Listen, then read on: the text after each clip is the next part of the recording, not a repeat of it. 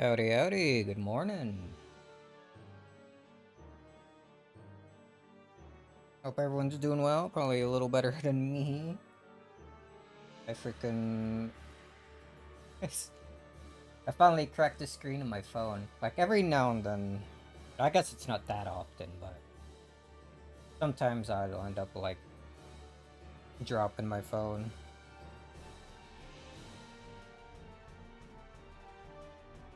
And not usually that bad. Sometimes I drop it from a pretty high spot. And it's okay, but, apparently not today. I dropped it from what is probably the lowest height it has ever fallen down. And not even to, like, that hard of a floor. And, it finally has, like, a little small crack in the corner. Got me. Got me feeling kind of bad. Yeah, it's not the worst thing. I guess I just gotta be a bit more careful. I must have dropping it, like, from much higher places before, and it just be completely fine. Just finally started to give in with this last little tumble, I guess. Oh wow. It's like in the very like bottom left corner of the screen. It's not the worst thing in the world. Just a little bit rough because I feel like I'm usually pretty careful with things. I say, as I mentioned, I dropped it many times before.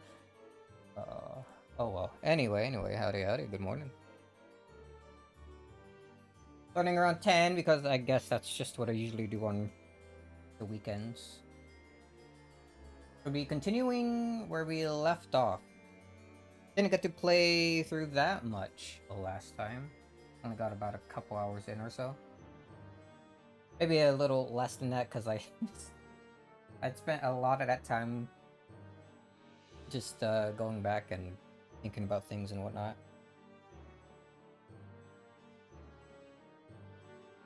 Overall, didn't make that much story progress. We'll try to change that. We'll try to get through maybe 3 or 4 chapters at the very least. At the very least 3 chapters. Who knows how long these chapters get. We at least made it to the start of chapter 3 last time. It's not like we only went through a single chapter and then called it there. Anyway, yeah, let me... Red text. How does that always show up? Okay, let me get my glasses and crown going. Oh, the glass, you know what? I'll go with the normal glasses. Anyway, get this out of here.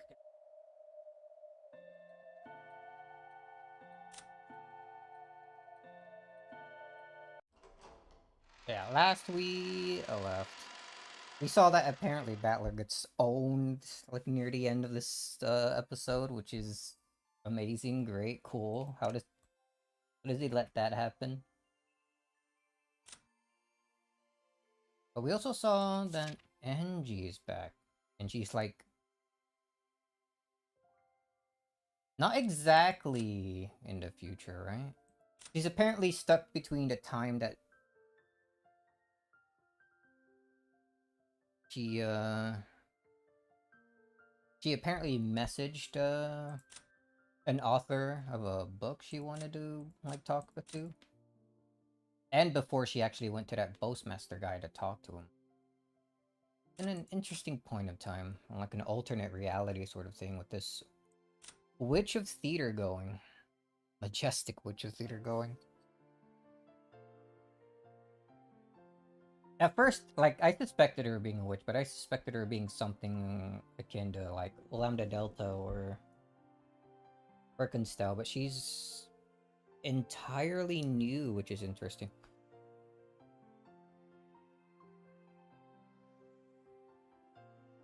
What do you call it? Her, like, human counterpart, that, like, author that I already forgot the name of. She... apparently wrote 3 stories, and we're reading the 4th one. So it seems that episode 1 and 2 are ones that are relating to the message bottles we saw in like episode 4. And then the rest of the episodes 3, 4, 5, and even this one are stories that she wrote because she understands what the truth is. So Angie agreed to read that story to her. And we're trying to see if we can figure out what the truth is. Like as we go in. What truth did Battler reach? How did Battler get stuck in like a freaking room with no way out? Mysteries. Oh, and then we had the whole thing where Battler was happy that Beatrice revived, although this Beatrice isn't the one he knew, so he's like upset about that. He knows the whole truth.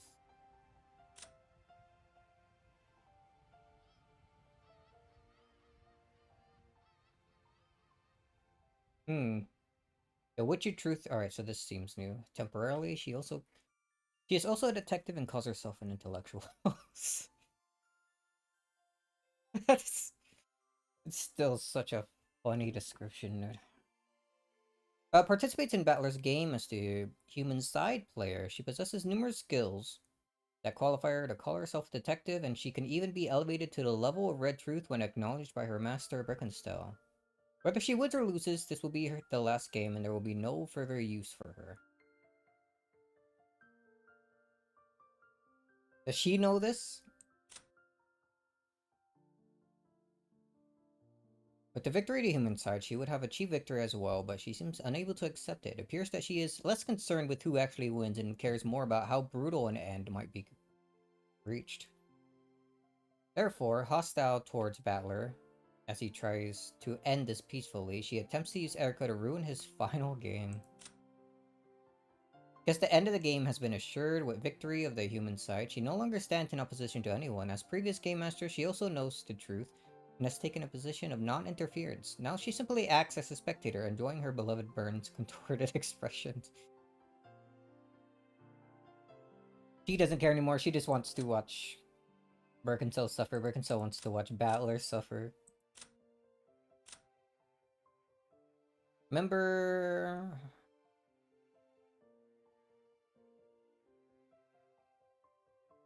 Okay, no, her stuff is still the same.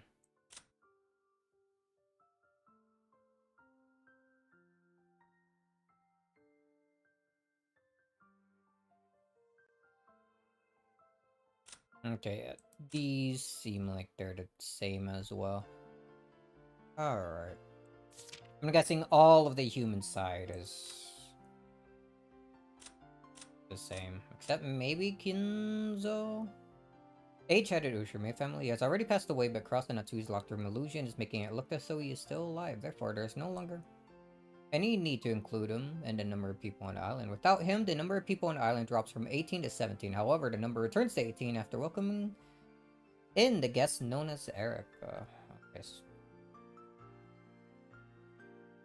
She is gonna play a part in the story. Is she gonna have the same thing of just miraculously being washed ashore?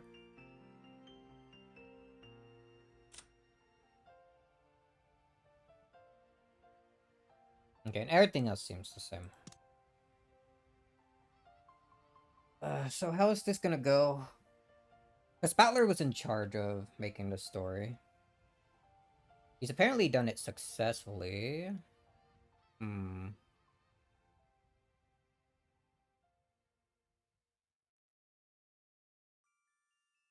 Erica's the detective, so it's not like he could have written something where she ends up being the culprit or anything.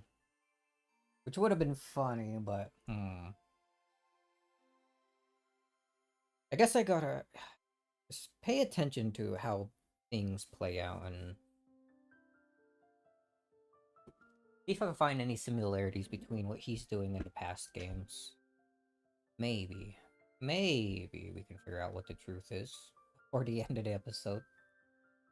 Or it's probably told to us. Alright. You know what? One more sip of coffee and then we start.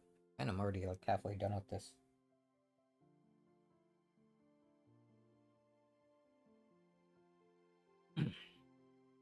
On Rokinjima, this day, or rather this time around, was the same as any other.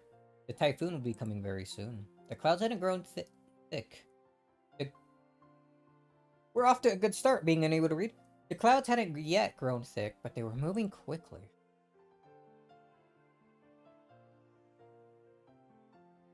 Fast forwarding? Everyone already here? Or is this before everyone comes in? The only thing on Natsui's mind was the plan to cover up Kinzo's absence this year as well. What nice fluffy looking blankets, dude. Ross appeared to have suffered a stomachache from the stress and was resting in his room. Oh, and alright. Everyone's here. Jessica and Kumasawa left in a boat to go shopping and greet incoming relatives on the... Okay, not here yet. Getting ahead of myself. They're going out and to go greet them after some shopping. Alright. The servants had been busy since the early morning in preparation for the family conference, the greatest event of the year. Shannon and Canon were getting to the guest. Shannon and Canon were getting the guest house ready. Jeez. I'm still curious about them. They obviously know about past event, but how would they?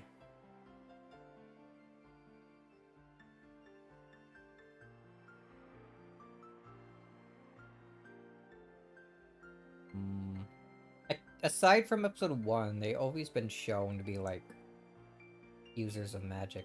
Canon with like the swords and Shannon with the shields.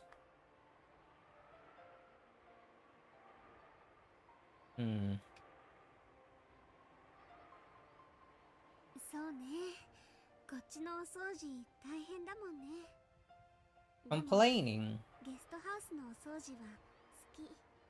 Oh, she likes cleaning.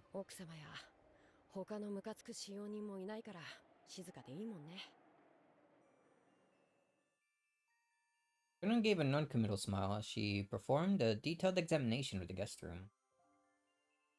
Did we forget to clean anything? Did we need to restock anything? She diligently gave the room one final check over.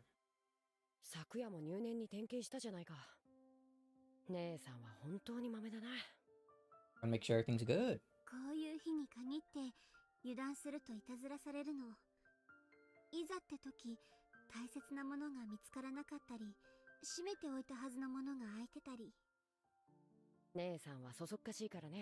It's rude.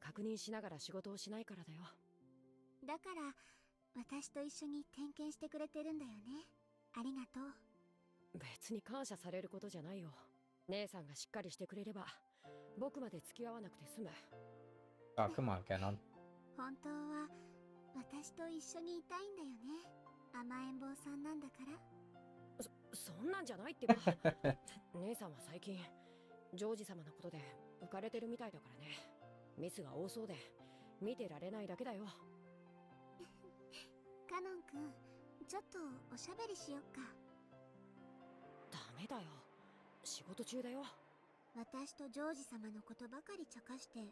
Yeah, but what about you and Jessica?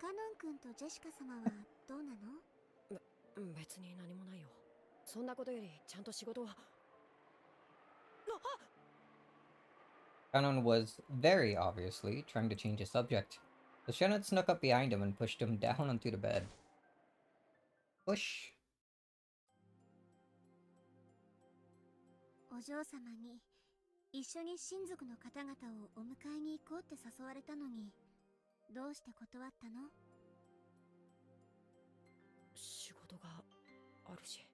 That wasn't it.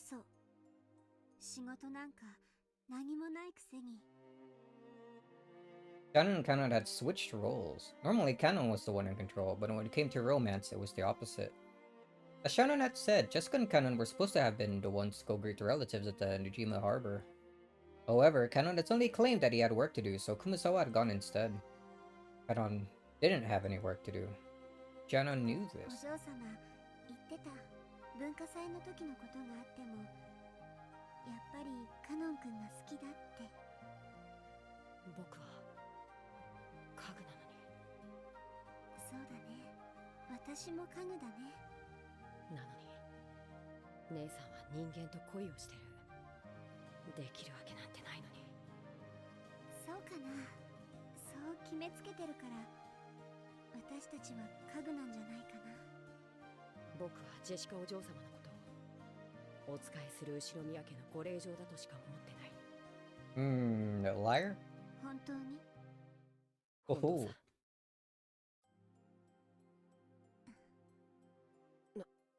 何？私ね、ひょっとすると今夜ジョージ様に求婚されるかもしれない。Shannon wore an incredibly peaceful smile on her face, but Kana could tell that there was no way she'd let him change the subject. Kana realized that she must have made him help out here in the guest house in order to talk to him about this, and he clicked his tongue softly. 家具のくせに人間と結婚なんかできるつもりなの？ Yeah, what's wrong with で that? きると思う。無理だね。どうして？ジョージ様の描く未来の夢を姉さんは叶えられない。それは。僕たちは人間じゃない。それに劣る家具。ジョージ様は姉さんを人間だと思い込んでるだけ。それはそうかもしれないけど。今日までよく騙し通してこれたものだと思うよ。そうやっていつまでジョージ様を騙し通せるつもりなの？自分が家具であることを未だに話せない姉さんが。家具とか人間とかそんなの関係ない。 Would that really change anything, though? Like, there's gotta be more meaning to that, right? To being furniture, I mean.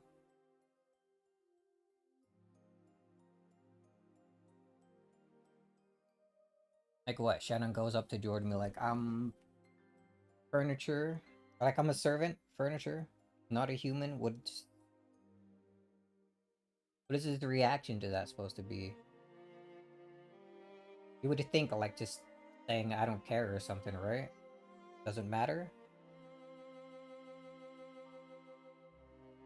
Would that change anything? Alright, because other than, like, the human side here, every other mention of furniture we see is, like, in relation to, like, servants of the witch. Or, like, I guess any witch, yeah.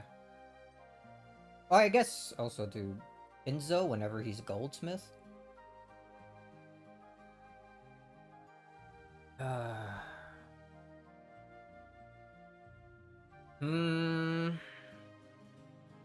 Which makes me question how real Shannon and Canon actually are, right?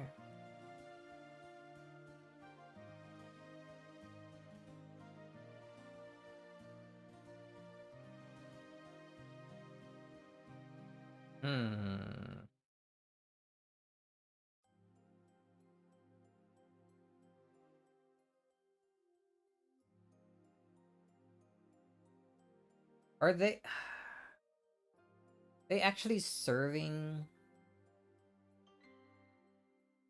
like whoever's supposed to be like the culprit and whatnot?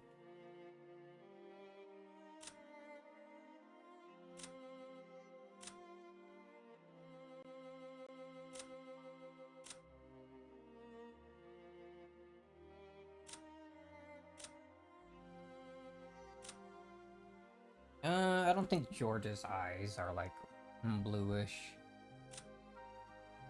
Like back to eye color. That's the most striking thing to me about some of the characters. Jessica, Battler, Shannon. I don't think Maria counts. Her eyes are more purple.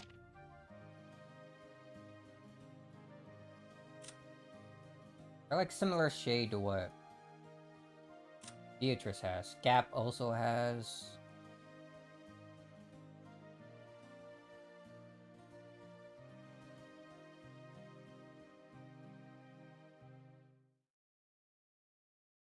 None of the, like, we can't really see.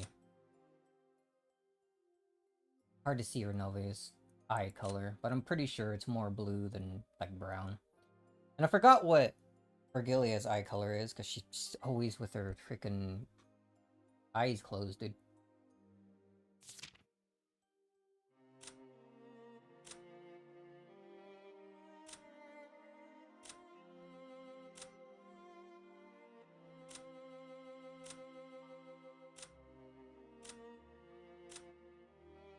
But it feels like almost all of the human side characters have brown or, like, dark eyes.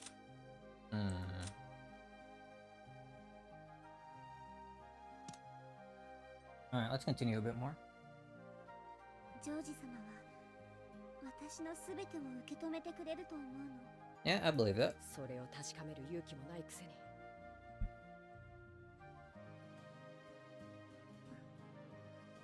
私ね、求婚受けてみようと思うの。 Gonna say yes? As Shanna looked up at the ceiling, she spoke of the imagined future that she and George would create. Though some anxiety over the future appeared on her face, so did joy from discovering what it was like to live with love. Shannon watched this vivid dream he was being shown. He knew that none of his words would reach Shannon anymore. 好きにしたらいいよ。姉さんは一度言い出したらどこまでも頑固だから。うん。私の生きたいように生きてみたい。もう家具だからとか人間だからとかそういうのに怯えるのはやめようと思うの。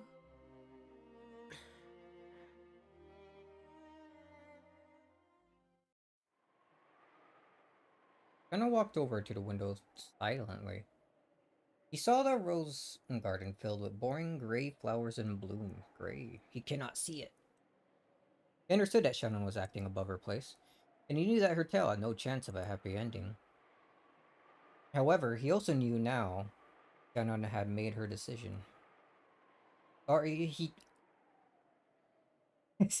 I missed the word. However, he also knew that now Shannon had made her decision.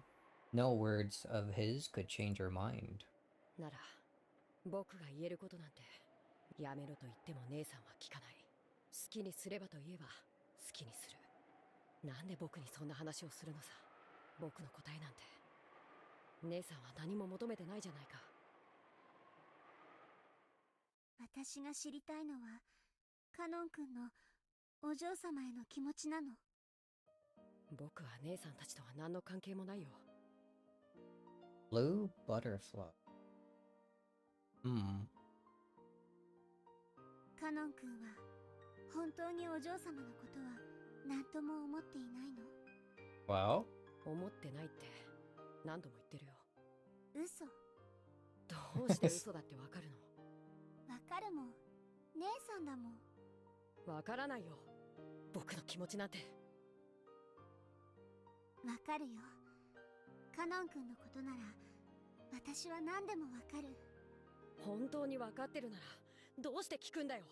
姉さんはジョージ様のことでもう胸も頭もいっぱいじゃないか。そして僕もそんな一途な姉さんが大好きなんだ。だから僕なりに応援してるんじゃないか。そうでなかったら僕だってお嬢様を好きになりたかった。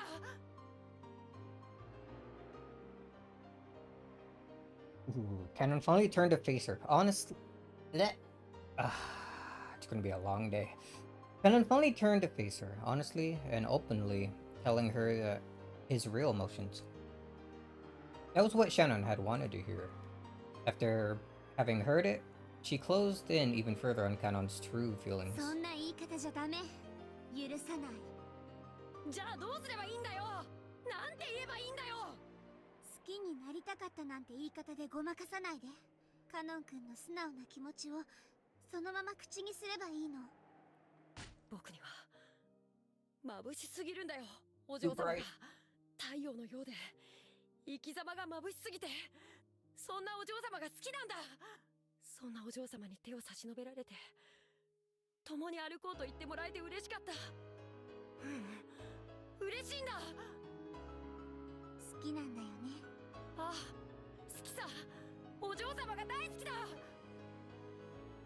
Oh, finally, Kenon confessed his true feelings in their entirety. In fact, by saying it aloud, he finally understood how he truly felt. As passionate tears welled up in his eyes, Kenon finally accepted it. He couldn't stop the tears from dripping down his お嬢 face. 様も僕もこの島に閉じ込められて何の希望もなく生きてるのは全く同じだった。なのにお嬢様は自らの道を自ら照らし、自らの足で運命を切り開くんだ。それが眩しくて羨ましくて、お嬢様と一緒にならこんなみすぼらしい自分じゃない、別な本当の自分を見つけられそうな気がして。お嬢様の告白を拒絶して悲しかった。悲しかった。自分につく嘘がこんなにも辛くて悔しくて悲しいなんて知らなかった。そして僕のそんな嘘がお嬢様を傷つけたのがたまらなく許せなかった。そんな自分にもう二度と恋をする資格なんてないと思ってた。あるよ、恋の資格はね、自分だけが与えられるの。家具だからダメとかそんなの関係ない。ダメだって自分で決めたらもうダメなの。決めつけちゃダメだから私は与えたよ。この身の程知らずな家具の身に恋の資格を。 Prudent furniture. だからカノン君にだってあるよ。恋をする資格が。うん、あなたにあげられないなら私があげる。ありがとう。僕はやっと海が見られる気がする。 You can see it and see that it's blue. きっとジョージ様は今夜私に求婚すると思う。 Yeah, so go do the same to Jessica. 求婚を私は受けてこの島を出てジョージ様と新しい天地で新しい生活をするつもり。それが姉さんの選んだ道だというなら僕に何も言えるわけがない。この島を出て、そしてこの島へは二 Damn. 度と帰らない。 Ever? カノン君とはお別れになる。そうだね。 Not even to visit once in a 僕 while? たちはお別れだね。もしカノン君が心の底からお嬢様を愛していて、それが私のジョージさんへの思いと同じかそれ以上だと言えるなら、私はあなたと決着をつけなきゃならない。姉さん。それがお互いのため。カノン君の思いを私を理由に諦めないで。僕のわがままが姉さんの幸せを傷つけるかもしれないのに。私も自覚してるよ。私の幸せがカノン君を傷つけることを。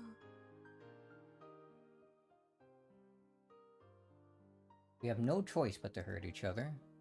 As she said this, Shannon turned her back to Kenon. As Kenon watched Shannon from behind, he was struck by her strength. Hold on, let me read that. As Kenon watched Shannon from behind, he was struck by her strength and the sisterly love she showed, and still thinking of him despite everything. 姉さん、僕は姉さんと一緒で。私もだよ。君がいてくれたから今日まで頑張れた。だからジョージさんとも出会えた。僕も姉さんが教えてくれたからお嬢様の眩しさに気がつけた。私は自分の思いを曲げない。その気持ちだけを見つめて他を無視して、カノン君の心を踏みにじることから目をそらさない。僕も姉さんを理由に自分の気持ちをもう。私の恋が実っても君君の恋が実っても私たちは互いを祝福しよう。約束する。そして僕が勝ったらお嬢様を愛し、姉さんも大切にする。ありがとう。でも私が勝ったら君と島を忘れてここを永遠に出ていく。 You win. 勝ったら自分の恋に全力を、たとえそれが報われない恋だと知っていて。私たちは家具じゃない。 No longer friend.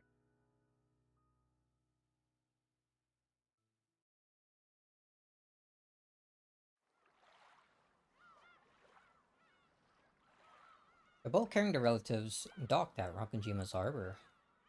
They left the boat one by one, making fun of battlers. Still freaking out? Oda wasn't the only one to greet them. Kanon was there too. Kanon wasn't there in other episodes, was he? No, if I recall...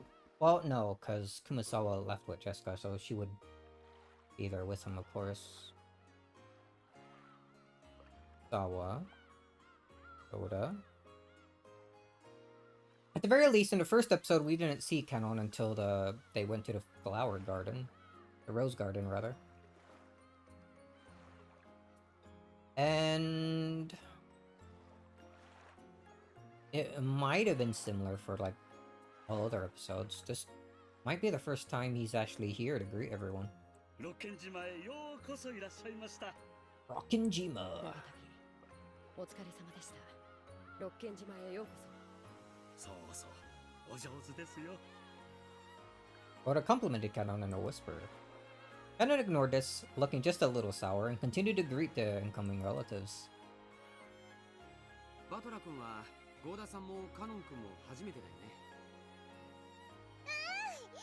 マリアもバトラ初めて。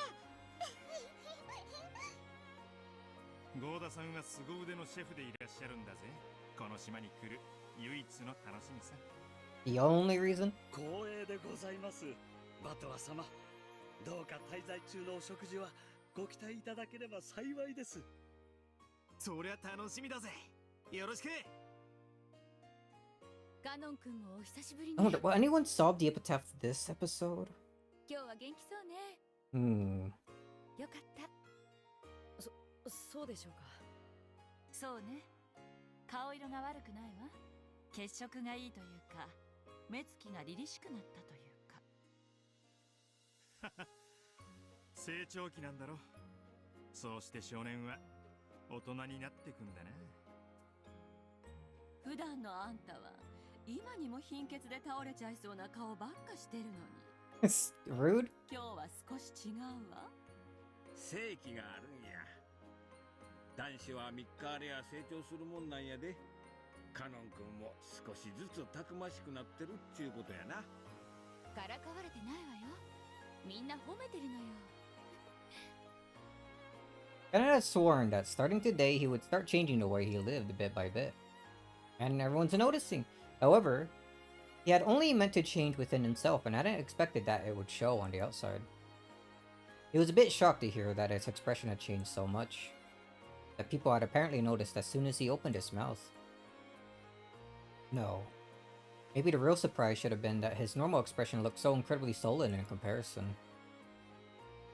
Oda led the way up to the guest house. Kanon brought up the rear, hoping to carry some of Kumasawa's shopping. 僕、今日はそんなにも顔色がいい。How much mackerel does she pack? 私にもそう見えますよ。何かいいことありました？ Even Kumasawa was saying it. Kanon, unable to see what his own face looked like, hung his head in embarrassment.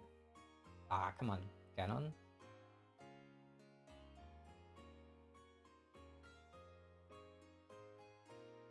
When they reached the rose garden, they could see the others entering the guest house. Then he saw Jessica running towards him from there. Is even Milady Jessica going to say that I'm in a good mood today? Kanon hung his head even deeper. And so, almost as though he couldn't control himself, Canon spoke first. 僕はそんなにも違うんですか？ほら、カノン君ってさ、積極的に挨拶とかする性分じゃないでしょ。だからみんな珍しいと思ったんじゃないかな。先ほどはお嬢様にご同行できなくて申し訳ありませんでした。あ、いいよいいよ。こっちこそ新島まで迎えに行くから付き合ってなんてくだらないことに誘ってごめん。カノン君だって今日の仕事いっぱいあるだろうし。仕事は特にありませんでした。お嬢様が眩しすぎて一緒にいることに耐えられないほど僕が弱かったからです。 Jessica faltered, uncertain of what Canon was talking about. However, she realized that this was something too important to be left off. 何かあったの？カノン君。シャノンが結婚するって。そっか。やっぱりジョージ兄さん、今回でプロポーズするんだね。You guessed that much? Jessica thought that this change in Canon's appearance was probably caused by a change in his state of mind. She thought that he was sad that he and Shannon would soon be parting ways. Canon realized that Jessica was probably thinking this, so he spoke to her clearly and honestly, for once, because he wanted her to know. 僕は姉さんがここを辞めることがあった時、自分も辞めると決めていました。知ってるよ。じゃあカノン君も辞めちゃうの？今はわからなくなりました。辞めたらお嬢様という太陽が照らしてくれた何かをまた見失ってしまいそうだから。Smooth? Jessica was stunned, unable to understand what he was saying. However, she did realize that he was trying to tell her something important. And so, he was able to accept that his next words were neither a lie nor a joke. What? 僕はジェシカお嬢様のことが Alright, now tell her your real name so I can learn that too. あなたの太陽のごとき生き方を僕も一緒に歩んでみたい。 That was an important line to skip. 私もだよ。 It ended real quick. You live your life like the sun, and I want you to try walking that path あ alongside なた you. となら家具と蔑んだ自分から決別できるかもしれない気がする。カノン君は家具じゃない。そして使用人になるために生まれてきたのでもない。年頃の男の子としてもっともっと人生を楽しんでいいはずなんだよ。私も眩しいや。カノン君が眩しくて目が見られない。 Blinding each other. これが偽らざる僕の気持ちです。それを今までごまかしてきてすみませんでした。僕の臆病さがお嬢様を傷つけたあの日をお詫びします。いいよ。その言葉だけで私は嬉しい。だから僕はお嬢様といつまでも一緒にいるために家具をやめようと思います。僕にそのための時間をください。最後にその弱さを許してください。 Now let's finish this scene before I have my thoughts. 弱さなんてとんでもない。カノン君は見せてくれたよ。今までの自分と決別したいっていうとびきりの勇気を。だから私は応援したいし、せかさずいつまでも待つよ。私が太陽になって君の道を照らせるなら、私だって君という人がいてくれたから誰よりも眩しく輝いて君の瞳に私だけを映したいと思った。君がいなかったら私だって太陽になんてなれなかった。だから待つよ、ずっと。ありがとうお嬢様。お嬢様はもう嫌だな。名前で呼んでもいいんですか？ Oh? 二人っきりの時だけね。じゃないとカノン君に迷惑をかけるかもしれない So し。 the same thing that freaking Shannon and George have then, huh? そうですね。姉さんたちもそうしてるらしいし。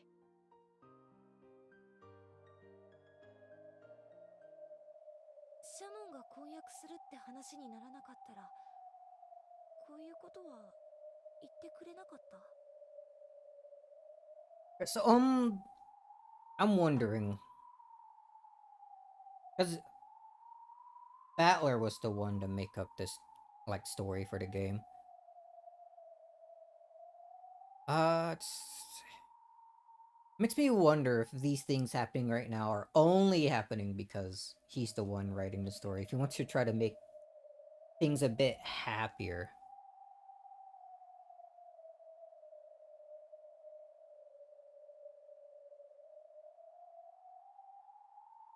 Because I would assume he would still have some, like, reservations about needing to kill off, like, his own family members in this. Even if they're just pieces, right?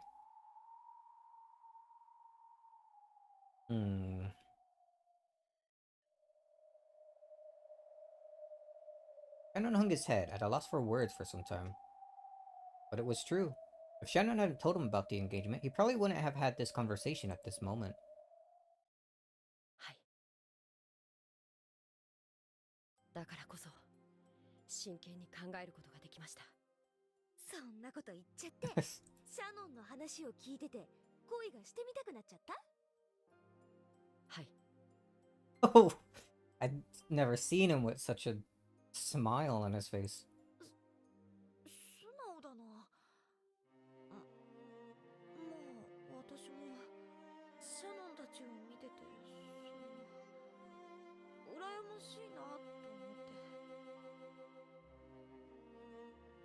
In truth, the real reason was different for both of them. They had been shown the courage that was needed to confess to the one they loved. This was the reason for both Canon and Jessica. 僕は何とお呼びすれば？ジェシカがいいな。呼びつけは照れます。it feels a bit weird.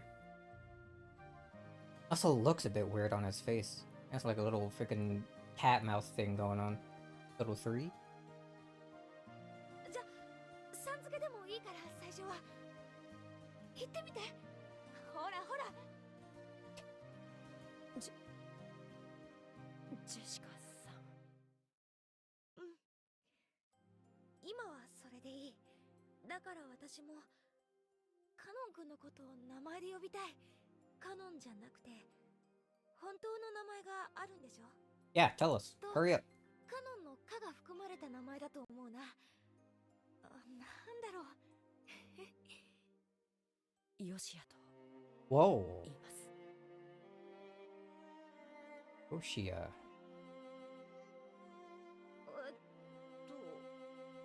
どういう字？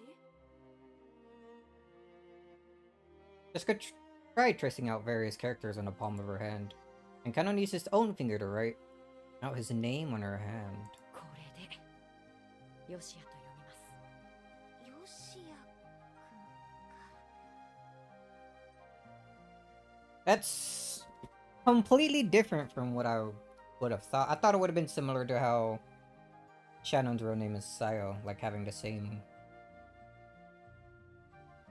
kind of S like sound at the start. Maybe Canons would have like A sound.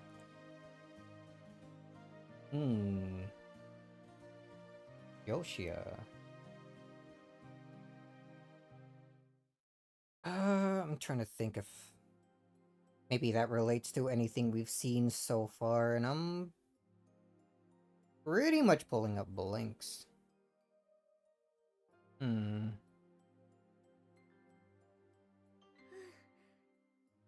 名前だね。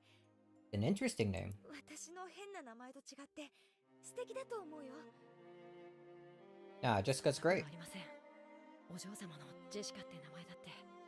あ、それもう一回言って。おお嬢様のジェシカって。もう一回。Holy. お嬢様のジェシカって名前だって。何か。I like hearing you say it, dude. なんでもないよ。ありがとう。よしや。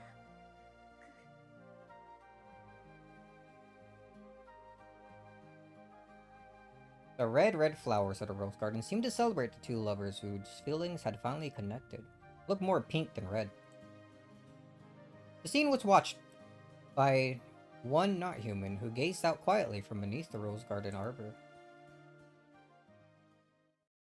What not human?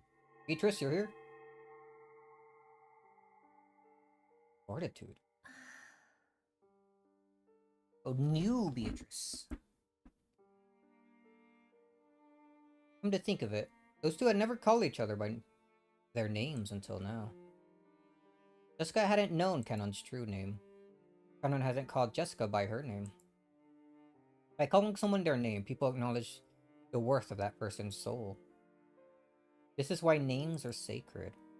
Receiving permission to speak one means your soul has been acknowledged. だから、お父様は名前を呼んでほしいと? No, that's probably wrong. When Father sees me, it reminds him of that other me, the past me. I'm sure that me called Father by his name. However, that probably doesn't mean Father would be happy to hear me call him by his name. After all, I am me. I am me, she says. And not the Beatrice my father knows well.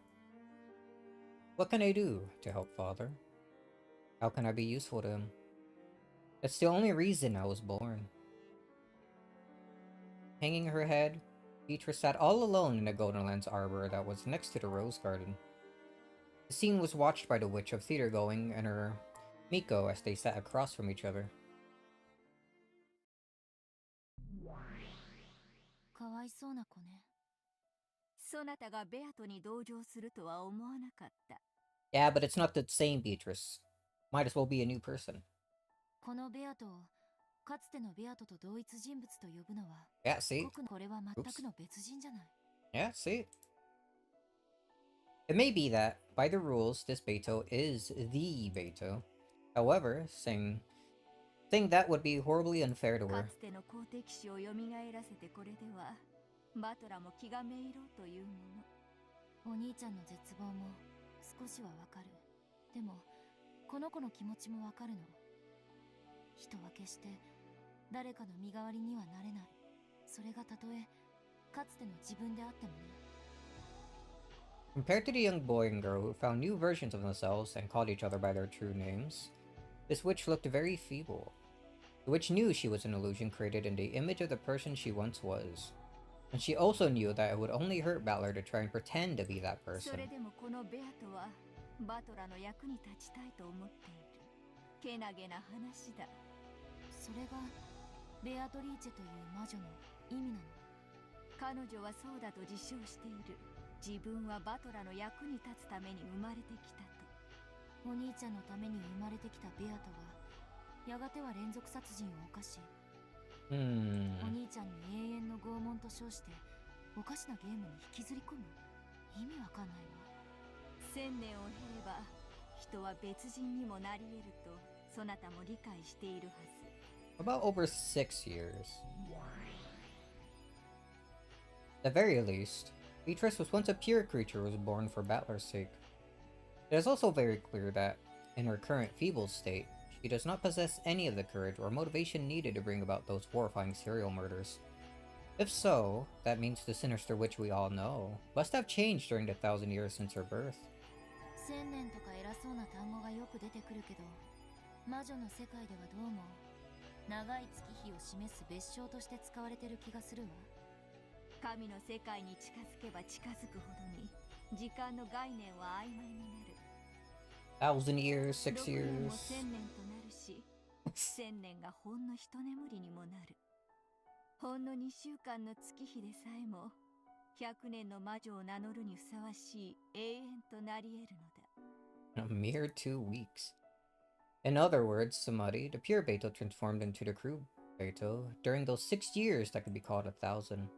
So, does that mean something bad happened during those 6 years that made her hate Oni-chan? 納得いかないわ。その6年間、お兄ちゃんは六軒島はおろか、後ろ宮家の席から抜けてさえいるのよ。Maybe that's the issue.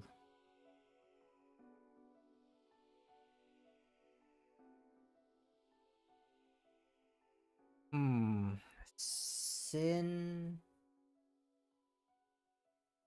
Go.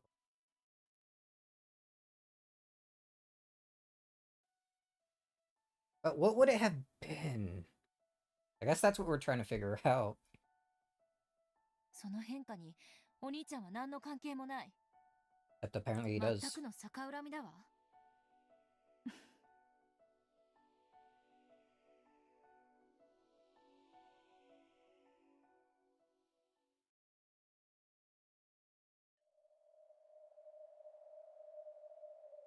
Kudorian? おや、こちらにおいででしたか。Purgatory Kudorian? お紅茶でもお入れしましょうか。Battler sitting here, I guess. 熊沢 Oh さん、 no, Beatrice. 知りたいことがあります。はいはい、何でしょうか。私はベアトリーチェという名前なんですよね。そうですとも。お嬢様はベアトリーチェ様でございますとも。でもお父様が口にするベアトリーチェという人物は私のことではありません。それは。お父様は私にその人であってほしかったように思います。だから私がその人にどれほど似ていても別の人間なので。Again, like, thinking about that. What was it? Was it episode 2? Where I had that scene of Kenzo talking to Beatrice? Like having a little tea party in this, like, pretty much at this exact spot. Didn't that Beatrice, like the so-called human Beatrice, also call Kenzo, like, father?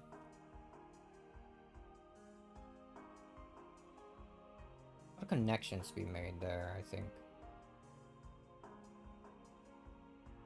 失望されたのではないでしょうか。Is Beatrice also gonna try to leave this Kuadorian? そんなことはございませんよ。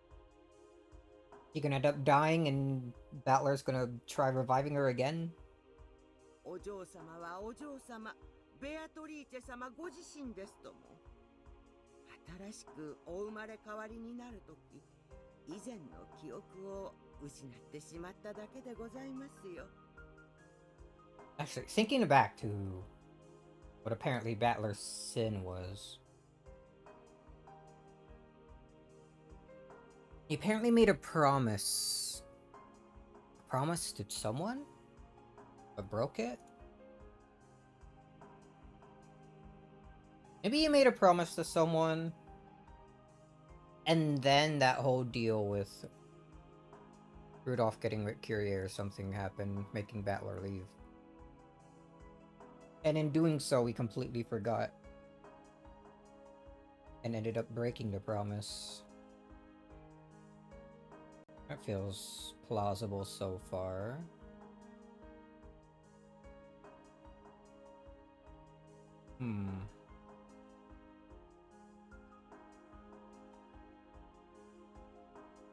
Merely lost her memory of the past after being newly reborn. I feel like something similar was said to Beatrice. From like the human Beatrice in like episode 2. たとえ記憶をなくされようとも、お嬢様はベアトリーチェ様、親方様の愛されるお方と同一人物でございますとも。その記憶というのはどうやれば取り戻すことができますか？それは。Mito looked at Kumasawa with hopeful eyes, as though praying that she would tell her the way. Kumasawa averted her gaze unhelpfully, as though trying to say that she would if only such a way existed. 取り戻すことができないなら、せめてお父様の愛したベアトリーチェがどのような人物だったかを教えてください。She was absolutely horrible, killed him and his entire family multiple times. それならお話はできますけれど。私は Oh, お父様のために生まれてきました。 born for だ father's から sake. お父様の望む黄金の魔女ベアトリーチェになりたいんです。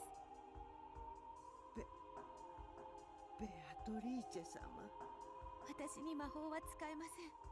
でもお父様の望む魔女が使えるならそれを学びましょう。 Can't use magic.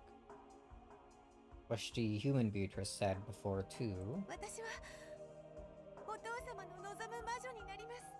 それがお父様に産んでもらったことへの私が示せる唯一のご恩返しです。けなげじゃない。千年を間違えなきゃ最高にいい子だわ。魔女のヒナ、なかなか面白きかな。 Pick of a witch. 気に入ったぞ、ヘンチェ。そのヒナの娘に我が諸子を許すがいい。魔女の世界へ帰る扉を開いてやるがよかろうぞ。彼女自身にかつての彼女の物語を朗読させようというわけね。Aren't you like... Isn't this part of the story Angie's reading right now? You're gonna go in and... that story and... pull out this Beatrice? なるほど。 What? 私も知りたいわ。黄金の魔女ベアトリーチェを作る物語。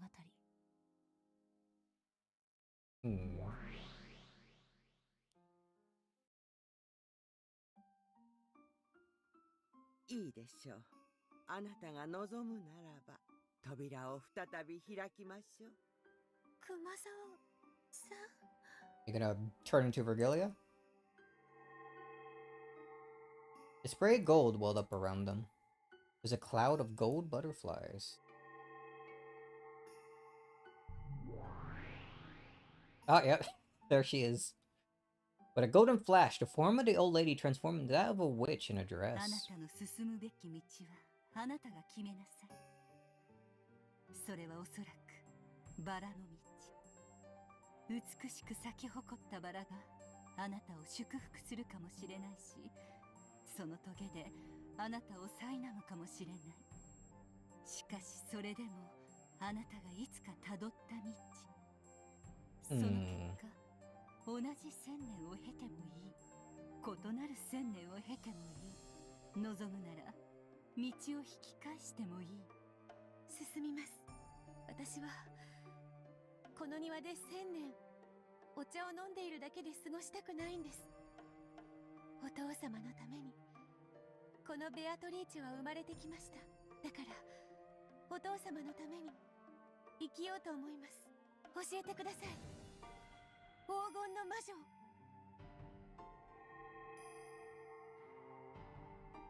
Great Witch spread her arms, communicating Beatrice's unbending determination to the brilliant heavens. That moment, a brilliant light covered the two of them, and before they knew it, they were in a strange study. So yeah, I guess they are leaving this place. Escaping in a way. Look back.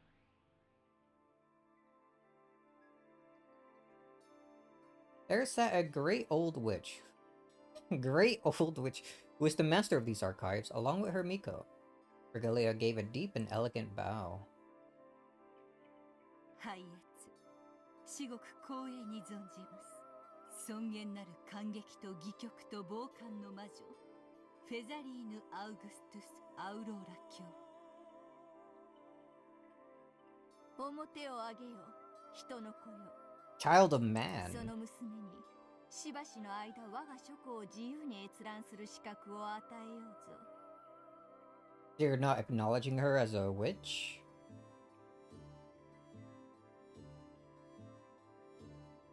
Maybe because she's actually Kumasawa? 我が巫女エンジェル、その方に世話を命ず。はいはい、お任せを。我がある Just go along with it.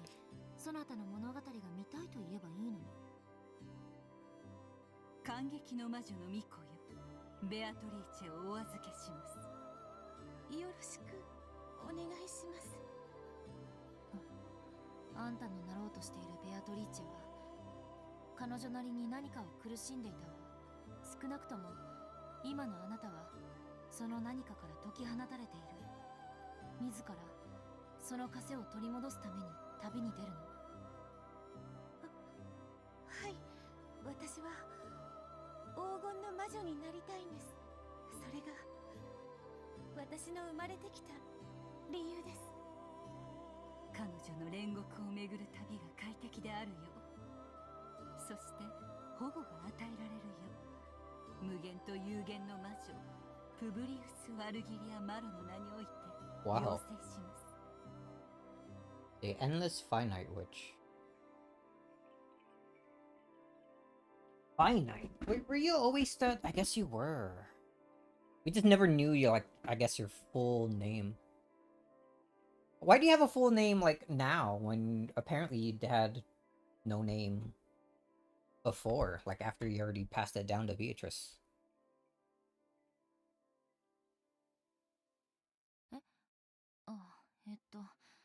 感激の魔女の巫女にして無限の魔女、反言の魔女見習い。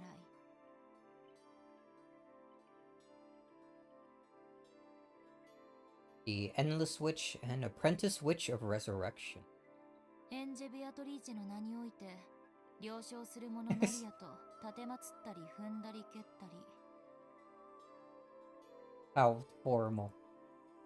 Featherin snorted. あなたもベアトリーチェという名を？ Yeah, I got it from your previous self. ええ、あなたのことはよく知ってるわ。教えてください。私がどんな私だったのか。ええ、だから教えて。あなたがどうしてあなたになったのか。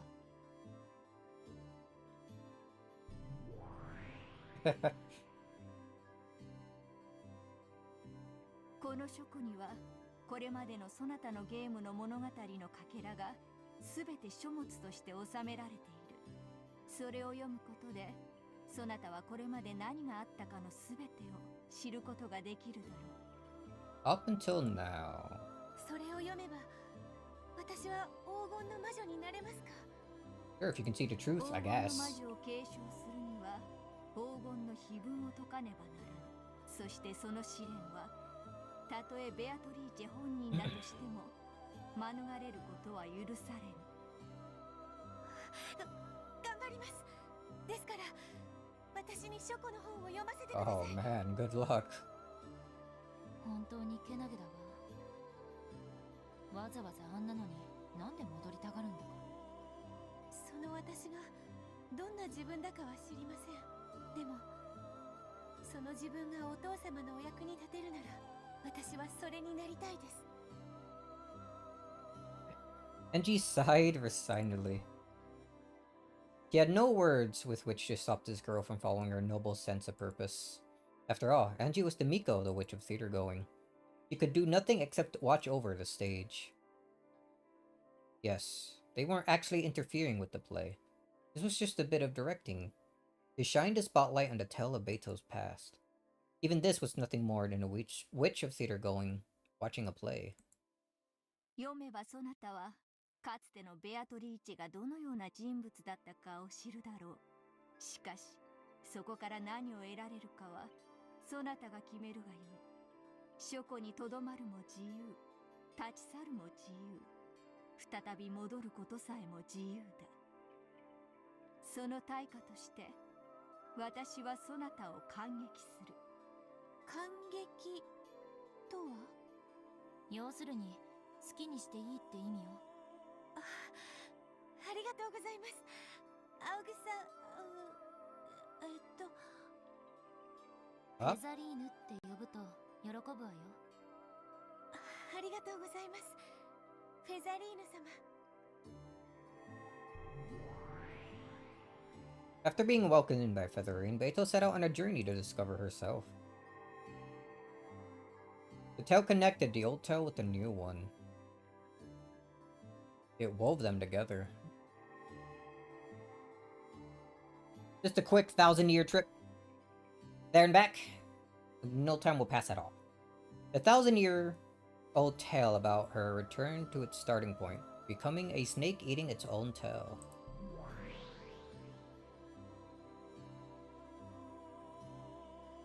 The ring of that snake began slowly, bit by bit, to turn into the shape of a small island floating on the sea. That island was Rakinjima. The 1,000 years of the witch born on this island were tied to that island. Was it 1,000 years, or just 6? Or did this tale start even further back into the past? Beatrice went out on a journey to find herself.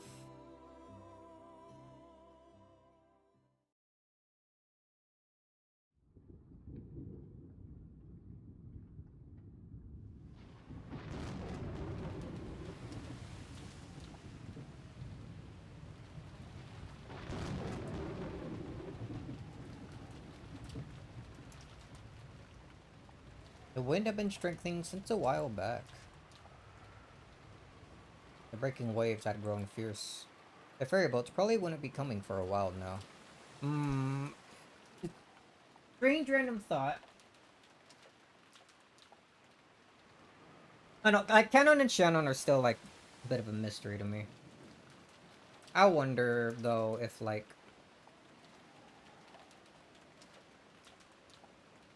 the whole sin 6 years ago and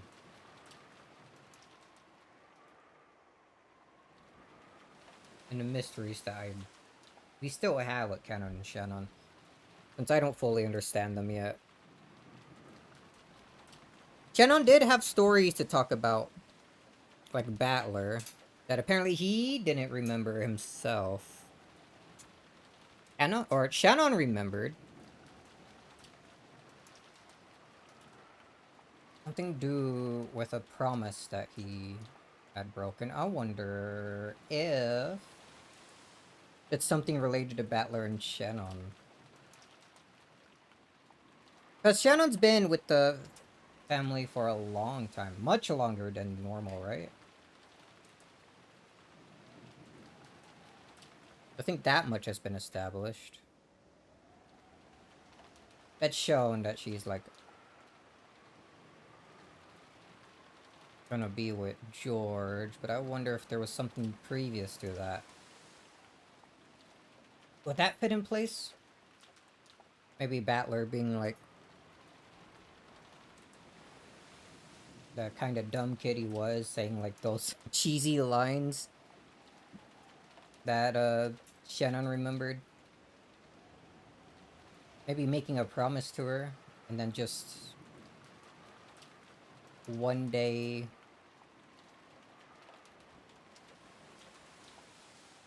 forgetting and having that whole fight with his family and then leaving for 6 years.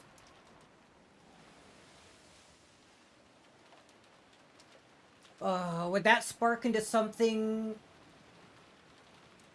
later on where the murders happen? Like after he returned? Maybe.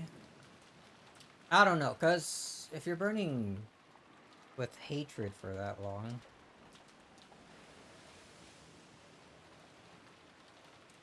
Like, there was the whole deal last episode where the whole point of it was just watching someone, like, suffer, like, seeing their loved ones, like, die and whatnot, leaving them for last, so that they end up hurting from it the most.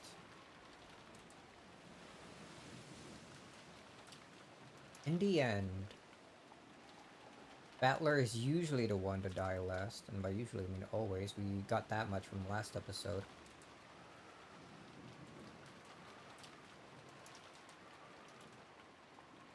So it's...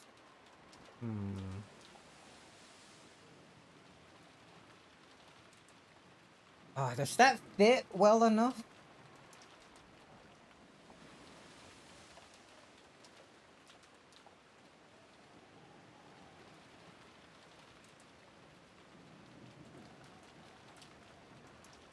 But let's see. Shannon was one of the first to die in episode 1.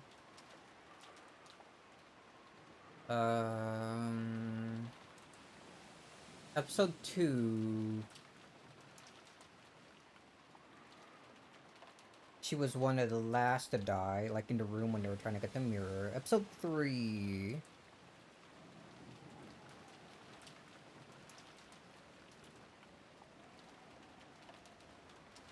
no, and episode 2, she, no, I think she did die in the room when trying to grab something. Episode 3, all the servants died in the very first episode. Right. In the very first episode. In the very first, Twilight, rather. Episode 4... the whole breakout thing, she ended up dying, like, outside of the well. Episode 5... Ow, dude. Episode 5... When did she die?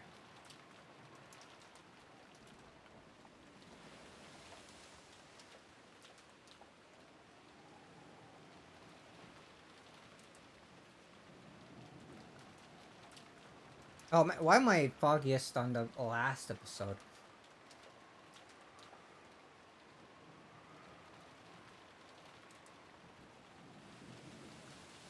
Oh, on the last episode, the full, like, epitaph, like, ceremony stuff didn't actually complete. Shannon was definitely alive there at the very end. Only, I think, 7 people died that episode?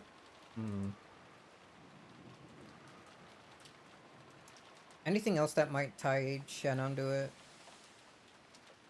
Like, maybe being one of the main reasons. She did go and break that mirror from the shrine. That's this whole thing with not wanting to be furniture, always calling herself human.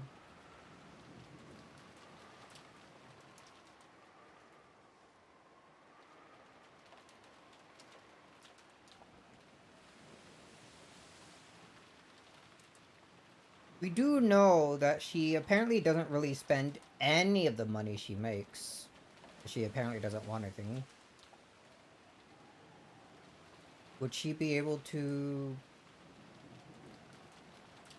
use whatever that amount might be?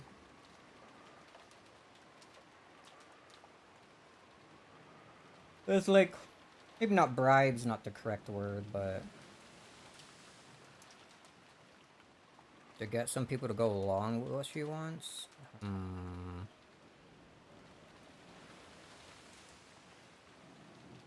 Maybe, because she's in on the whole thing with covering up Kenzo's death, so maybe...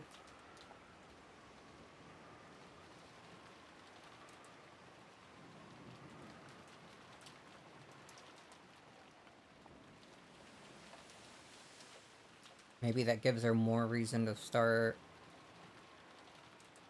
bringing to action with a battler coming back.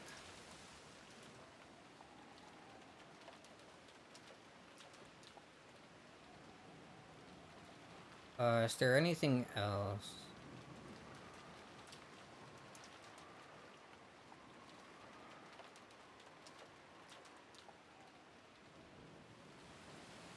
Oh, man. I don't know, it's an interesting thought to keep going down.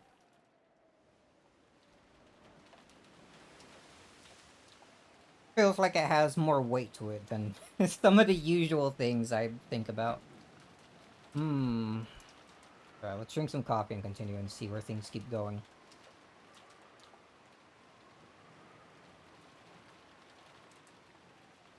Oh, right, there's also the thing with, also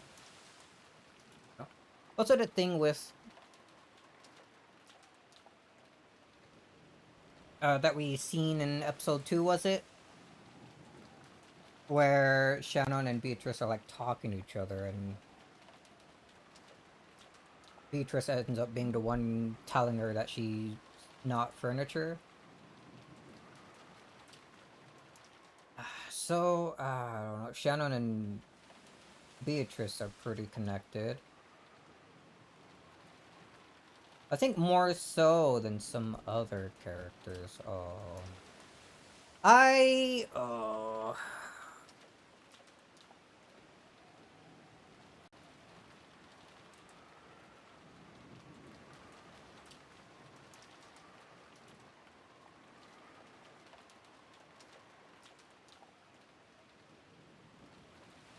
Hmm.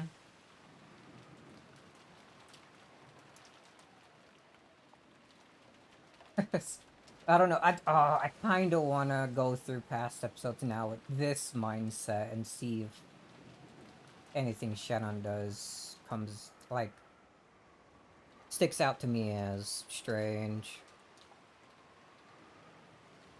Alright. Anyway, let's continue. One more sip of coffee and then you can get to the next team break.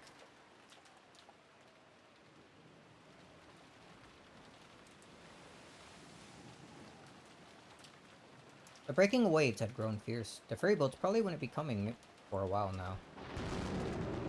Ooh, so loud. The crashing thunder told that the island had been sealed off from the outside world. A thick rain poured down, mocking the fools outdoors who had to rush pathetically to find shelter. No longer would anyone be able to leave this island. And no longer would anyone be able to reach this island. Alright, so are we not reading what Beatrice is reading? Did we just skip ahead to when the typhoon started, or...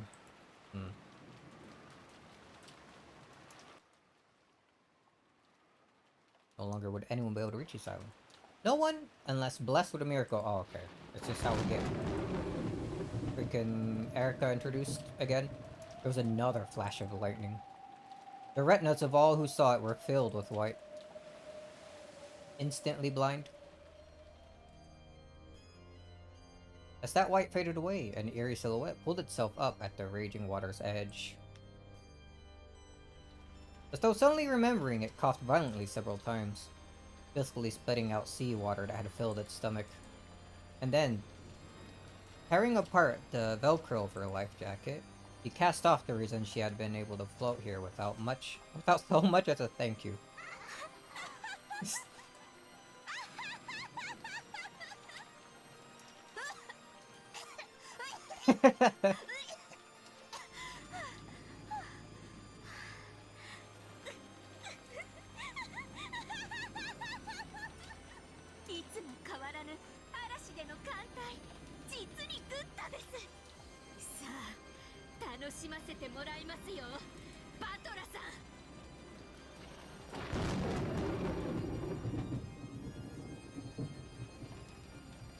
Oh, this is the scene break. She's arrived.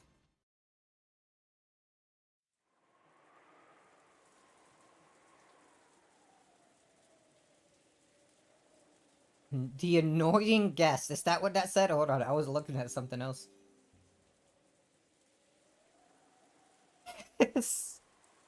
Hold on, I saw a character thing. Let me read this and then we'll actually take a short break. Only an hour and a half in. About 30 minutes till the usual break time, but I'm already low on coffee and I want to get up and stretch my legs for a little bit. Oh, here she is. Oh, from the pleasure boat, Eternal Maid the Second. Mid-cruise, yeah, okay.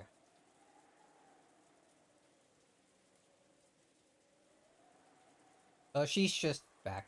Yeah, okay. Makes sense. Nothing new yet. Alright. But, oh, hold on. Let me... do that on 8. Do that, and do a quick BRB. Wish we had some music to BRB too. Oh well.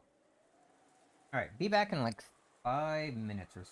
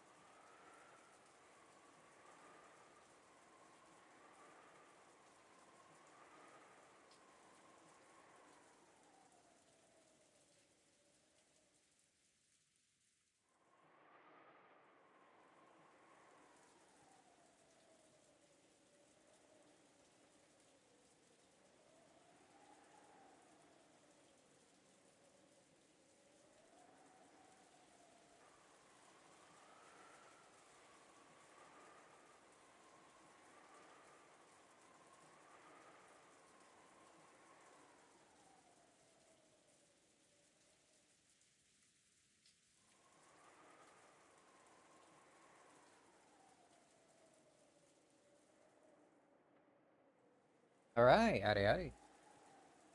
Coffee refilled. Turn on the AC since it's getting a little warm in here. Continuing. This chapter asks for us. The annoying guy. Did Battler write the story to have everyone be annoyed at her? Would be funny. Bam. Alright. Okay. Whoop! Almost freaking dropped something else, scaring the hell out of me. Let's continue. After I take a sip of coffee.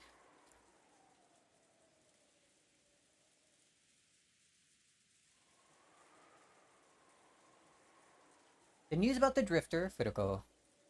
Why do I add a K sound to the end of that? Rudo Erika quickly spread across Rakanjima. Erika was politely entertained, and it was decided that she would be treated as a guest until the typhoon passed. In the dining hall, Goda's wonderful dinner had ended, and everyone was relaxing, enjoying some after-dinner coffee and cheese. Coffee after dinner seems a bit weird to me, I say, as I usually drink coffee late at night anyway. Apparently, Battler was a bit relieved that Erika had come and turned into a good scapegoat. It drove away some of the attention he's been getting piled up on him for finally coming back after 6 years. Here she is. In fact, she turned out to be very talkative. When the conversation turned into sophisticated discussion of the mystery genre, even the adults were drawn in. He was apparently so well versed that even Nanjo, who had a vast knowledge of the subject, was impressed. 確かにな。嵐の孤島に洋館に不気味な一族。そこに雨宿りの探偵とくりゃ、もうお膳立てが揃ったも同然だぜ。ご安心を。どんな難事件であっても解決してお見せしますので。Oh, is that それが so? 探偵の務めです。頼もしいじゃないか。むしろ何か怪事件が起こってほしいものだね。犠牲者役はごめん被るな。About that. You might. あなた不謹慎です。まあ、人間のミステリーの歴史なんてほんの100年足らず。そのトリックもアイデアもほんの数種の焼き直しですでに描くべきことなどありません。いかなる不可能犯罪、密室殺人が起ころうとも、すでに類型化されているどれかのトリックを形を変えただけに過ぎないのですから。まあ、それでもミステリーが読み物として現代でも通用するのは、古典もろくすっぽ読まない付け焼き場の自称マニアが自分の不勉強ゆえに知らない古典トリックをさも新鮮であるかのように勘違いして大騒ぎしてるだけなんですが。 So you're calling them stupid. The only reason mysteries are still popular is because people are stupid. Everyone couldn't help but gape at this imposing claim. If an age critic had said it, it would have been one thing. But it showed incredible boldness for a young person like her to state that so strongly. ミステリーなんてもう半世紀も前に終わったジャンルなんです。私に言わせればですが。 There are no more mysteries. でも不勉強なバカばっかりのおかげで私は探偵面ができるというわけです。Immediately coming off as very annoying. それを言ったら恋愛なんてシェイクスピアの時代に完成されてて以後は読む価値もないってことになるぜ。Oh? そうですね。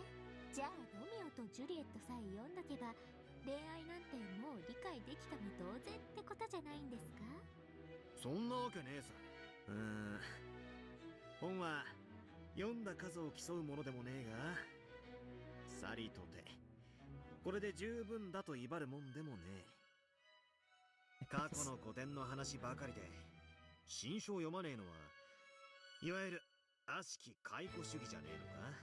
それこそ読書をサボる年寄りどもの言い訳だと思うぜ。そうですね。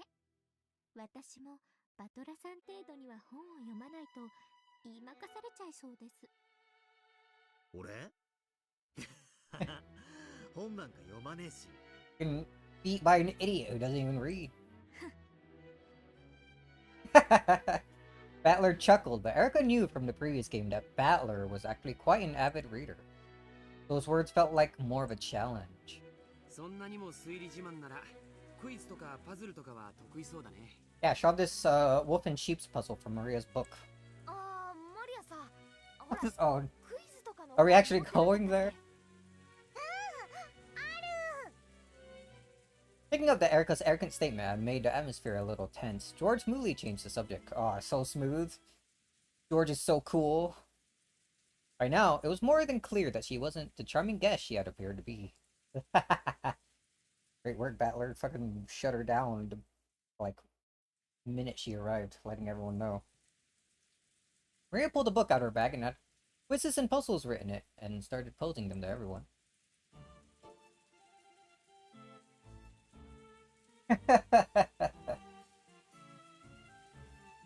Is she gonna be made out to be more annoying after, like, arrogantly boasting about how good she is at this children's puzzle book? Like, solving them one after another or something like that? Oh, please let it be.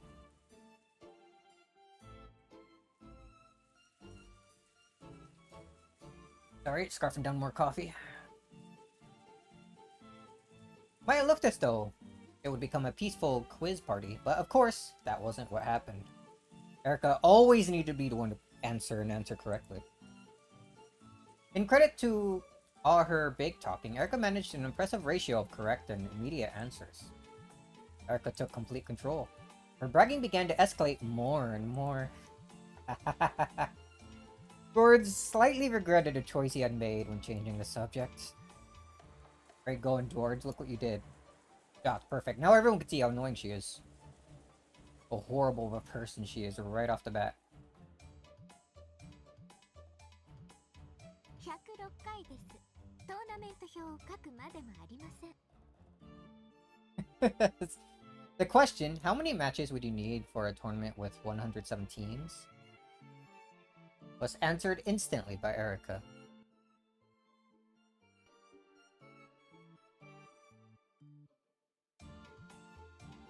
So you need 106. これは問題というより知識です。参加チームから1を引いた数が必要な試合数という公式がありますので、まあ例題の4チームなら3試合、8チームなら7試合という数字を見た時点で法則性に気づいて当然です。Damn, you're so smart solving this problem made for literal babies. エリカすごい。 Guess at least Maria's entertained. エリカお姉ちゃんでしょ。言ってごらん。エリカお姉ちゃんすごい。大したもんだな。 Really impressive. なるほど。自称探偵は伊達じゃねえってわけだ。You detectived your way through the child's book. まあ探偵を気取るつもりならこの程度は。すごいね。きっと将来は本物の探偵になれると思うよ。 Oh, that's gonna make her mad. She is a real detective, もうそのつもりですが。 according to her. The cousins all thought about the answers to the questions, but Erica always answered first. Rosa thought that it was a bit rude for Erica to say the answers out loud while people were thinking instead of keeping them to herself. But since Erica was a guest, Rosa had decided against mentioning it. In truth, Erica was perfectly aware of this when she answered the questions instantly. She just wanted to show off. Each time, she would grin broadly. As though saying, "Is it really taking you all this long to solve such an easy problem?" エリカちゃんは名探偵さんなんだから、あまり本気にならなくてもいいんじゃない？そうですね。子供向けの問題なのにムキになってしまいました。気をつけますので、次の問題をお願いします。 And then she's gonna answer it instantly again. Oops, sorry, it was just so easy. よーし、今度は負けねえぞ。マリア、次の問題を頼む。Oh, 大きなチーズが1個あります。 R and a score. Oh, we heard this trick. Guess I just never knew the name of it. One large piece of cheese. それをナイフで1回切り分けると2つになります。では8個に切り分けるには最低何回切ればいいでしょう？ What is the lowest number of slices? Cut it into 8 parts. What, 4 maybe? 1, you get 2. From the 2, you can get 4. That's 3 slices. Oh, and then you would need 2 more. So 5 slices? Am I right? 1 to 2.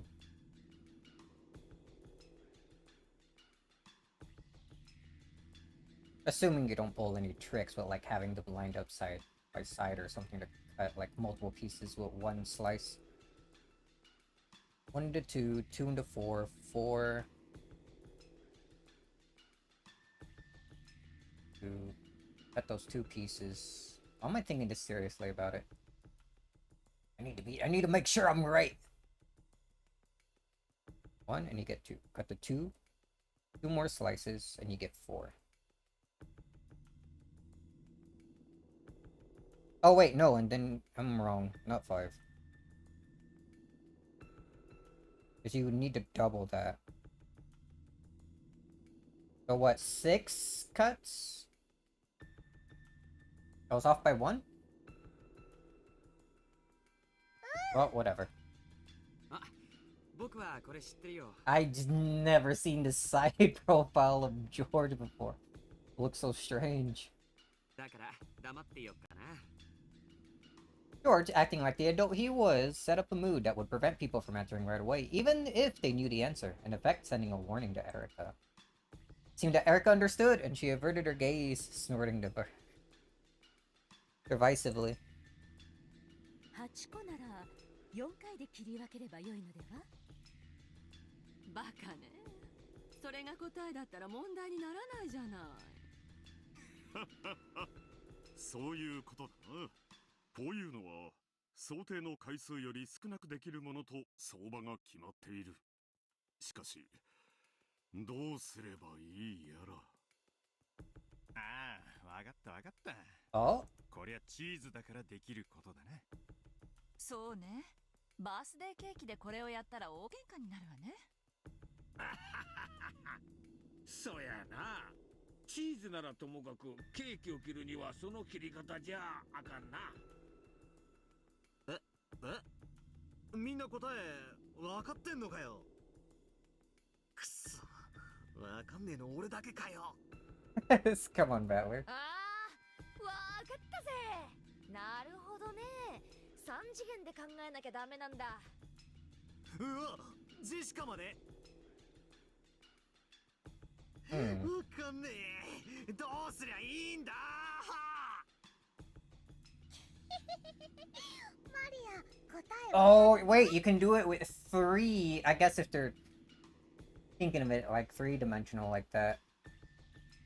If it's like a wheel, like a cheese, you would go 1 slice down the middle, which is 2.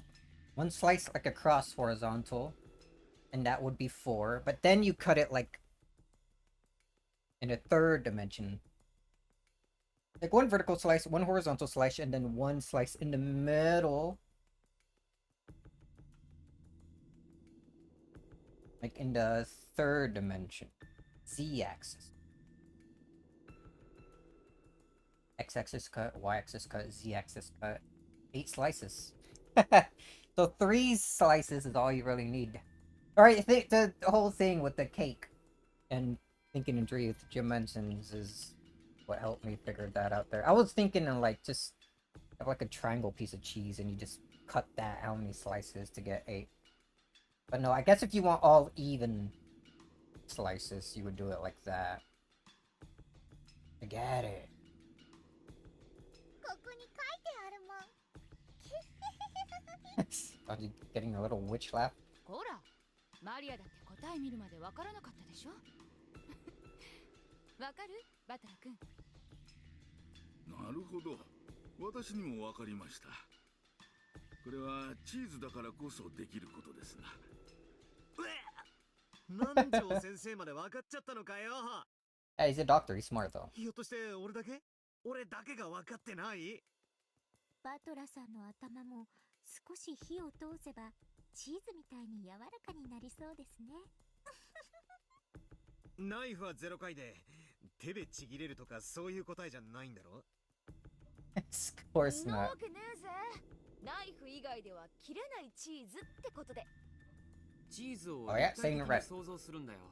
難しいなら紙ナプキンの裏に絵を描いてみるのもいいかもね。大きなチーズが1個あるんだろう。それをナイフで8つに。ナイフは直線じゃなきゃ切っちゃダメ？そうよ。ナイフは直線に切るだけ。まあでもヒントね。切り方は直線にじゃなきゃダメだけど、どこを切るかは自由なのよ。どうやってナイフを入れればいいか、いろいろ想像してみろ。Yeah, come on, Battler, you can do it. 少々ひねくれたやり方を想像した方がいいだろうな。Box. Like a cat バ box. トラ君のお手並みを拝見だ。Come on, Battler, you can solve this children's puzzle. You have a large piece of cheese. How many times must you cut it with a knife to make 8 pieces? It's obvious that you can do it in 4 cuts. Can it be done with fewer cuts than that? The hints said that it was something that could be done because it was cheese. If it was birthday cake, you really wouldn't be allowed to do this. チーズだからできる技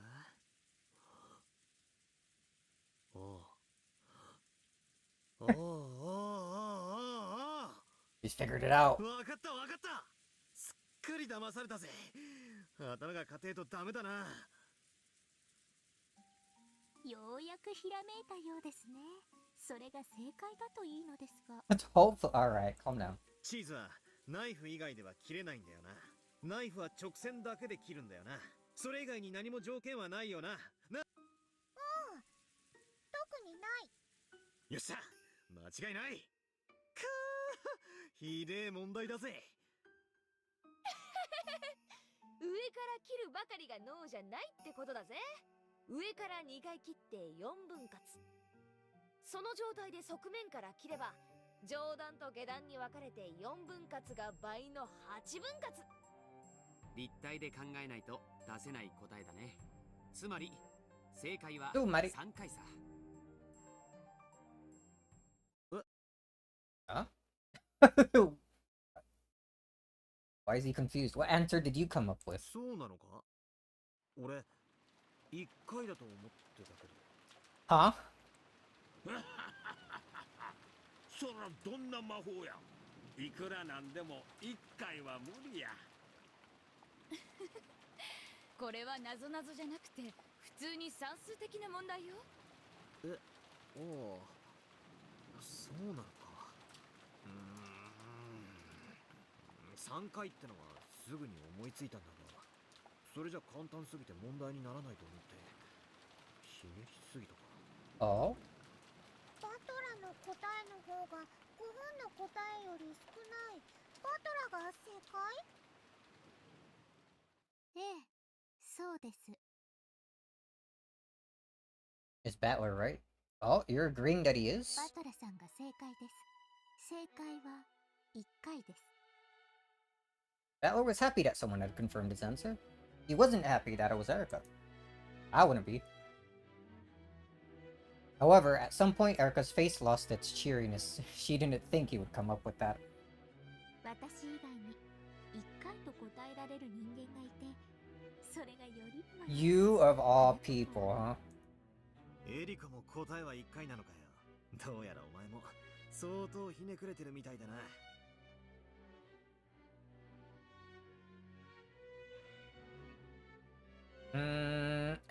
How do you do it with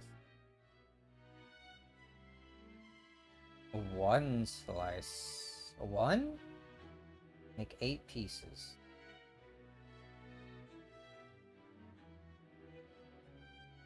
But only cut in straight lines. How do you do that? Unless... No. Okay, I'm stumped. It's... Oh, man.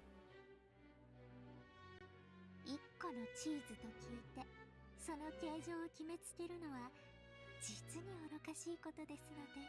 With a specific shape, you can do everything in one slice?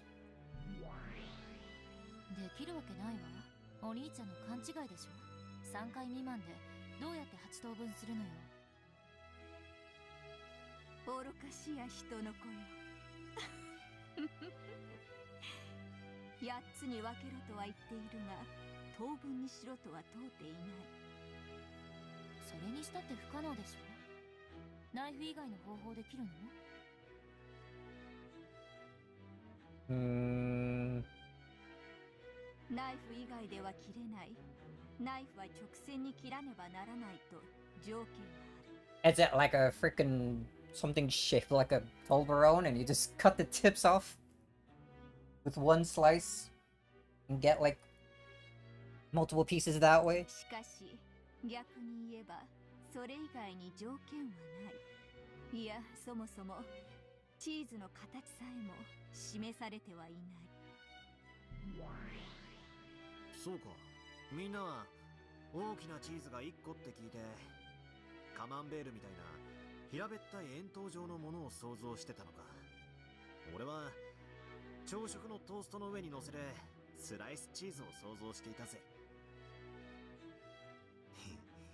ナイフで切り分けるような立派なチーズとは普段縁がねえからよ。チーズの形状に条件は示されませんでした。 Oh, so what, a stack of like 4 slices of cheese? 出題者のミスです。おそらくマリアさんのその本にはいわゆる平べったい円筒状チーズの図面があるはずです。ある。ほら。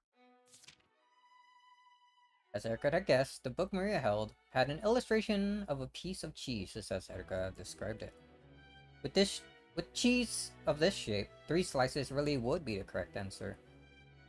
You cut it in a plus pattern from the top to make 4 pieces, then cut it from the side to double that and make 8 pieces. However, since the illustration hadn't been shown, the interpretation of the cheese had been left to the answerer. 確かにそうね。出題の時点でチーズの形状やその柔らかさなどには触れられていなかったわ。そういうことです。どうやらチーズも頭も柔らかかったのはバトラさんの方だったようです。わけわかんねえぜ。スライスチーズだったらどうしてナイフ1回で8個に分けられるんだよ。 Oh, maybe not like 4 slices of cheese on top of each other. You would just... If the cheese is flexible and thin enough, you could just like fold it and then cut it with 1 slice, right? お手元のペーパーナプキンで試してみたらどうですか？これをスライスチーズだと思って。つまりよ、こうしてさ、蛇腹に折るわけさ。何回折れば8個になるかな。6回です。 You fold it accordion style, you alternate between upward and downward folds. Once you've done it 6 times, it looks like the side of an 普通 accordion. のチーズならこんなに折ったらそこでちぎれちまうところだが。 I feel like sliced cheese would also kind of just break if you try folding it like that. ナイフ以外じゃちぎれないことになってんだろ？ええ、問題ありません。ナイフ以外では決して切れぬ魔法のチーズですから。その畳んだのを Purple. 上からバサッと一刀両断にすりゃ。確かに8分割だ。ちょっと待てよ。これじゃ当分にはなってないぜ。 I never said that needed to be equal. 出題者は8つに切り分けろとしか言ってません。当分は条件に含まれませんでした。まあ折り方を工夫すれば当分も可能ですが、お頭の固い皆さんには説明が混乱するので省きます。Stiff-headed people Another point to not liking her by everyone.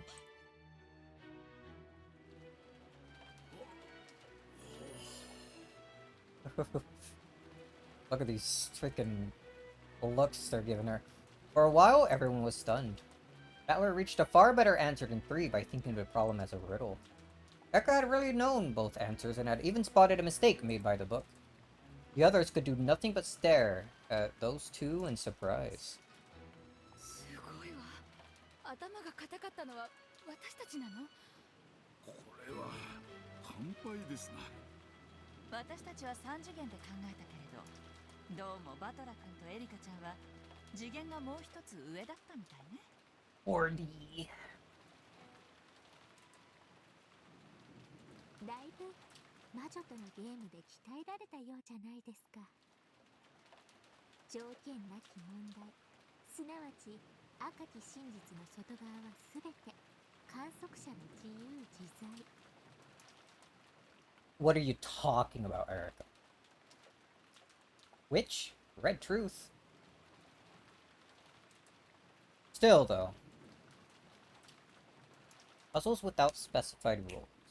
All things not covered by red truth are left to the observer's interpretation.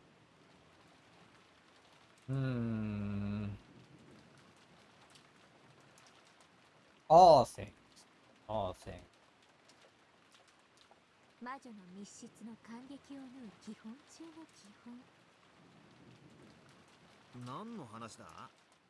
小説か何かの引用か？まあ、そういうことにしておきます。それにしても Gonna get smited from God again if you keep talking like that. ポチンの石ころチーズってわけですね。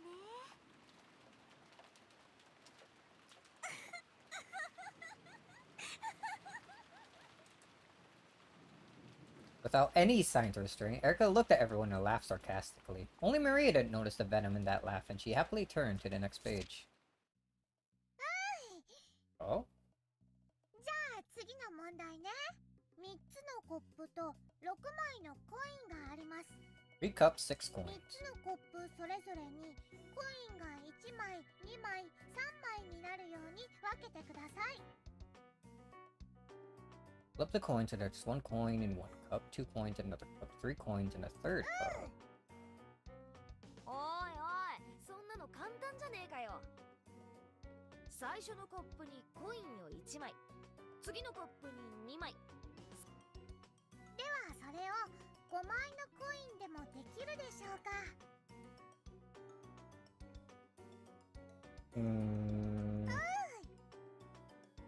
また陳腐な問題が出てきましたね。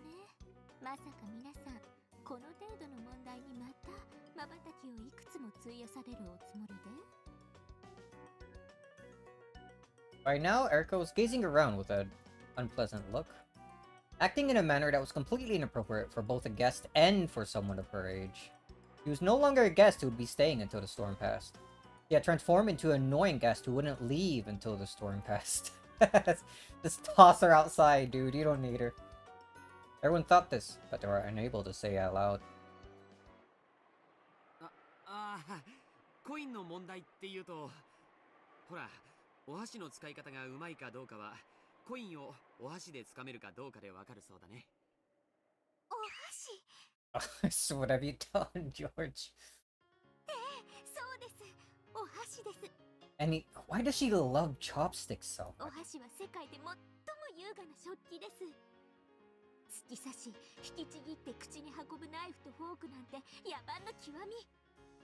お箸こそが最高です。私の箸使いこそが芸術。Jessica was about to say, isn't a chopstick just a stick? But stopped herself just in time. She realized that it was best to let George take control for now. 小銭あるけど、ちょっと僕と競争してみない？僕もお箸の持ち方には厳しいんだ。そやな。ジョージの箸は随分厳しく教えたんや。Trained well in the art of chopsticks. 確かにテーブルマナーは育ちが出てしまうものだ。エリカさんの持ち方もなかなかに良い。俺の小銭も貸してやるぜ。枚数が多い方が面白いだろ。ジェシカ、よく見て覚えなさい。Now I'm thinking. I'm thinking again about this mystery sin that Battler's committed. Because, like, he's not Asumu's son like he thinks he is. There's a thing in episode 1, and then I think we saw it again, and it also wasn't elaborated on, in episode 5, that Rudolph wanted to have, like, a family meeting and say something that would probably get him killed. Did he mean that in a literal sense, or that, like, he'd be hated for it in that kind of sense? But I think it had something... It'd be something related to how Battler isn't Asumu's son.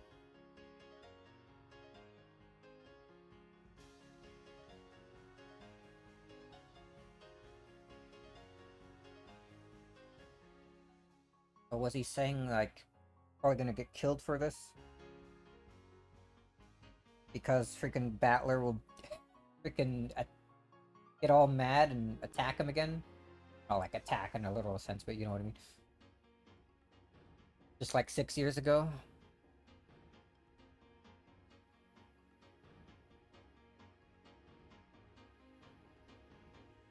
Oh.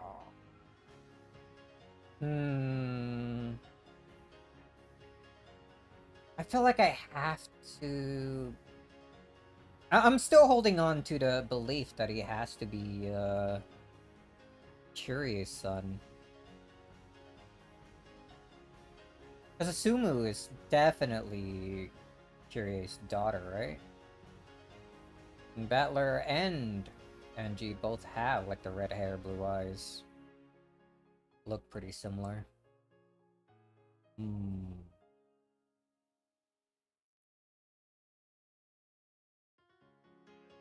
But what... Would that have anything to do with the, like, sin of 6 years ago?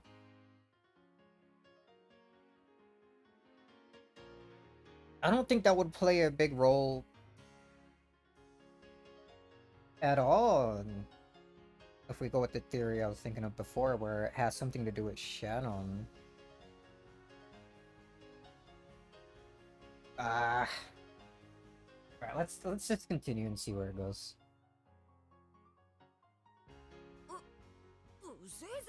Yeah, learn how to use chopsticks, Jessica. よし、競争しよう。ここにある小銭をどれだけ多く自分のお皿に移せるか。望むところです。 Alright, come on. Come on, George. Show her up. お箸、お箸。 Holy, she's getting weirdly excited about this. This time, George had steered the conversation into a good direction. Everyone else understood, and they helped egg on this chopstick fight and change the subject. They were fully aware by now that Erica was extremely proud of her intelligence, and apparently she had a bad habit of using that to look down on other people. She spun the chopsticks around on her fingers with the dexterity of a stage magician, staring at the coins scattered on the table like a dog waiting for permission to eat the food placed before them.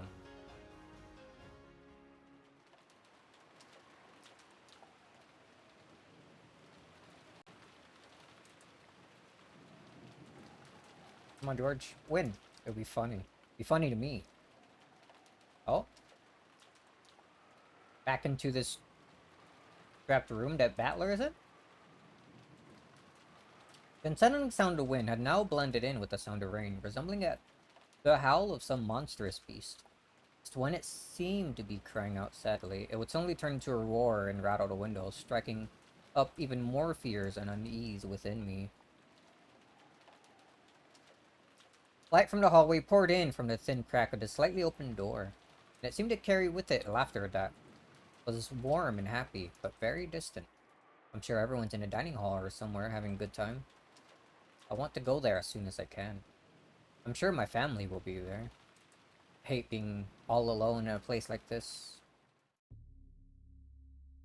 Dad. Mom. I stubbornly tried again and again to open the door.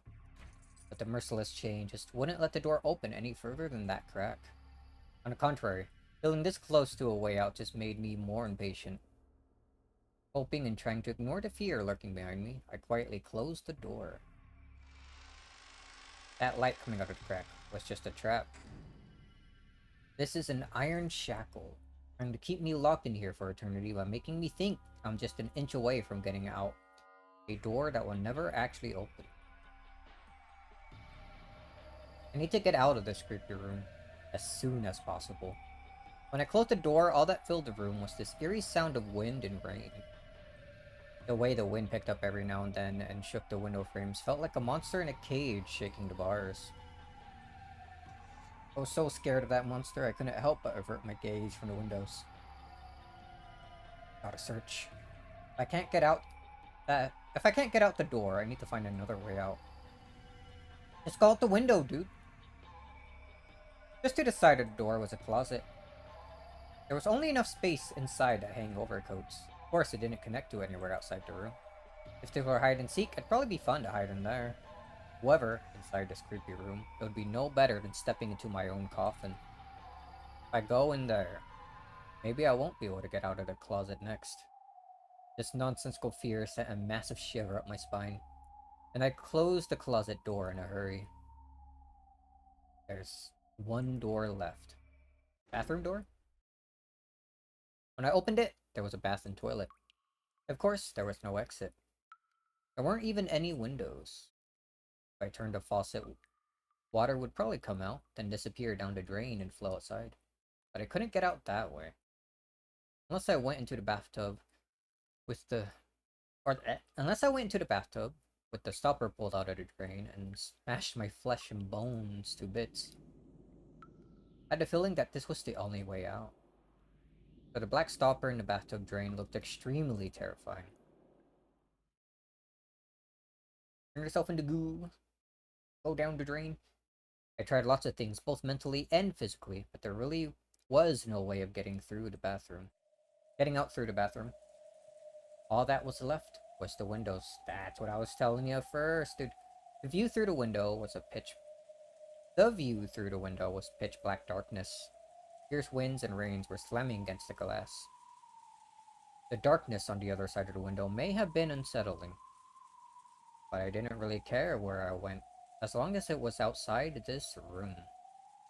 However, the window was clamped shut. Right down the middle of the window, which was made to swing open like a set of double doors, were several ugly metal clamps. It was even more unnerving than the chain on the door, like a rough operation scar on some bizarre monster. The wind and rain slammed against and shook the window frame, making it creak loudly. However, unlike the door, this wouldn't open even a crack. I've had enough. Go to rest already. What the hell's going on with this room? I had enough of this creepy room. Enough, enough, enough, enough. Impossible to go outside, except by the door and windows. Compared to that thick door, the window looks like it might be possible to break. I'll smash it. If I swing a chair at it, the glass will probably break. I might even be able to smash the wooden grid dividing up the window. All I need is to make a gap large enough to slip out of.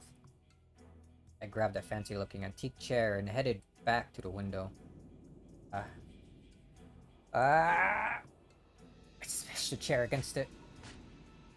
Over and over. Ooh. The glass smashed with a violent sound, and the frame groaned and creaked. I did it again. Again. Over and over. If I could just break through this wooden frame. Damn it. What the hell? Even though all the glass is smashed apart. Even though the cold rain is blowing in and tormenting me. Just can't get that frame to break. They aren't iron bars. It's just a delicate wooden mesh. It's fragile enough to make that creaking sound.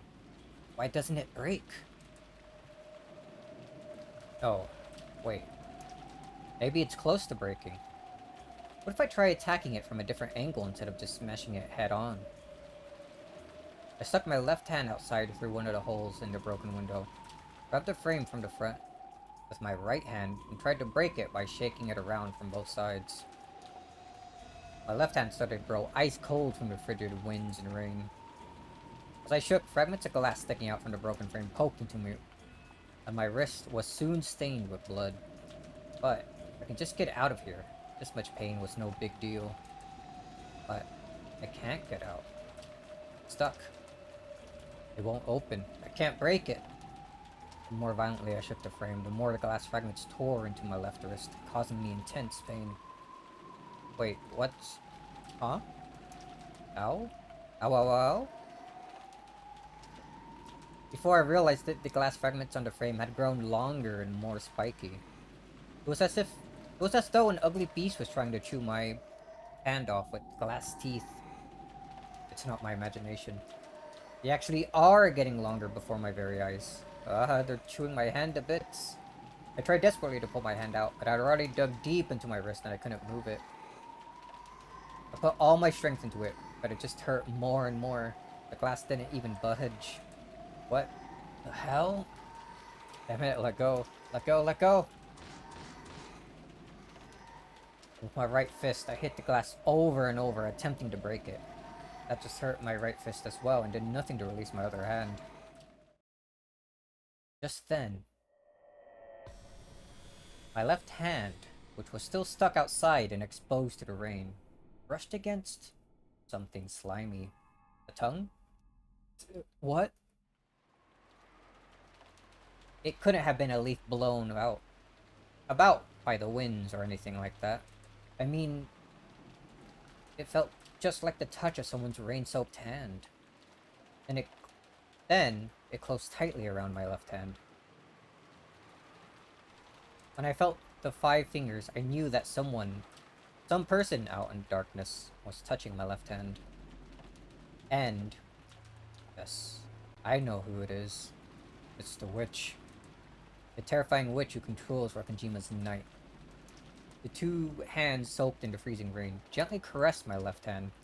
However, though I could tell this was happening from the touch, I couldn't see anything out there in the darkness.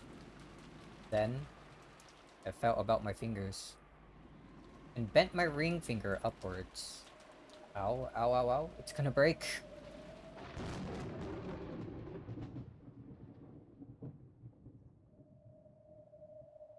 At that moment, I saw something in the darkness for the first time. Taking the ring from you? It was white. The darkness grinned and bared its white teeth. Then, that mouth full of eerily white teeth approached my bent back finger. It opened wide.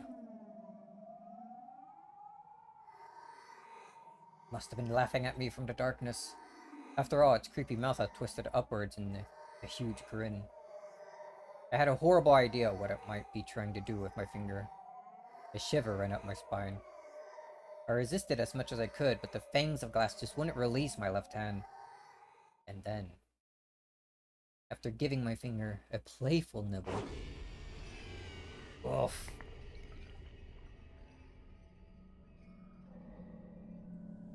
It bit down hard, crushing bone and tearing away flesh all at once.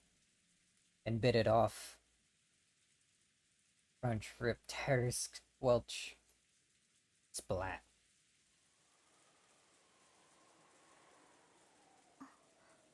今何か聞こえませんでしたか？僕もガタンって音を聞いたような。 Like a clunk. Oh, that reminds me again. Who wants a letter and knock at door? Oh, man.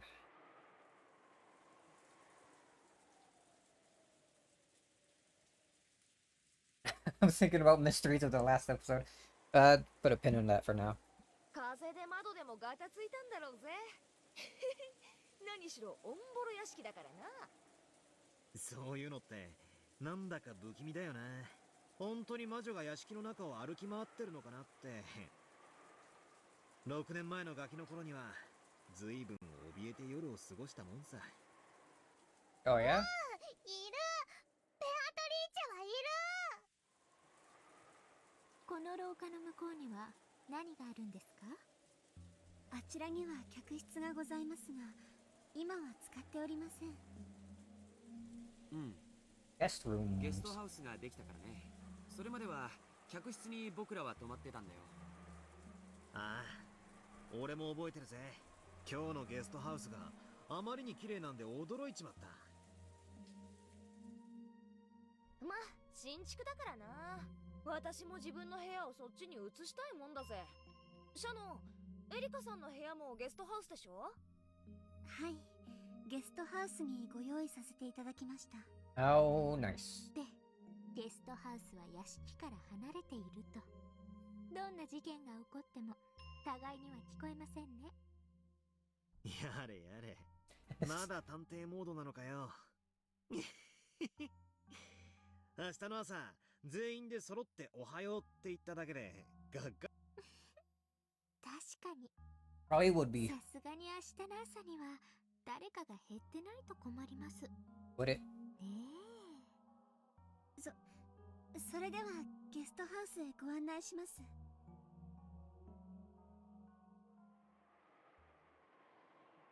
Adults were apparently about to begin a conversation that they didn't want the kids to hear, especially Erica. The real family conference was about to start. All the kids and Erica followed Shannon on their way to the guest house.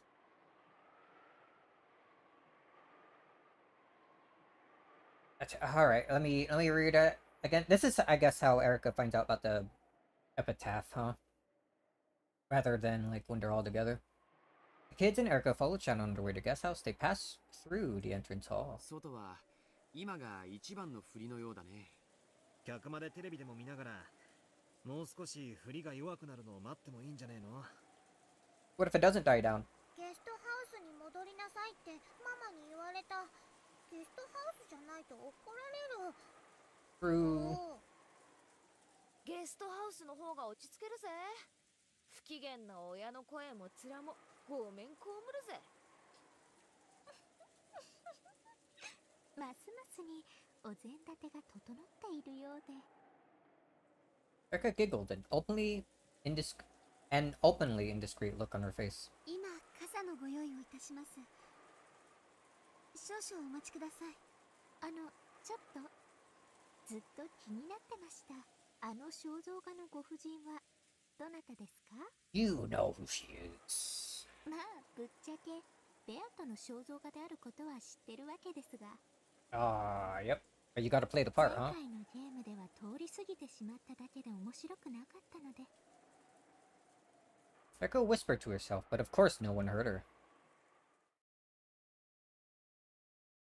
こちらは親方様の恩人。Benefactor. ベアトリーチェ様でございます。おじい様に莫大な黄金を授けてくれた後ろ宮家復興の恩人だそうだよ。Golden Witch. じい様の中の妄想の魔女だぜ。こいつの亡霊が夜な夜な屋敷の中を歩き回ってるって話らしいぜ。よせよ。俺、小さい頃はその話めちゃくちゃ苦手で、この屋敷の夜は苦手だったんだ。そんなこともあったね。6年経った今はどう？すっかり忘れてたが、この肖像画をまじまじ見てるうちにまた怖い気持ちが蘇ってきた。 Man, you're not good at remembering anything that happened 6 years ago, huh? おお、ベアトリーチェは怖くないよ。敬いを持っていればね。持ってないと。ね、シャノン。はい。使用人たちの間でもそうささやかれています。夜回りの使用人たちの間でも時折人影を見たとか黄金の蝶を見たとかいう噂が。 Old butter. うわあ、去年だか一昨年だかに使用人の人が階段から転げ落ちて大怪我してやめたじゃん。あれベアトリーチェの呪いだなんてささやかれてなかったっけ？ So what was that laugh? Jessica told it like a ghost story, trying to scare Erica, but Erica just laughed disdainfully. なんだよ、薄気味悪いな。Disdainfully? Yeah. ただの事故だろ？偶然だろ？おじい様がここに肖像画を掲げてすぐのことだから、一昨年のことだと思うよ。確か、まさにここの大階段から落ちて怪我をしたんだよね。Ooh, don't trip. I'll fall down the stairs. このバカでかい肖像画は何しろインパクトあったから。掲げられてすぐは屋敷中であれはなんだと話題になったもんだよ。それでその後すぐにここで事故があったもんだから、ベアトリーチェの呪いだってことになってさ。ベアトリーチェの階段云々はこの肖像画の後から？いえ、その前からもベアトリーチェ様の霊が歩き回っているという噂はありました。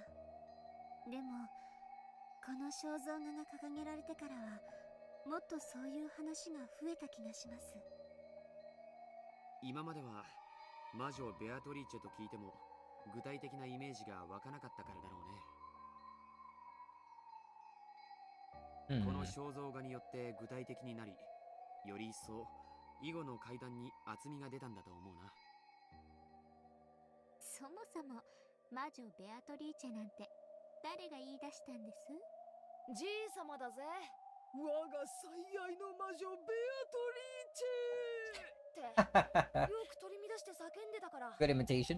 この肖像画が出てくるまでは顔の想像もつかなかったけど。こんな薄気味悪い肖像画がでーんと飾られたら、そりゃ階段の一つや二つできて当然だろうぜ。音楽室のベートーベンの肖像画も、学校創立者の銅像も、みんなちょうどいい階段の音章じゃねえか。確かにこんなに古風な薄暗いお屋敷でずっとこんな風雨の音を聞いていたら。 I don't think wind and rain constantly being present is something that happens here.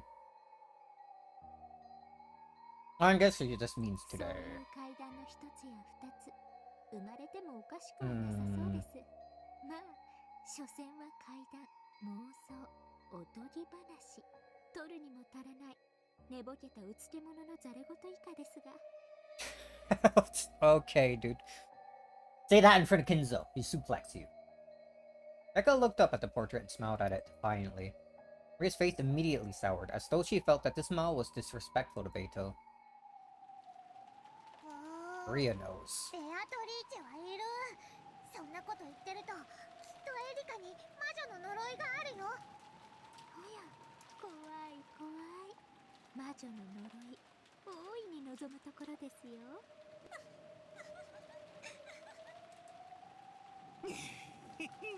これでエリカが明日の朝変死してたら、魔女殺人事件の幕開けだな。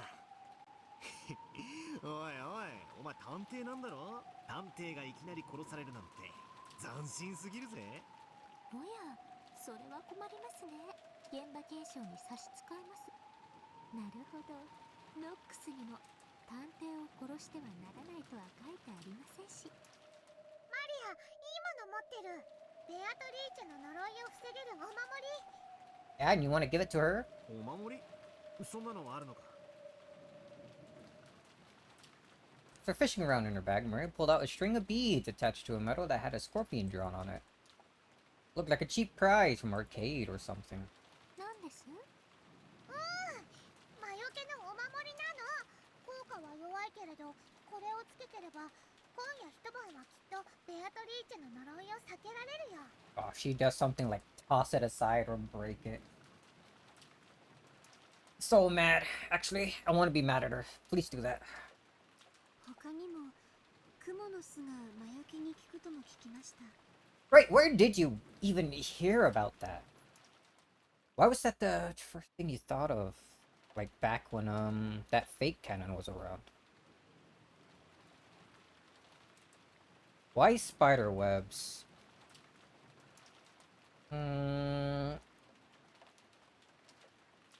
Was this ever hinted at before? When did a fake cannon come around? Like episode... It was definitely episode 2, because that's when... Had the whole thing with Rosa coming around and... asking where Cannon was and all that. Yeah, okay. Wanted to pin things more and more on him being the culprit. I don't think we ever got an answer to why spider webs were effective. How you even knew that, you just did.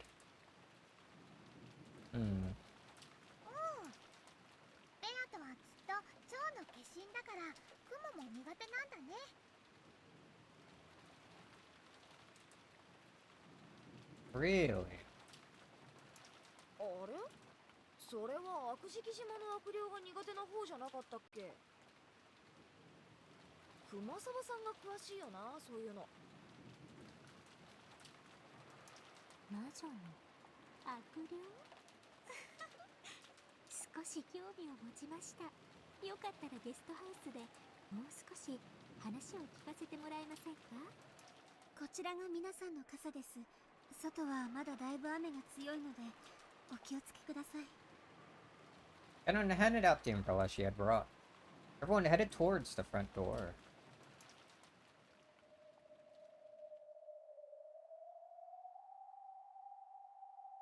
After that, when there were none left standing in front of the portrait, a gold butterfly appeared. It's there. Then, expanding out in a spray of gold, it took human form. In the hall, empty now that the children had left, Beto stood alone and silent, looking up at her own portrait. Is this a new Beto? Yep. Without a doubt, the figure depicted there was like her, as an image in a mirror. However, it felt as though its eyes and expression were just a little different from her. From her perspective, while the person in the portrait was almost infinitely close to herself, it was just as surely a different person entirely. あなたは誰なんでしょう？私にどうかあなたという人を教えてください。 Rito had already finished reading the fragments from Fetherine's archive that showed the tales of all the games so far. However, the witch called Beatrice who had been depicted in them had been so vastly different from her. At the very end, it had looked as though that witch and battler had connected just a little bit as adversaries. But for the most part, Beatrice had just bullied battler in nearly all of the tales. Even though this was about her, he had no idea why Beatrice had tormented Battler so much when she had supposedly been born for Battler's sake. All she had learned from Fetherine's archive was that the former Beto was a completely different person who defied understanding. あなたに何があったのですか？ That's what I want to know. 私はあなたの卵、そしてヒナ。あなたの翼はお父様のためにあったはず。それがいつ片翼をもがれ、あのように変わり果ててしまったのですか？ A one-winged eagle, huh?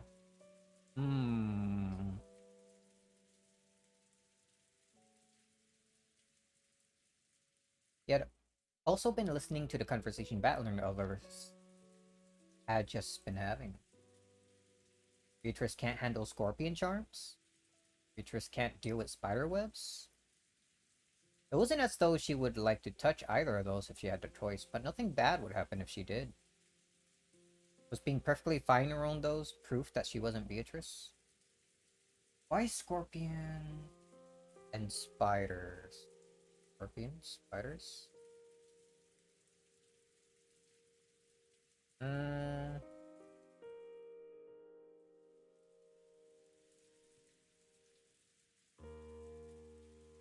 Something to do with venom? Even though it was about herself, she didn't understand at all. Me either. It's okay. So, she quietly gazed into her own eyes on the portrait. It felt as though the truth hid behind those eyes. Rito slowly approached the portrait, and then she lightly touched it. Fell right in like Mario 64. When she did, it felt as though the portrait rippled slightly, like Mario 64. Yes. This is a doorway. A doorway to the long path that would lead her to the Golden Witch, Beatrice. Rito felt a bit dizzy. She lost her balance, feeling as though the world was twisting around her. Then, she couldn't tell which way was up or down, and was swallowed downwards. The soft, watery sound, Rito was sucked into the portrait. Ooh, hold on. The world inside the portrait was pitch black. Very well. However, there was nothing unsettling about it. It was a comfortable darkness, like when you put your head under the covers in bed at night. Beto realized this was the world inside herself. So, despite the darkness, she felt a warm embrace. As long as she asked for nothing, this world would ask nothing of her. But she couldn't remain like this. She didn't want to spend eternity inside the darkness of this world. Yes, I need to hatch out of my egg. This darkness is the inside of the shell that surrounds the gold butterfly called Beatrice. Butterflies hatch from eggs? There was some sort of like metaphor like this, like breaking out of an egg, mentioned before in the story. Something about kids maturing?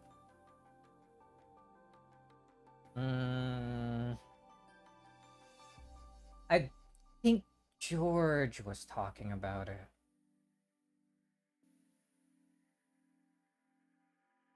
I don't remember the exact context of like that whole thing, but I do remember something about it being talked about.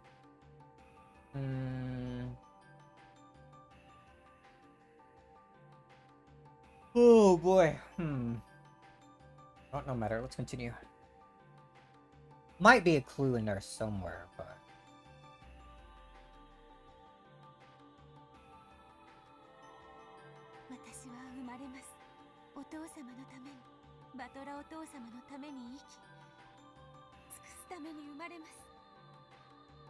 He put her purpose, her reason for being born, into words. As if in response to those words, the seal on the shell began to melt away. Cracks appeared in darkness, and a brilliant light enveloped the world.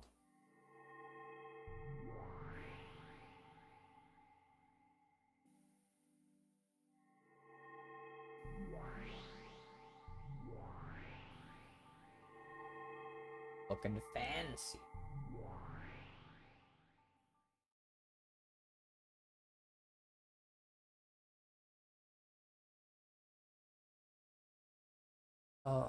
It was something about...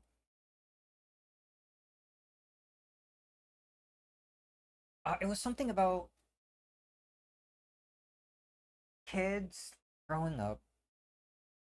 I'm thinking back to the egg, like, shell, like, kind of metaphor thing that was talked about before. Growing up and...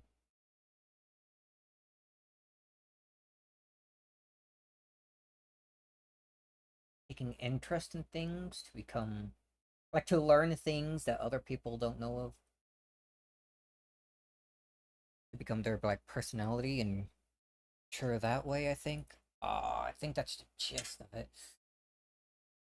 Does that have any bearing on what's happening right now? Maybe. Continue.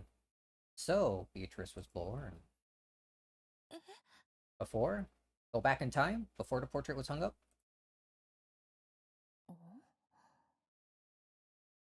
Hair down? In fancy clothes? There I stood, along with another me. For a second, I thought that the me in front of me was the real Beatrice, the one I wanted to be more like. However, she was looking back at me with the same bewildered eyes, so I realized it wasn't quite it. That's right. I wasn't the only one born from the egg. She was also born. My twin? No, it feels a bit different. How can I put it? Both of us are lacking something immature. Yes. Both of us are chicks. But we are also fragments of the true Beatrice. It felt as though the two of us together could become the real Beatrice. No one explained this to us. However, we naturally understood. We decided to talk to this... I decided to talk to this other me. Unless I got to know her and become one with her, I won't be able to become the Beatrice father desires. In other words, Samari, the thing that father wants from me, and was so heartbroken to find missing, must be something that she has.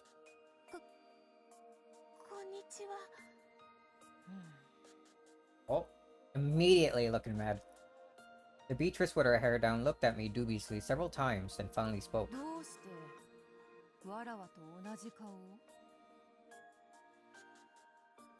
Use the words warawa refer to herself, just like the true Beatrice. It looks like she really does have something that I lack. さあ、それは私にもわかりません。わらわは黄金の魔女ベアトリーチェ。そなたは？ I heard that character thing. Oh, up here. Beatrice, the Elder. Ah.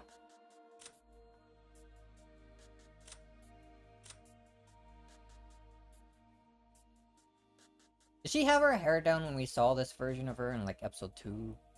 Or was it 3? I think it was episode 2. Changed of the eagle like tattoo on her leg. Mysterious witch who existed even before the rules. She had the same name as Beto, but she was not given the purpose of devoting herself to Battler. A mere shadow of a witch sealed away by Kinzo. She spent her day pulling small pranks and clearing away the anti-magic toxin for the sake of her resurrection. Has many things in common with the evil spirits of Akuji Kijima, such as fear of spiderwebs. She was the one who gave Shannon the golden butterfly brooch.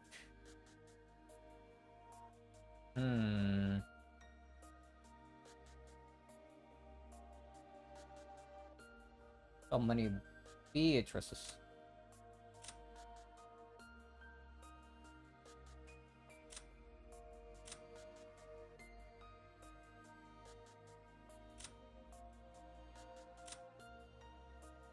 Her hair is like a lighter shade.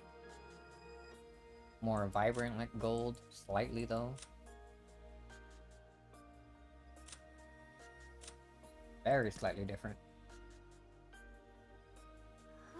私もベアトリーチェです。後ろ宮バトラに仕えるために生まれてきました。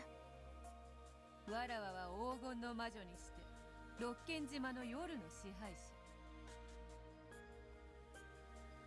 後ろ宮バトラは知っているが、あのような小僧になぜに仕えねばならぬのか理解に苦しむ。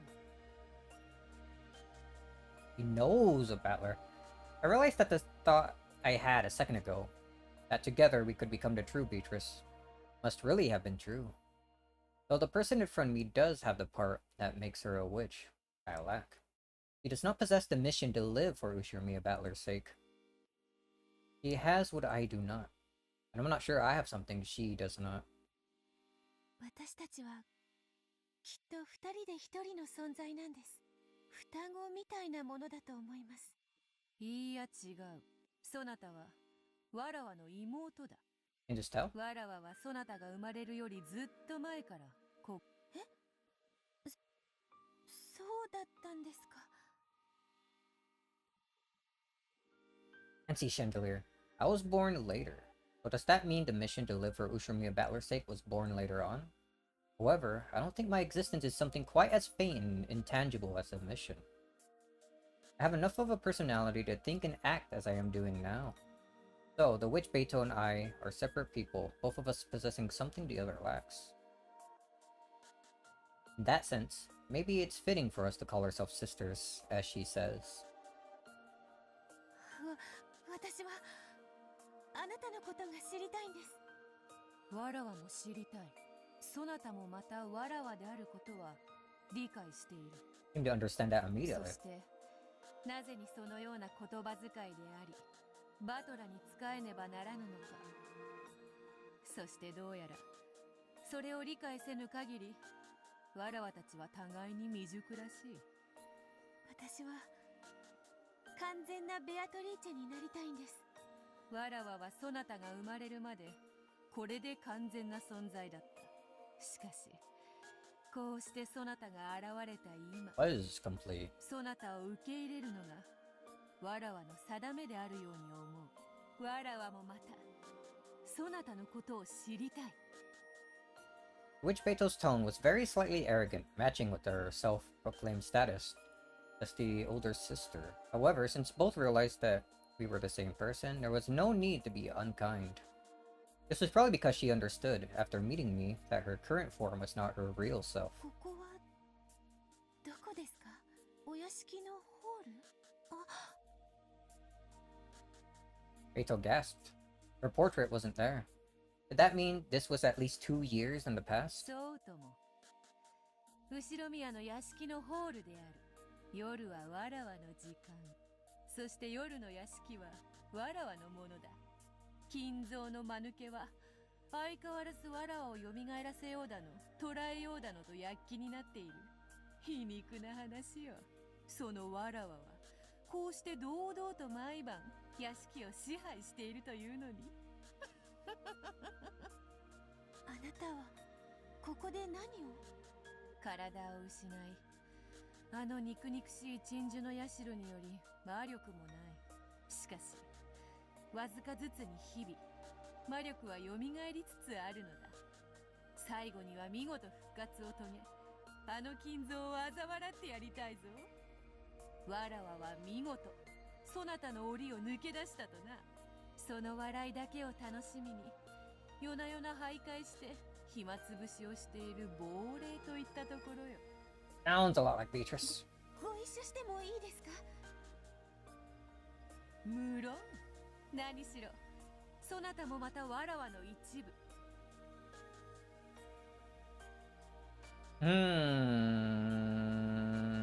Hold on. I'm thinking back to the end of episode 4, how Atler had his test.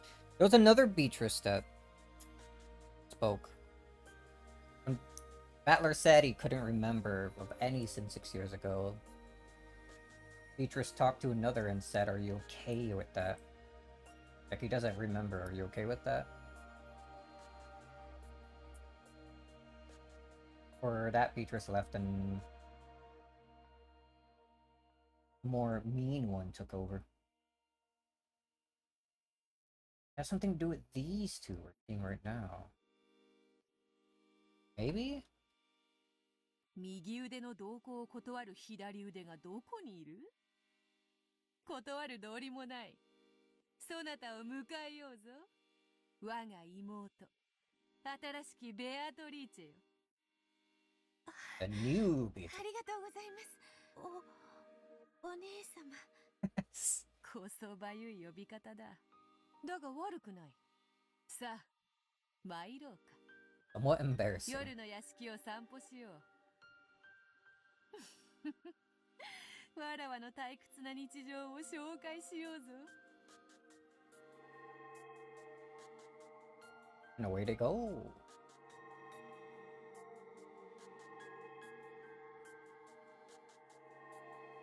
Ooh, 2 butterflies. The two Beatrice change their forms into 2 gold butterflies and flutter silently into the depths of the shadowy mansion.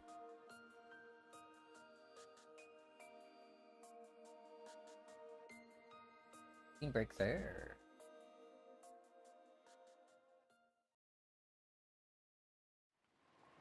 The source of magic. Alright, back at the guest house.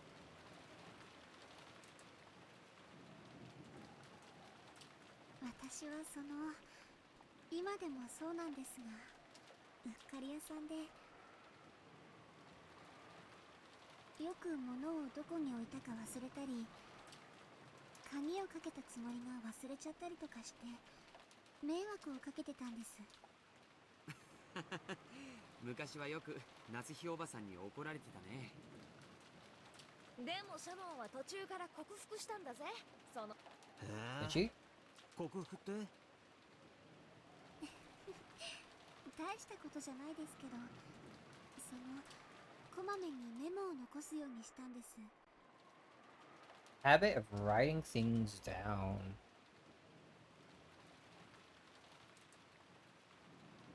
Like many different ways you could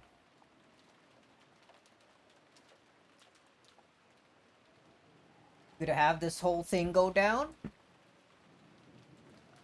Maybe stuff them in a message bottle, like a little bottle, and send it out to the ocean. Got nothing but time.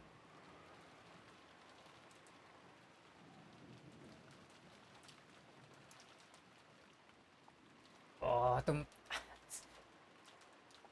also the thing in episode 5 where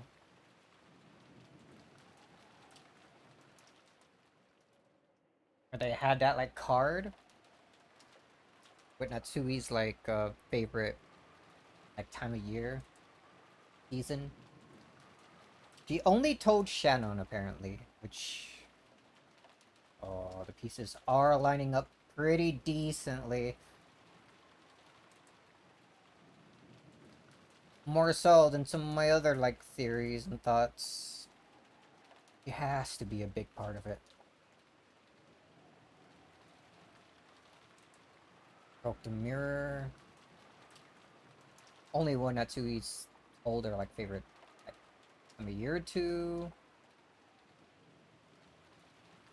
Remembers thing like seem to be fond of Battler and remember some embarrassing stuff from like a long time ago, before the 6-year gap that Battler himself doesn't remember.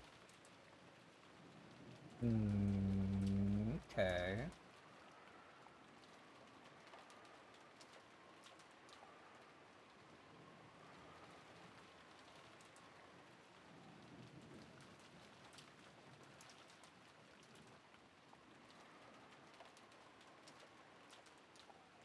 She could end up disguising herself as Beatrice. I can see that happening. Would she... Oh, would she... She, having worked here for so long, she would know just about everything there is to know about the mansion. Enzo too, basically. She's supposed to be in on the whole thing with covering up Kenzo's death with Natsui and Kraus. So, I don't think that, like, Natsui, like a betrayal coming from her would be a surprise to Natsui, I think.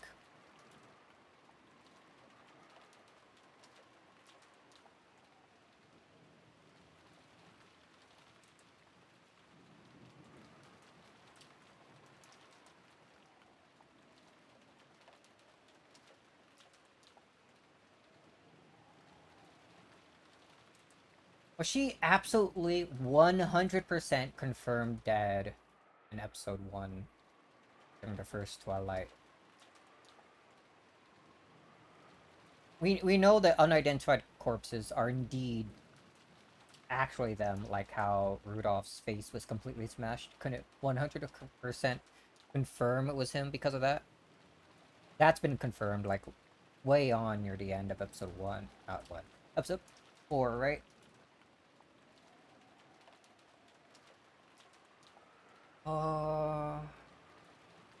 Hmm. Uh...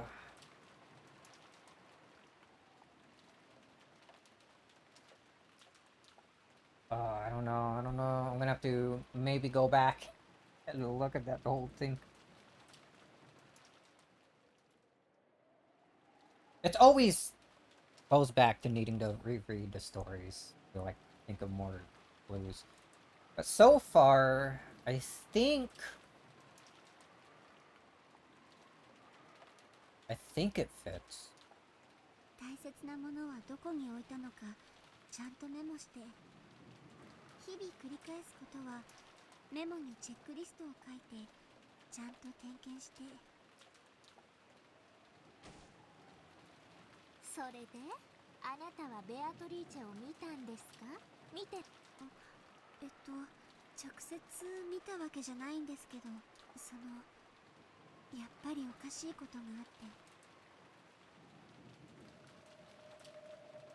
て。He was talking about a certain summer night. It was when Shannon was doing nightly rounds. From her perspective, it was a ghost story. From the witch's perspective, it was just the story of a little summer night prank.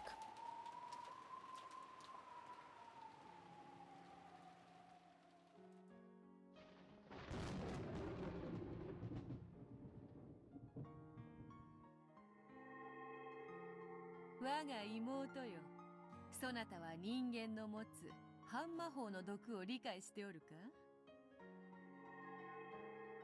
いいえ、何ですか、お姉様。魔女の時代はもはや遠い。万物を支配したとのたまう人間どもは我らの存在を否定する強い毒を持つに至ったのだ。その毒は私たちには有害なのですか？Indeed. 極めて危険だ。浴びれば立ちどころに我らの姿を蒸発させてしまうだろう。しかし不幸中の幸いなことに我らの存在は未だ極めて希薄だ。そのおかげで毒の影響も甚大ではない。せいぜい一時姿を霞にされてしまうくらいだ。しかし好んで浴びたいものではないということですね。その通り。さすがはわらわ。理解が早い。Ay. The older sister appeared to be haughty at first, but perhaps because she was so happy to have met her double and little sister, she was more than willing to teach her anything she wanted to know. So kind. The first thing she had taught her was that they were witches, a different type of being than humans. Rita had thought that she wasn't a witch because she couldn't use magic, but apparently she was still a witch nonetheless. Then she was taught that witches, such as her, unlike humans, were bound by various restrictions. The greatest of those restrictions was the anti-magic toxin possessed by humans. つまり簡単に言えば、つまり人間の視界に入ってはならないということですね。その通りだ。人間の目は毒を放つものと同じに考えよ。奴らに見られるということは身を焼かれるのと同じことだ。それには劣るが、聞かれること、気取られることすらも毒を含む。私たちは人間に近づくだけでも大変なのですね。Wasn't father a human? Why am I not burnt by father's toxin? 我らが魔力を蓄え、それを人間も認めたなら、その毒は限りなく軽減される。すなわち、我らの存在を認めさせることが人間たちから毒を失わせ、再び彼らの前に降臨することもできるというわけだ。なるほど。今の私たちは基本的に人間たちの犬間のみに存在できるわけですね。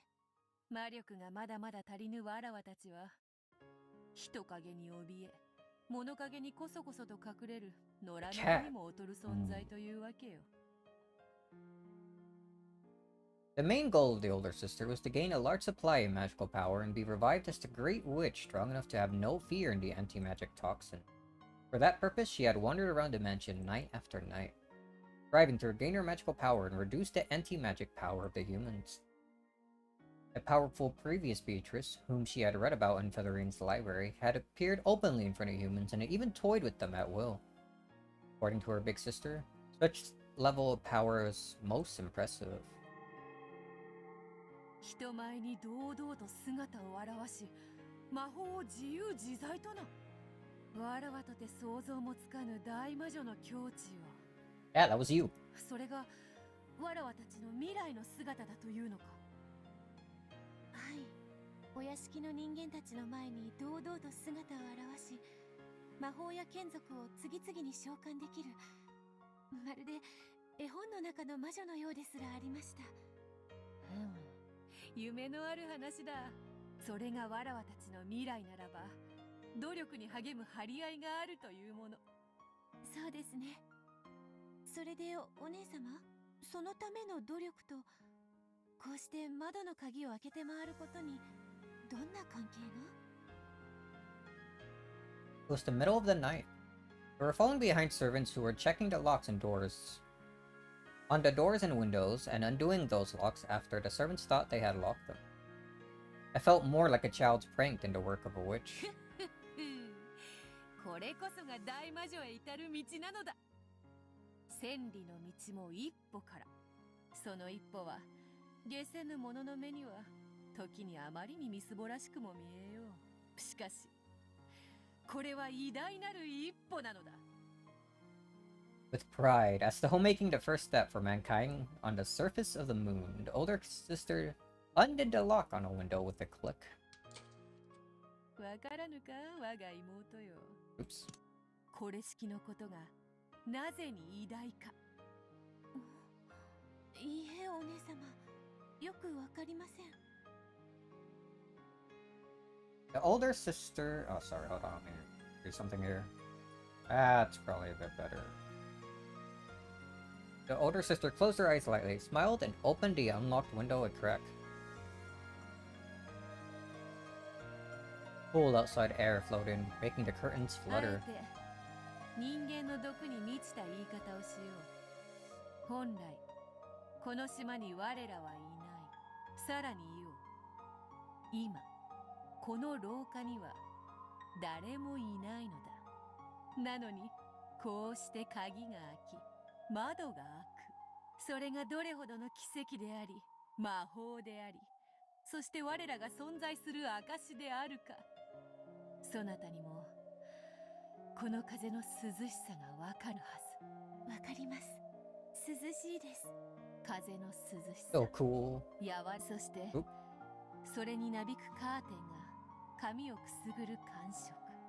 そのすべてが我らが確かにここに存在することを教えてくれるのだ。そして私たちが確かに存在した証をこうして鍵を開けることで示して残せる。だから鍵をわらわは開けるのだ。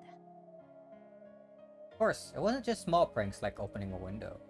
You could also smash windows and bases or leave behind strange fires and mysterious scribbles. In fact, one time, she actually did play a large-scale prank in the kitchen, piling up the kitchenware in an eerie manner, leaving behind a bizarre scribble which scared the servants considerably.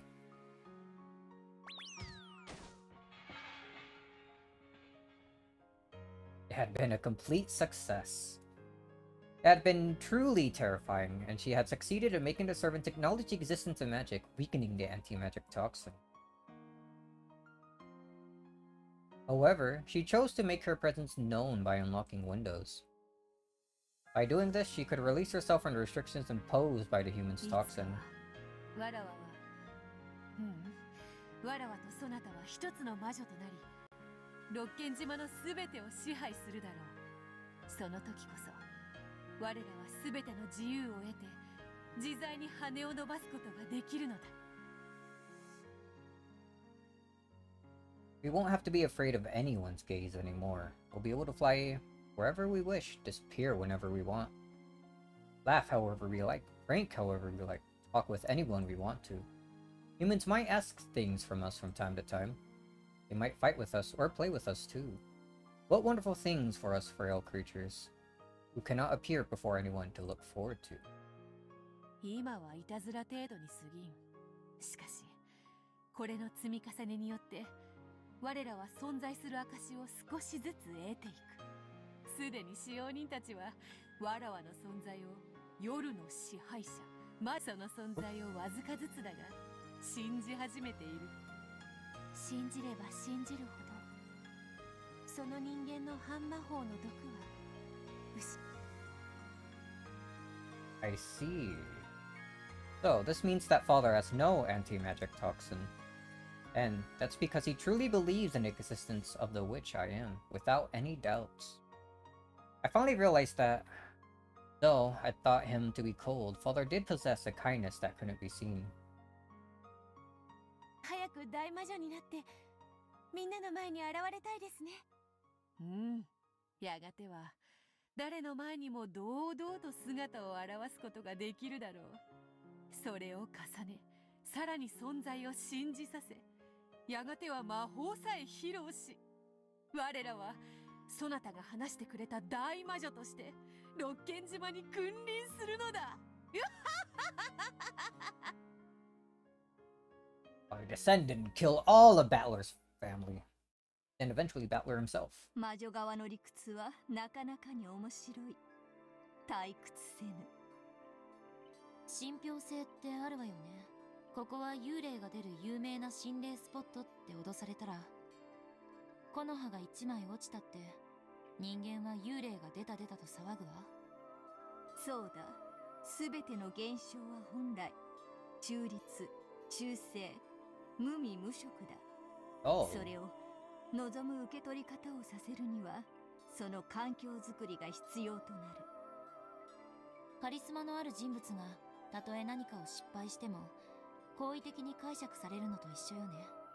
なるほど。 Man, I have none of そ that. の意味においてはベアトたちのささやかな努力は間違ったことではないわね。屋敷の鍵が開いていただけなら戸締まりを忘れたか、はたまた誰かのいたずらかで済む問題。それが夜な夜な屋敷を魔女が徘徊しているという噂が魔女の存在を少しずつ形作っていく。夜の屋敷でおかしなことが起こればそれは全て魔女の仕業とみなされる環境の成立。なるほど。そういう論法がまかり通るまでに至ったならそれはもはや夜の屋敷には魔女がいるのと同然を意味するわ。Very sound logic to me. I thought Rachel's finished her mischief of unlocking and opening the window. They enjoyed the coolness of the wind and the brightness of the moon, then became gold butterflies and disappeared into the darkness.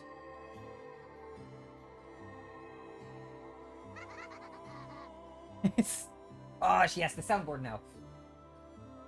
And then from the corner of the room, Shannon just like looking and barely seeing the gold butterflies being, whoa, what the hell?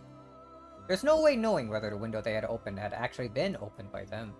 The servants might have forgotten to lock up, or one of the family might have opened it after servants had locked up and forgotten to shut it again.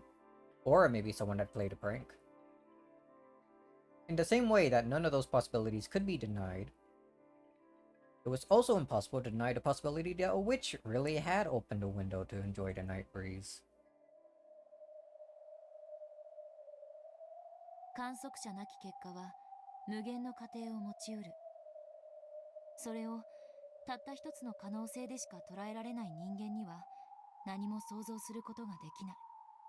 しかし魔女の可能性を信じられる者には魔女のいたずらを想像することができる。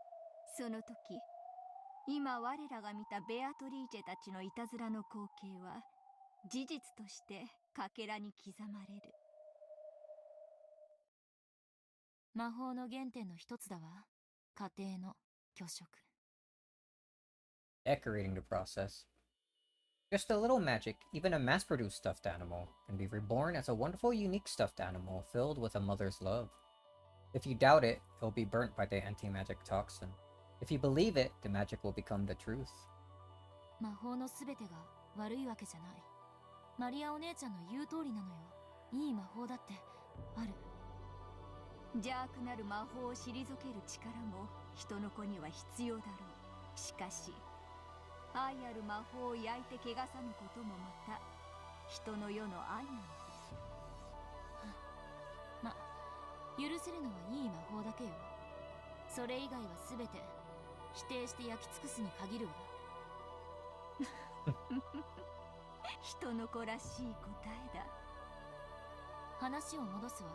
ここまででわかることはやはり六軒島の夜の支配者と呼ばれた亡霊ベアトリーチェは存在しないということだわ。夜の屋敷で起こる不可解な現象の総称に過ぎない。すなわちベアトリーチェとは人物名ではなく現象名に過ぎないのよ。The name of a phenomenon. If anything bizarre happens, it all becomes the work of the Golden Witch.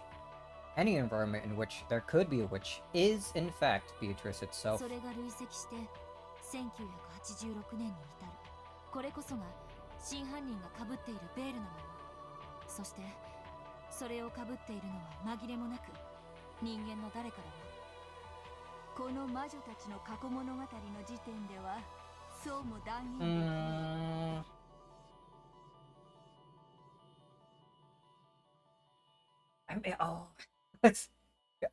I'm going back to thinking of things being the work of Shannon again. She does... It has been confirmed that she does do night shift things sometimes. She planned that far ahead. She could just be building up people's, like, acceptance of, like, the witch Beatrice by doing various small things here and there.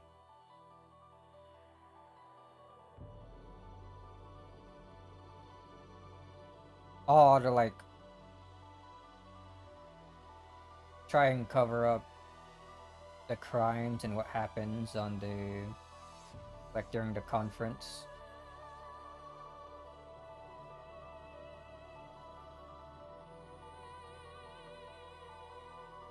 Oh man.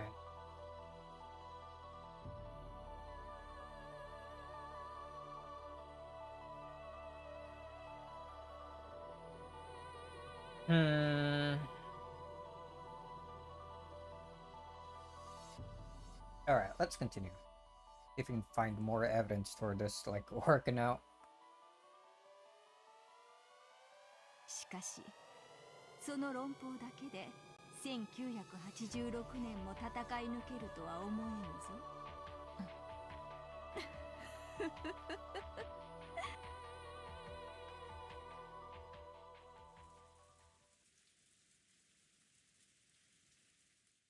バカバカしい。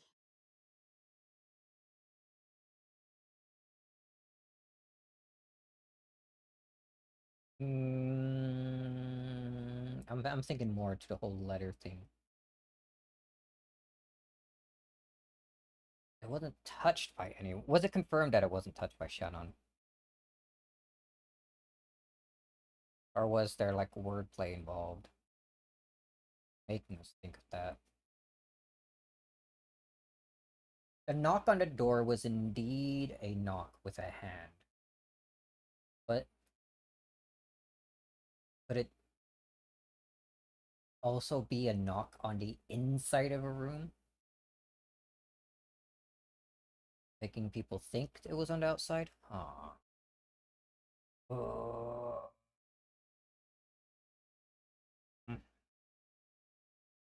I'm trying to piece things together with like using Shannon and like all the unsolved mysteries we got so far.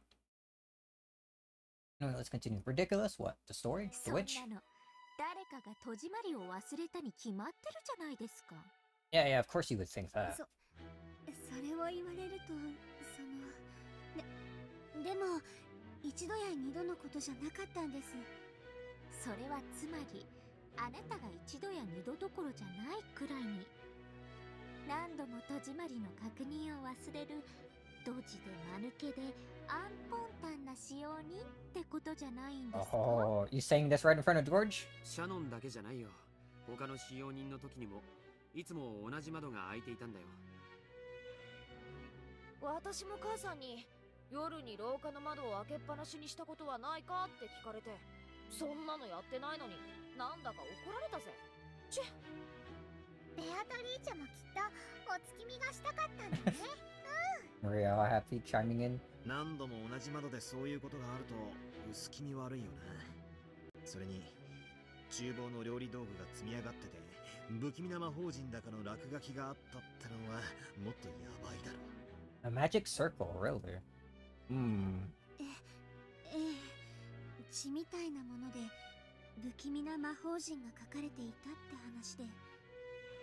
Even back then, something like blood, but and there it is again. That's another thing I always think about. Every time a magic circle is drawn, it's always described as something like blood, but it's never said that that's what exactly is.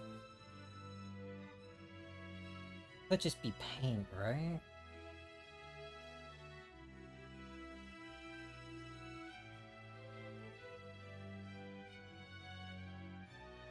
If it happened that far back and there are like no like other strange like things going on, especially not someone dying, then being hurt, then it can't be blood. It has to be something else. Oop. I clicked outside the game. There we go. 厨房の見回りも怖がられていて、その厨房の不気味な魔法陣事件、目撃者は誰ですか？私じゃないです。私は多分辞めちゃった使用人の子に教えてもらったはずです。その日は私の勤務日じゃなかったし、つまりはそういうことです。心霊スポットに尾ひれがつくように、あなたたち使用人も夜の屋敷の階段を少し面白かったりはしていませんでしたか？あなたがそうして魔女が存在するかのように語り、それを伝染させているように。 In fact, that's quite the word they つ use ま there. り Tumari. ベアトリーチェの仕業ということになってる不気味な出来事は全て何かの偶然か事故、あるいは面白がって誰かが捏造した根も葉もない噂話と、そう言いたいわけか。そういうことです。ベアトリーチェなんて存在するわけがないじゃないですか。おう、ベアトリーチェはいる。 Oh, you're upsetting Maria. バトラさんはよくご理解されているようですね。そういう名の人間、あるいはそう自称して何かを行った特定または不特定多数の人間は存在するでしょうね。しかし私たちが期待して妄想するような黄金の魔女ベアトリーチェなんていう存在は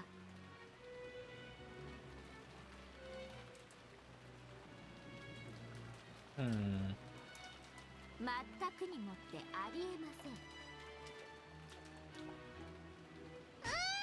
Oof. ベアトリーチェはいる。会ったことある。へえ、その話を詳しく教えてはもらえませんか？あなたはベアトリーチェに会った？そして魔法を見せてもらったとでも言うんですか？いつも会ってる。六軒島に来るたびに会ってるもん。そしていつも楽しい魔法を見せてくれるの。 Denying the existence of the witch would always have the immediate effect of infuriating Maria. However, Erica didn't know to avoid this tactic, had challenged her head-on. Great going. But no matter how Maria tried to smooth over the matter of Beatrice's existence, he stood no chance of defeating the ruthlessly intelligent Erica in an argument. George and Jessica hurried to calm Maria down, but Maria's anger could not be settled by this point. Good. 魔法を使って見せたんですね。それがどんな魔法か具体的に教えていただけますか？いつも魔法でお菓子をプレゼントしてくれる。ベアとは魔法でお菓子を生み出すことができる。ポケットから出しただけじゃないんですか？違うもん、魔法なの。すごいんだよ。空っぽのカップの中からいっぱいのキャンディーが湧き出したんだもん。へえ、そりゃすげえ魔法だな。そうだね、確かにそれは魔法だ。そうだよ、魔法だよ。本当に空っぽだったもん。ちゃんと中を確認したもん。はあ？中を確認したもんって。エリカさんをよせって子供の話じゃねえかよ。それよりエリカ様、紅茶のおかわりでもいかがで。ノーサンキューです。 Did you really just smack the cup away? 今、大変知的な話をしています。外野は黙っている hate よ her so う much.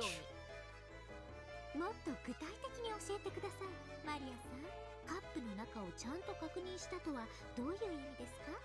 幸いここに今ひっくり返って中身が空っぽになったばっかりの紅茶のカップがありますし、どうぞこれでその時の状況を再現してくださいませんか？さあお願いします。さあ。 Her holding the cup of black tea, which she had just overturned, was still dripping upside down over the table. Erica slammed it hard and slid it over to Maria. Erica's eyes glowed repulsively, like those of a snake about to snap up a frog. Those eyes were ice cold and had a madness in them that made one want to avert their gaze. On the other hand, Maria was glaring furiously, her whole body shaking uncontrollably in the greatest expression of anger that a human can manage. The look on her face was frightening. Not at all something one would expect to see on a 9-year-old girl. お二人ともおやめください。ベアトリーチェはね、こうやって空っぽのカップをね、テーブルの上に逆さに伏せておいたの。はい、それでそのまま開いたら飴玉が溢れ出してきたわけですか。それはすごい。それなら魔法ですよね。それならば If it happened that way, ooh. Bat learned others tried to get between the two of them and calm them down, but it was no use. The two violently pushed aside the others, and, glaring at each other from so close that their foreheads banged together, they repeatedly slammed down the upside-down cup on the table. The sound of their foreheads banging together and the cup being slapped down shattered the barrier between their reality and illusion.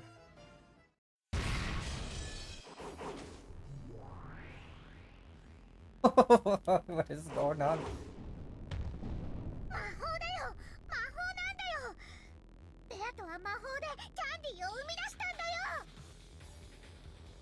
よ。なら再構築してもらいましょうか。マリアージュ・ソルシエル創立者にして原初の魔女のマリア。エリカ卿、取るに足らぬ相手です。戦うまでもありません。 Man, I wish you weren't on her side. お黙りなさい、殺人球体関節人形。さあ、この伏せたカップの中がどう飴玉で満たされたって言うんです？カップをひっくり返したってキャンディーは出てこないよ。だって魔法を使わなきゃ出てこないもん。ベアとは魔女なんだもん。魔法を使うんだもん。はいはい、魔法ですね。どうやって魔法を？魔法のステッキを振るってカップを叩いたら飴玉が溢れ出した。違いますよね。違いますよね。ベアとは魔女だから魔法を使うの。魔法は呪文を唱えて奇跡を起こすの。キャンディーを生み出す魔法も呪文を唱えなきゃ使えない。はいはい、了解。グッドです、グッドグッド。呪文をどうぞ、魔法をどうぞ。さあさあ、どんな呪文を魔女はどんな風に？さあさあ、思い浮かべてごらんなさい。カップの中にキャンディーがいっぱい。そんな素敵なところを思い浮かべてごらんなさい。へえ、それでほら、カップの中にはキャンディーがいっぱい。Her grasped the overturned cup so tightly that it nearly cracked with such strength, and slowly lifted it up.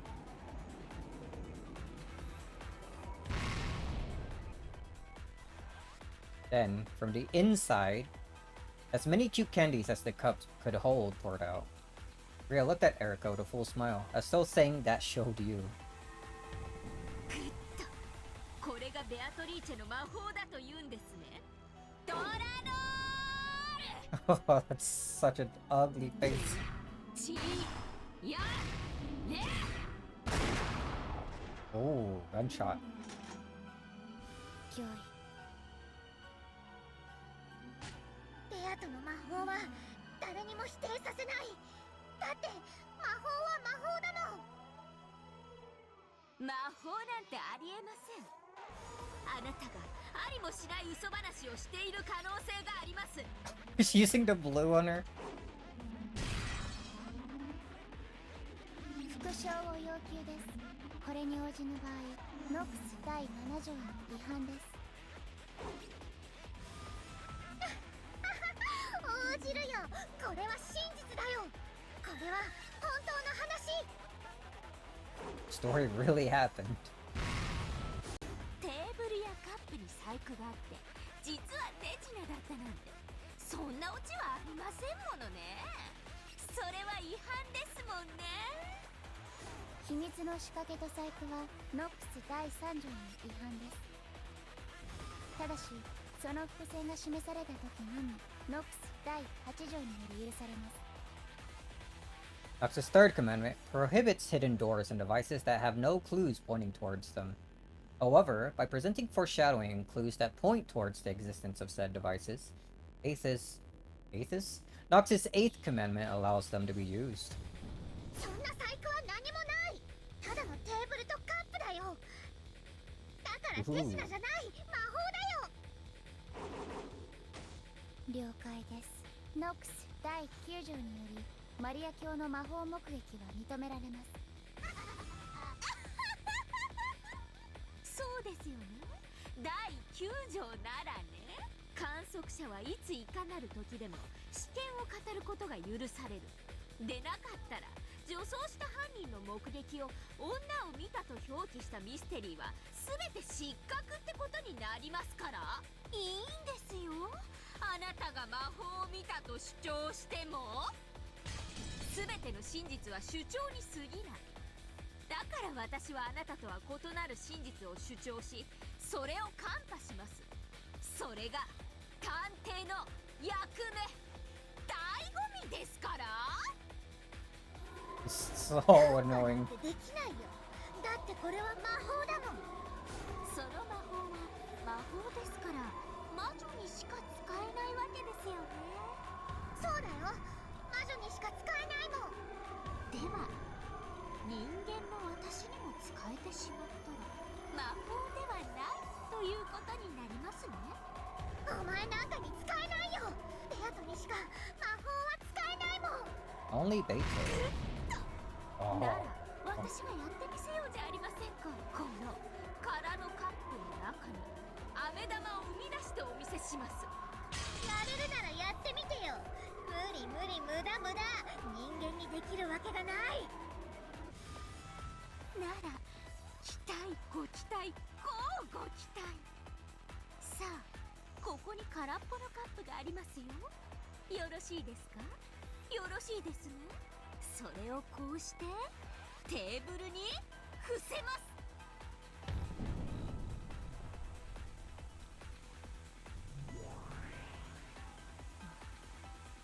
無用の戦いと思われるの。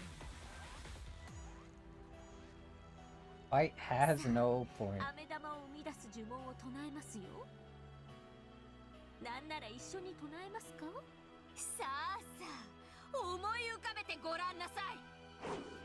カップの中にキャンディーがいっぱい。そんな素敵なところを思い浮かべてごらんなさい。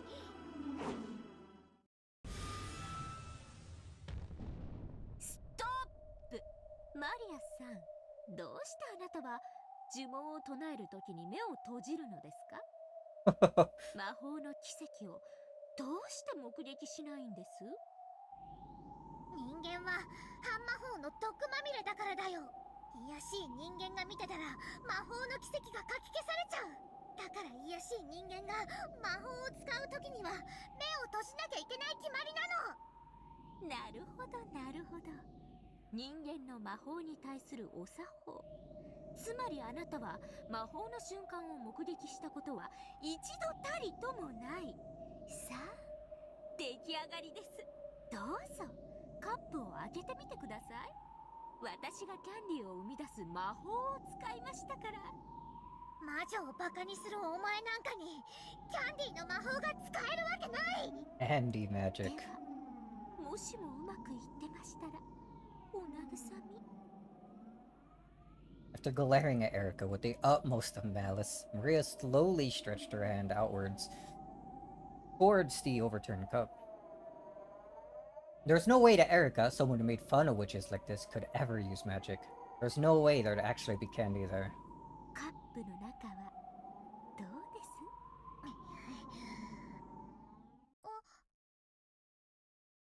And there, in a cute wrapper, lay a single candy.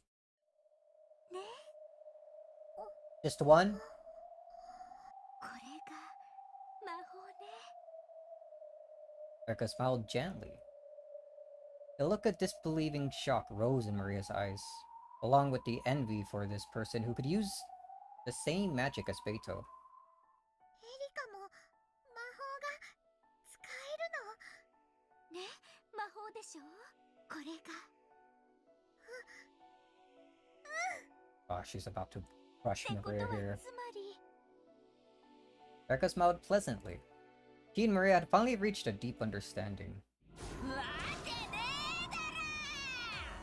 あんたが目つぶってる間にカップ開けて飴玉放り込んだだけじゃないですか。So これが terrible, dude.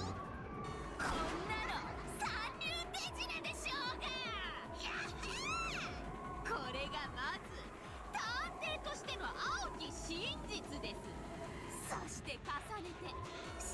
つの魔女としてくれてやります。あんたの言う飴玉の魔法はただの手品。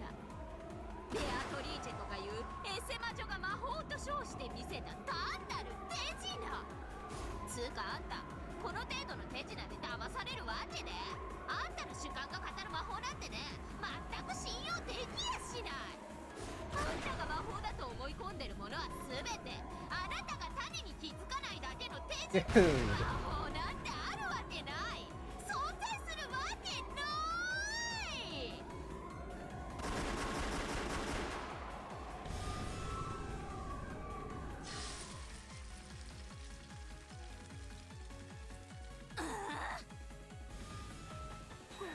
このカップにキャンディーを入れたのはエリカの手品かもしれないけど、 Sakatao. だからといってベアとの魔法も手品だったことの証明にはならないよ。ブリューならば同時に魔法以外では不可能だったことの証明にもなりませんね、この腐れぬいぐるみが。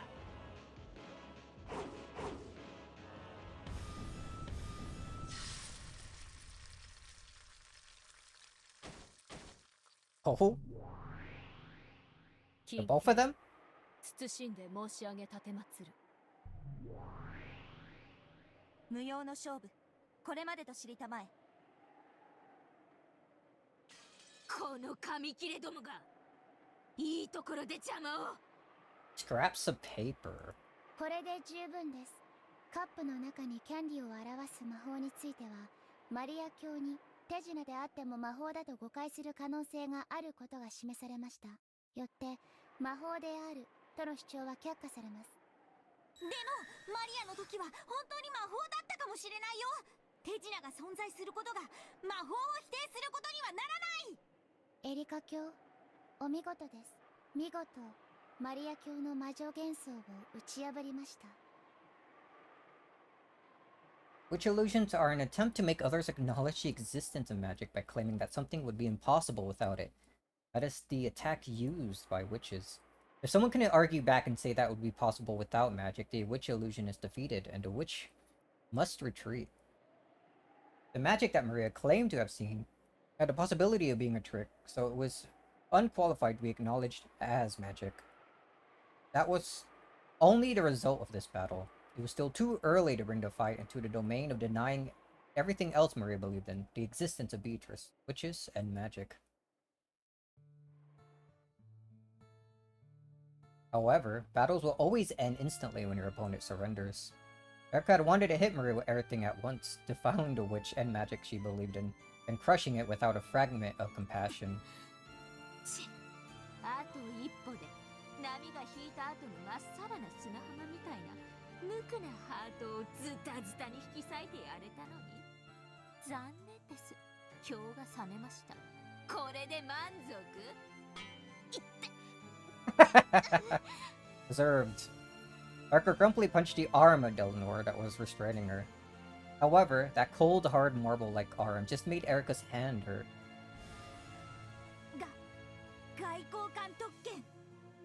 Oh, I heard about that in Thai. 近景外交官特権。意図大人げない戦いと知りたまうものなり。何か言いました？何も。引き上げましょう。マリア教など所詮はエリカ教の敵ではありません。この程度の雑魚見逃したとて問題はありますまい。そうですね。子供の夢を引き裂くなんて私も随分と大人げないことしちゃったものです。本当にごめんなさい。私にしてはエレガントじゃなかったことをお詫びします。 Momentary. 行きましょう。 Erica's group turned their backs on Maria, who was still crouching down limply. However, as detectives in famous mysteries have always done in the past, Erica clapped her hands, stopped, and turned around. What? You're gonna say, L, one more thing? そうそう。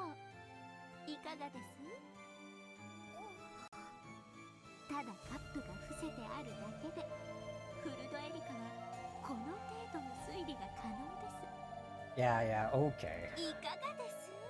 皆様方。 Someone punch her. Erica's merciless words gouged themselves into Maria's heart once more.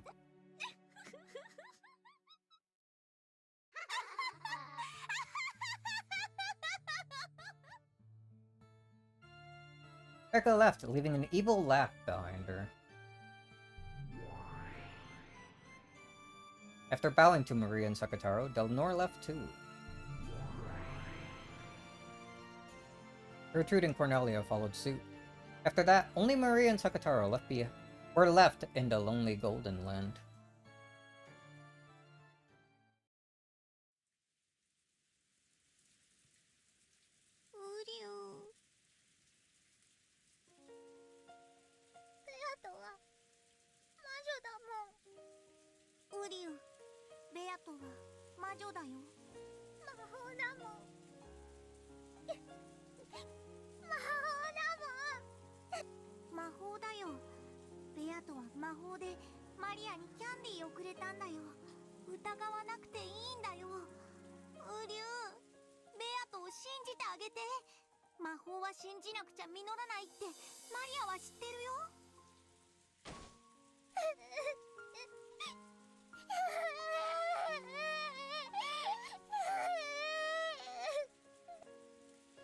In the middle of an ice-flow drizzle, which had started falling at some point, Maria sobbed.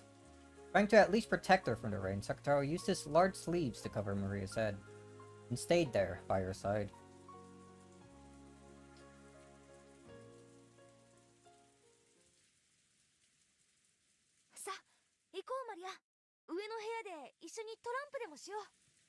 Erika さん、僕は今のやりとりはあまり大人として尊敬できないね。どうもすみません。私もまだ子供なもので。After seeing that wonderful candy magic brutally insulted by Erica, Maria had been crying this whole time.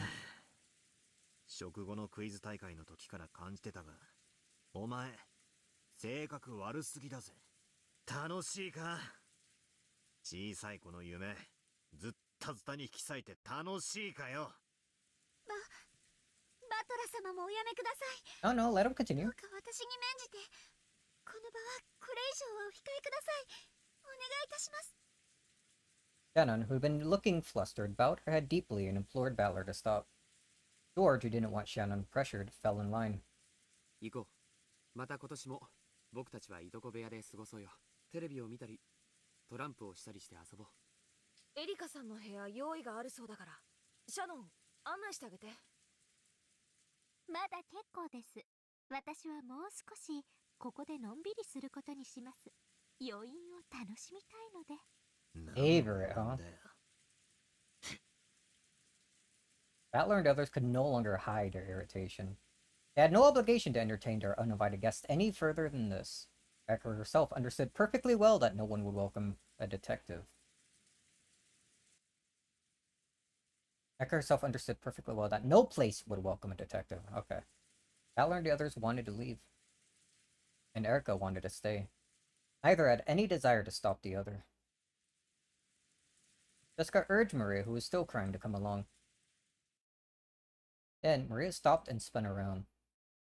何か？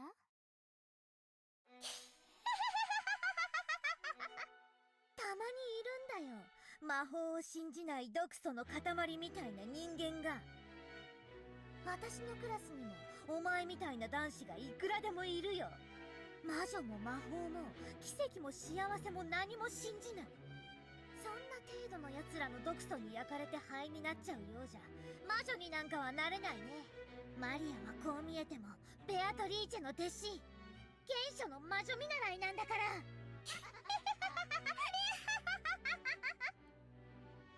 Maria, who had been sobbing until a second ago, seemed to have transformed into an entirely different person. She laughed. No, cackled eerily. Valor's group stiffened up at the sudden change, but Erica was watching calmly. Then, she smiled and gave a nod in response. 相性は悪くないです。おやすみなさい、ミス・マリア。次はもっと手応えのあるゲームで戦いましょう。そうだね。そうしようね。約束しよう。マリアもよせって。行こう行こう。シャノンちゃんもどう？よかったら一緒にトランプ。 Yeah, better than hanging around Erica. ほんの一戦でもいいから付き合ってくれよ。役払いになるぜ。え、あ、じゃあちょっとだけ。Shannon couldn't remain in the suffocating lounge any longer either. In part apologetic and in part trying to escape, she followed after Battler's group. After that, Erica was the only one left in the lounge. Still wearing a thin smile, he tapped the glass with her finger. There was a slight chink. A surprisingly boring sound. Even so, Erica wore a thin smile, as though pleased.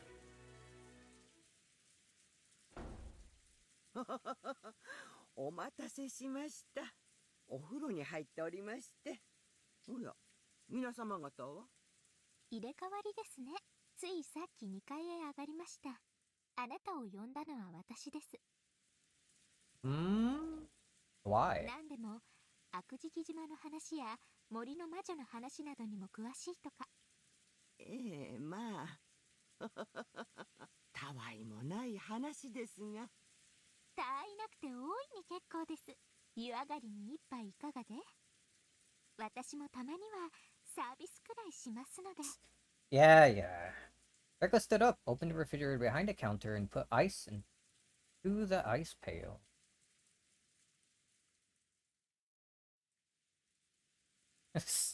I hate her so much. Maybe I could have felt sorry for her a little bit near the end of like episode 5. But no. I hate her just as much, maybe even more than I did the very first time I saw her. Holy. Alright, it's been another couple hours since the last break. Still about like 20 or so minutes away from when we usually take a break. Let's again taking a break during nothing but rain sounds here. Ah, well.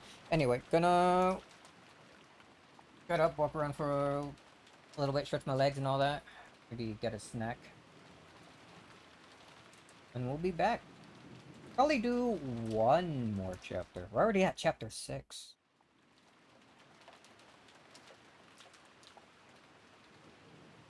Okay, we started at chapter 3, to chapter 4, to chapter 5. Sorry, so we're already 3 more chapters in. Let's try to do at least one more, yeah? Maybe even 2? See, we'll see. Anyway, BRB.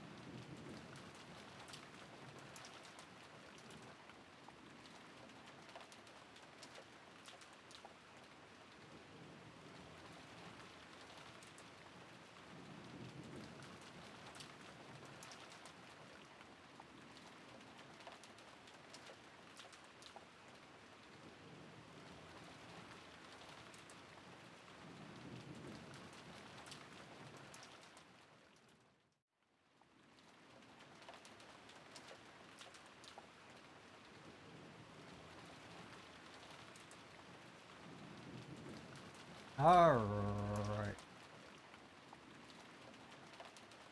Had to clean up something, so it took a little longer than intended. We're back, we're back. Oh boy. Man, they really succeeded in making Erica the most hateable character by far. Holy.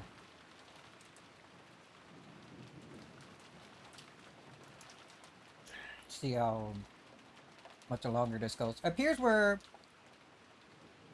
outside in the meetup that George and Shannon has. About to see the proposal and all that, maybe. But maybe it'll go differently this time.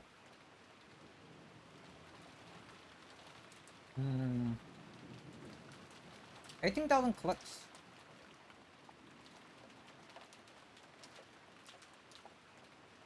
I'm eating like a small snack. Drink some coffee and we'll try to get through... Or get through another chapter and see where we're falling down. Oh man.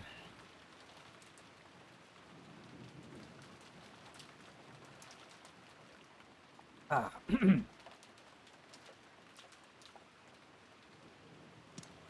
Alright, alright.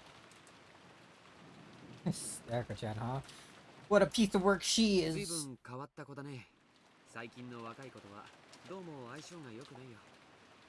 No, she's just absolutely terrible. No need to get along with her. ジョージさんだってお若いですよ。いとこで最年長ということもあってついついいつも自分がもう若くないって気持ちになっちゃって。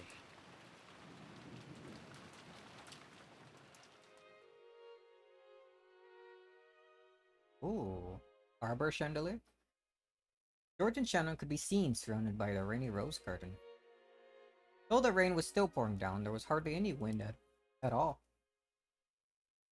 Damp protection provided by the arbor was more than enough to house this secret meeting between lovers.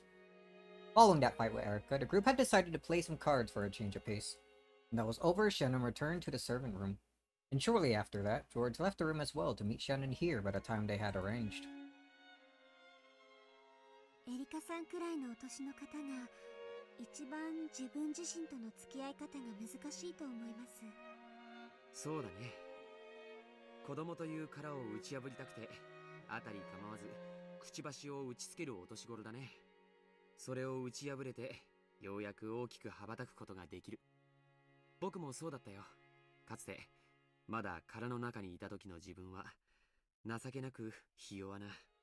そんなことはありません。いや、いいんだ。自分でも分かってる。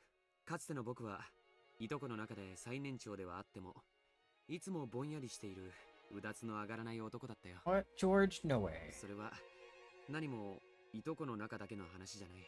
家でも学校でも全てでそうだったさ。I hated being like that. I wanted to break that shell and become a splendid adult like mother and father. Like Eva? I don't know about that. でもジョージ様はそれを打ち破られました。この数年のジョージ様は毎年 Kariyoshi maybe, but definitely not like Eva. ありがとう。何かきっかけがあったんですか？殻を破る？はい、あれほどのまるでさなぎを経て蝶になるかのように目まぐるしく成長されたジョージ様が The butterfly, huh? ただ漫然と日々を過ごしていてそれを迎えられたとは思いません。それだけの大きな決意をされる何かきっかけがあったに違いないと思いまして。君に惚れて愛の力で成長したと僕は今まで言ってきたんだけど。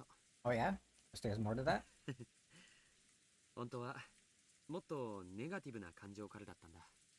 そんな、いつも明るく朗らかでおられるジョージさんにネガティブな感情なんてちょっと信じられないです。僕はね、両親に女性は大切にしろと教えられてきたんだ。そしてそれを実践してきたつもりだったよ。はい、とても紳士的で素晴らしいと思います。But 本当は違う。異性とどう接していけばいいかわからなくて、過度に神格化して恐れて、紳士的なレディーファーストを装いながら、僕は女の子との交流に多分恐怖さえ覚えていた。Of course, George had wanted to be around girls as much as any boy might. However, he didn't know how to interact with them. He wanted to act like a gentleman, avoid being disliked by them, and treat them with care. Of those feelings, only the words "treat girls well" took precedence, blossoming into a subconscious fear of women. そんな男を紳士的な奥手な男と呼ぶんだろうね。とんでもない、ただの臆病者さ。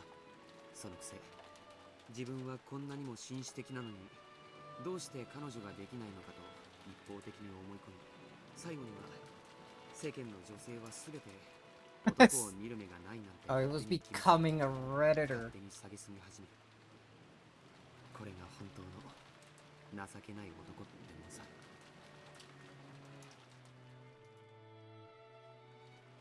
How many years ago was it that I noticed? It started when I was in middle school. At the time, I assumed I was obviously the most gentlemanly of the cousins, so I would obviously be popular with women. However, reality was completely different. At school, I was pretty much completely hopeless. Far from being a leader, I was the bullied kid who got pushed around by everyone. At the time, I figured I was just a capable and adaptable man who could keep in perfect tune with his surroundings. How stupid. Sure, I might have gained some measure of trust from girls. However, not only was there no one who would become my girlfriend, I didn't even know any girls I could call a friend. そりゃそうさ。レディーファーストと称していつも後ろへ下がる男だよ。そんな後ろ向きな牽引力のない男の背中についていこうなんて滑稽だね。それに気づかず、自分はさぞや魅力的な男子に違いないなんて思ってる。その気持ちちょっぴりわかります。自分が異性に魅力的に見てもらいたくて努力した振る舞いが必ず思った通りの結果を導くとは限りませんから。Have some experience with that? シャノンにもそういう経験が？もちろんです。私だって男の子の気を引きたくてできもしないお化粧をして恥をかいたり恥ずかしい失敗の思い出がたくさんあります。 Before? All this happened before George?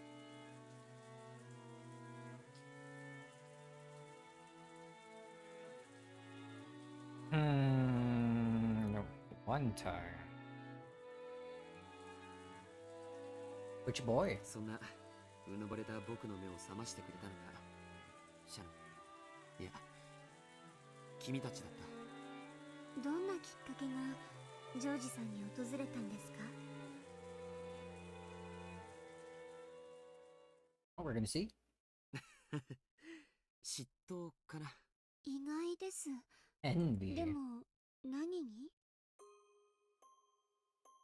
君とバトラ君がとても楽しそうに Oh, 話してい this るの is starting to fall in line with the stuff I was thinking earlier in the stream. Oh no. Was I right? Surely not. But it kind of fits. Man, Battler looking kind of cool back then. 僕は嫉妬した。私がバトラ様と？ Gonna race through her memories, trying to find a conversation that might have made George envious. 君たちにとっては他愛ない会話だったに違いないよ。でも僕はそれに嫉妬を感じてしまった。Really? ここからの話はバトラ君には絶対に内緒にしてほしい。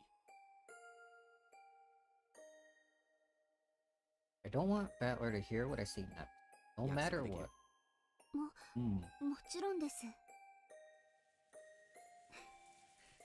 みすぼらしい僕の懺悔さ。でも聞いてほしい。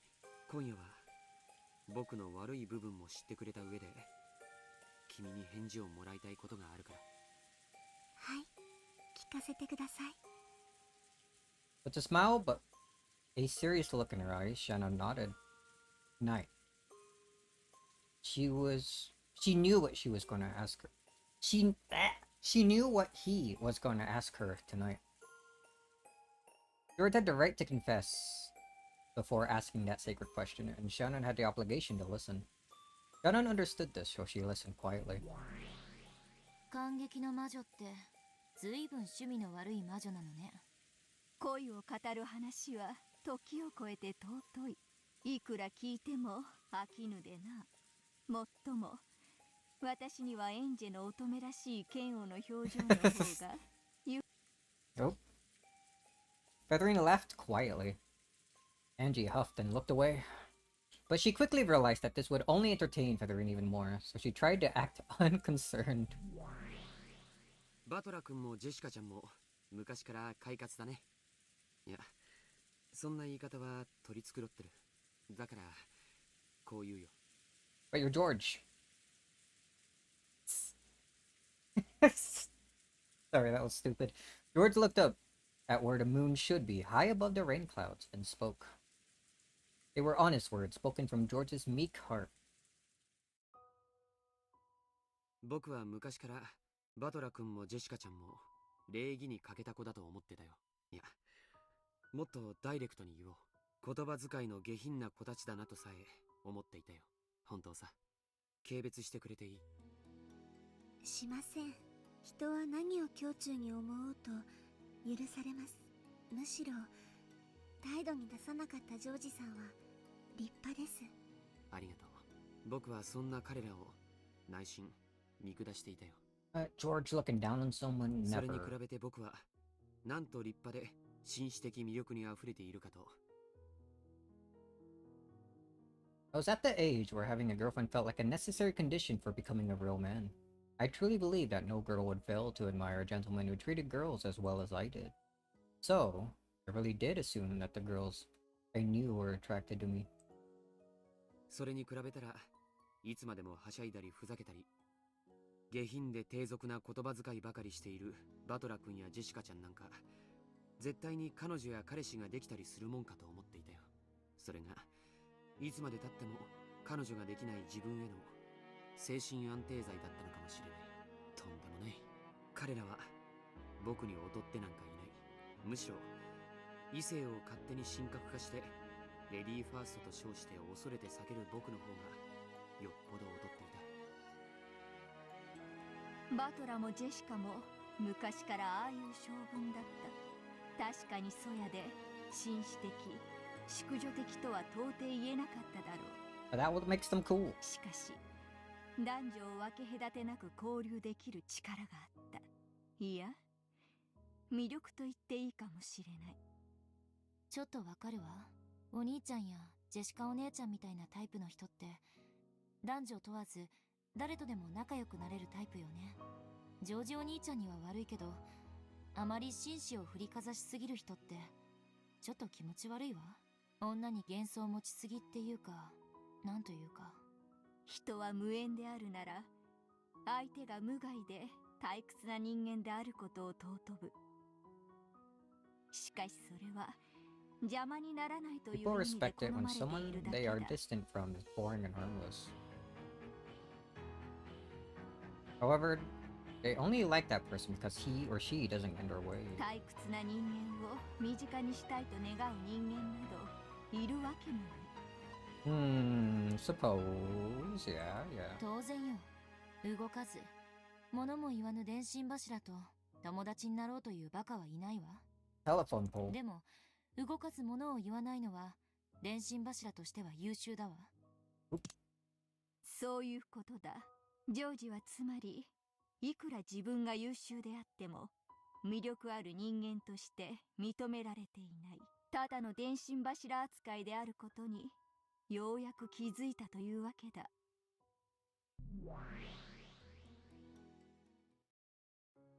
僕は当時うぬぼれの真っ盛りだった。だから親族会議でみんなで集まっている時一番魅力的なのは僕で、それに混じって遊んでくれた使用人の女の子はみんな。それがあの日僕はそこでようやく自分がどれほどみすぼらしかったかを思い知ったのさ。 What, when you saw Shannon and Battler having fun together? 私が当時何か心ないことを言ってしまったのでしょうか。いいや、逆さ。君は何も言わなかった。君の瞳に映っているのは常に僕だといううぬぼれが打ち砕かれたのさ。Just when did it start? No, it must have started long before then. Only failed to notice because my eyes were clouded with conceit. ある日、唐突に気づいたんだ。君たちがバトラ君やジェシカちゃんと僕なんかよりはるかによく馴染んで楽しそうに遊んでいることに。 Yes. Those two, whom looked down upon so much, were radiating far more charm than I was. You really looked like you were enjoying yourself that day. The look on your face was far brighter than any of you ever showed me. 僕は君を勝手に、僕にひょっとしたら異性の付き合いになってもいいかななんて、それを勝手に恋人を奪われた気持ちになって勝手に傷ついた。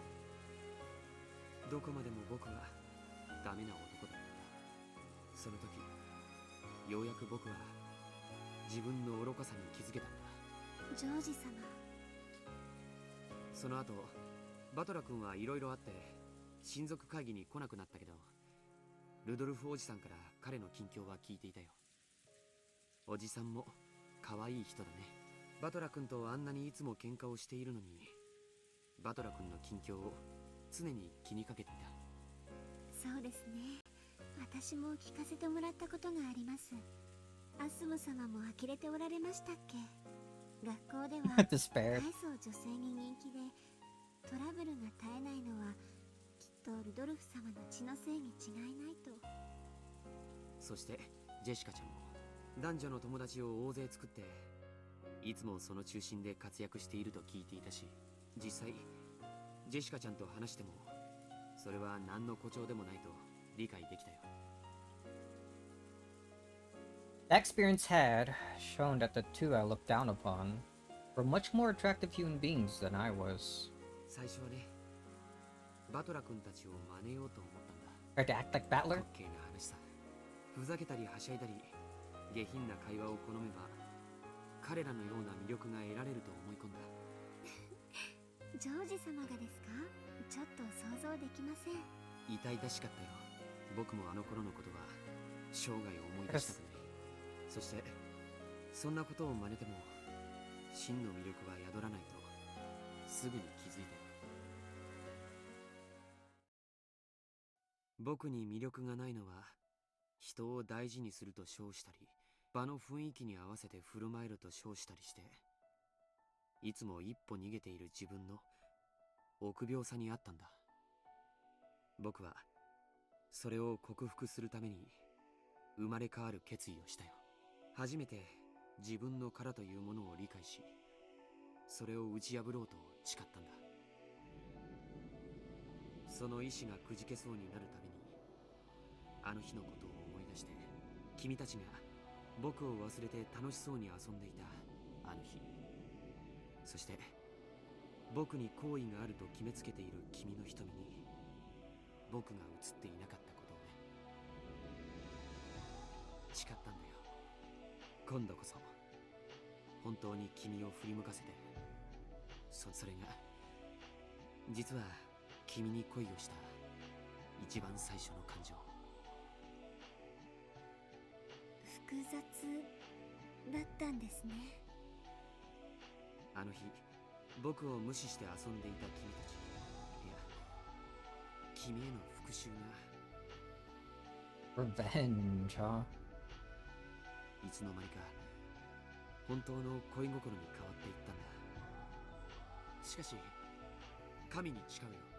それが君のことを真剣に考え出したきっかけだとしても、僕が今君に持つ気持ちには、僕は君を生涯愛することを誓う。それは誰にも何にも偽らない。そして君を妻として迎えるために、僕には世界を敵に回すことだって。 You're gonna have to fight Ava for that, dude. ジョージ。Eva wouldn't allow it. 以上が君に先にしておきたい懺悔さ。僕は今日まで君のことを初恋で一目惚れだったと言ってきた。それは嘘なんだ。うぬぼれた僕の歪んだ。関係ないです。 Oh. Say anything? This stat doesn't matter. Shannon smiled. She spoke forcefully enough to interrupt George's words. 初恋じゃなかったら結ばれちゃいけないんですか？初恋の人を忘れたらそれは裏切りなんですか？恋ってそんな単純じゃない。いえ、単純かもしれない。だって恋なんて簡単。常に今の自分の正直な気持ちだけが正解なのだから。だから昔の話も馴れ初めも何も関係ないんです。懺悔、沈んだったかな。いいえ、何事も完璧なジョージさんにも人間臭い一面があることが分かってちょっと嬉しかったです。そしてそれを私だけに打ち明けてくれることに。ありがとう。僕は君がいたから僕になれた。私もジョージさんがいるから私でいるのです。だから包み隠さず教えてください。私たちはどんな夫婦になってどんな未来を築くのですか？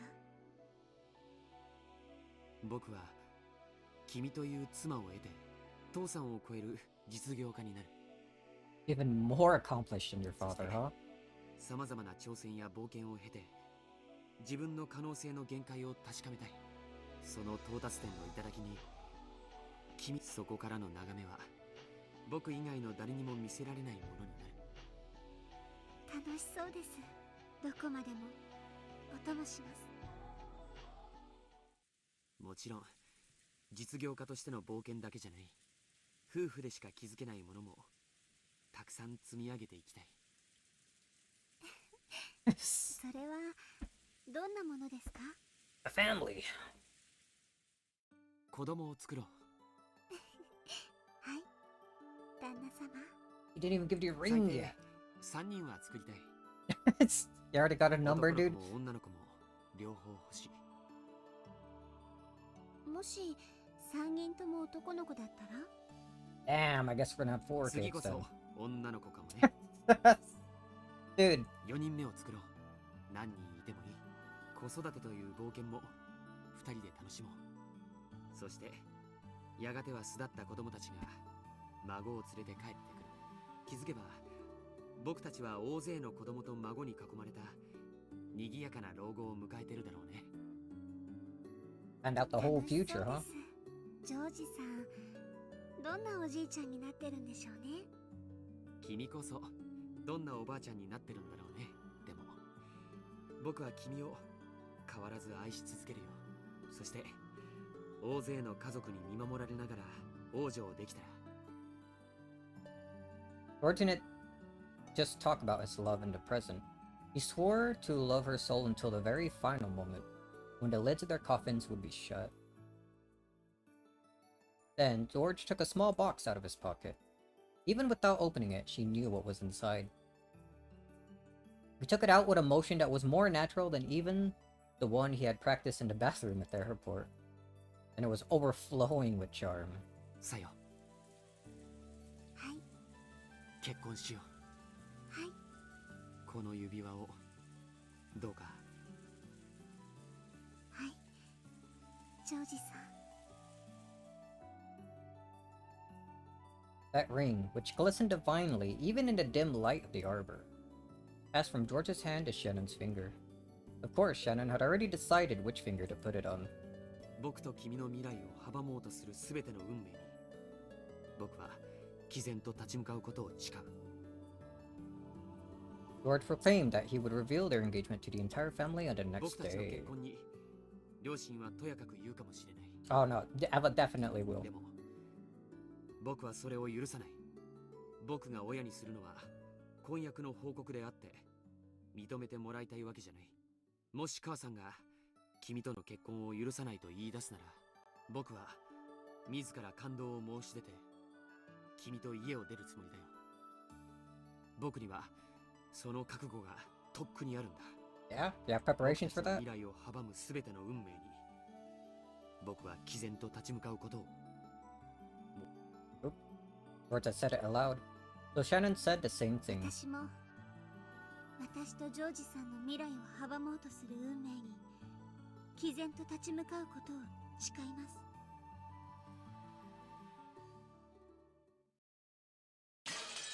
Oh. What do you have to say about バトラ this? さん、いつ事件が始まるんです？ Ah, you're just bored. も I う see. 恋愛ごっこお腹いっぱいなんですけど。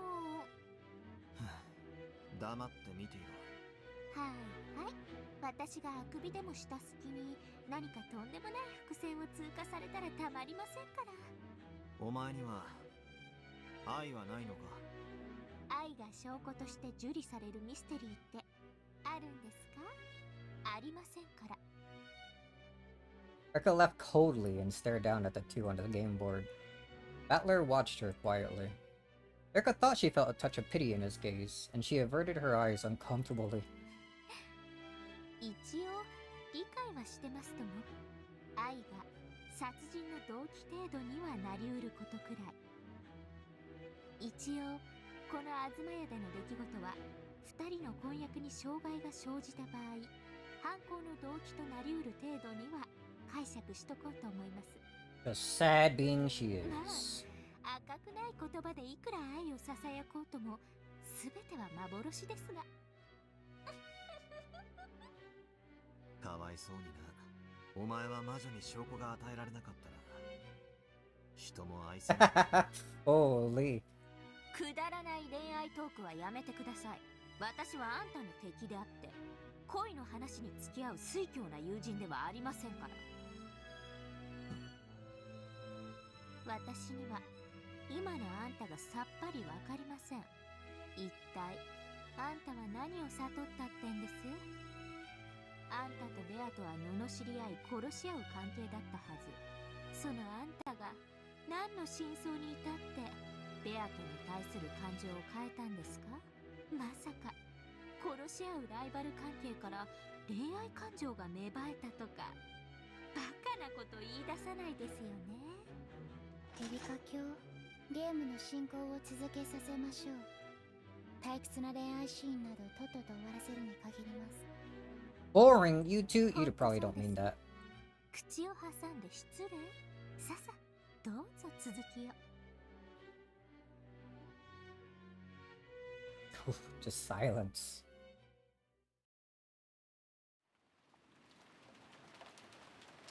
Alright, what's going on in the guest house then? シャノンです。戻りました。うん。今日の日誌はまだだな。はい、すぐに提出します。カノン君、留守番をありがとう。長い休み時間だったね。Don't worry about it. Shannon had already noticed. There was a silvery glint coming from the ring finger on Shannon's left hand. では、私は先に休む。 Good night, Genji. 何かあったら構わず起こすよ。 Please wake up tomorrow. おやすみなさいませ。 Genji disappeared off into the waiting room. After that, only Shannon and Cannon 時 remained. 間をくれてありがとう。あとは私が控えてるから、カノン君ももう休んでもいいよ。今度は僕の出番ってことだね。Really, his turn. 悪いけど、私たちは負けないよ。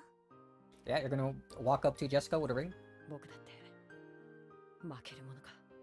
今日まで臆病でお嬢様にリードしてもらわなければ何もできなかった君が姉さんが教えてくれたはずだよ。何を教えたかな。恋に昔も過去も関係ない、今だけが重要なんだって。もしそれが本当なら僕の今は姉さんの今に何も負けてるなんて思わない。Shannon and Shannon glared at each other with serious eyes. A period of tension vanished when Shannon chuckled. それでいいよ。君とお嬢様も頑張って。もしも結ばれるなら、私たちが心の底から祝福できるくらいに素敵な関係になって。姉さんにかなりのリードを許してるけどね。仕方ないよ。それが君のこれまでの臆病の対価なんだから。分かってる。それが僕の罪だから。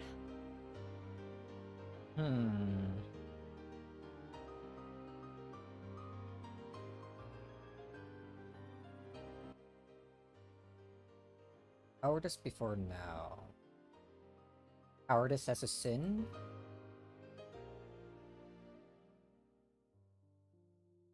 Can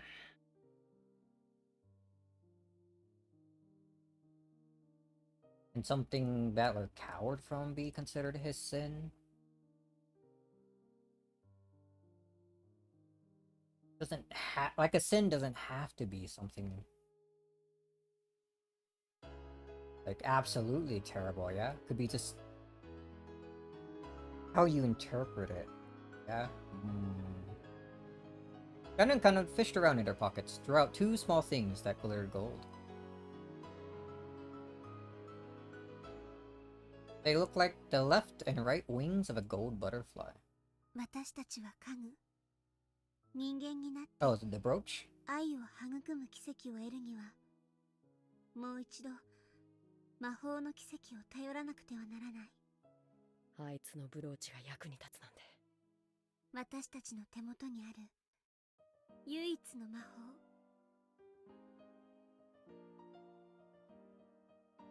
It's the golden butterfly brooch.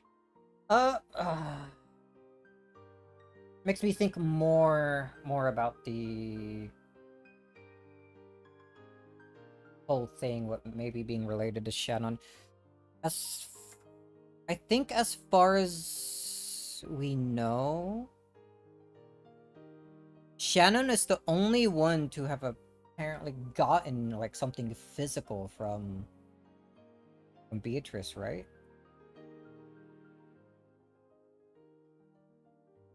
I don't think we ever seen Beatrice give something out like anyone else. Like any sort of like actual tangible item. Right? Wow, that's a very crumbly cookie.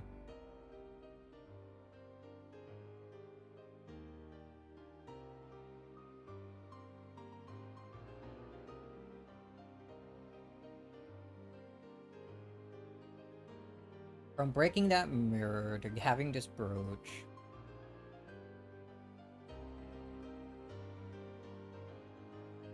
I think the only one that will know what Natsui's favorite season is.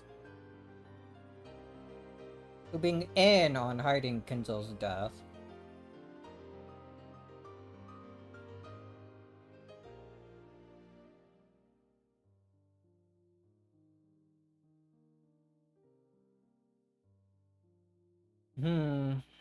Okay. I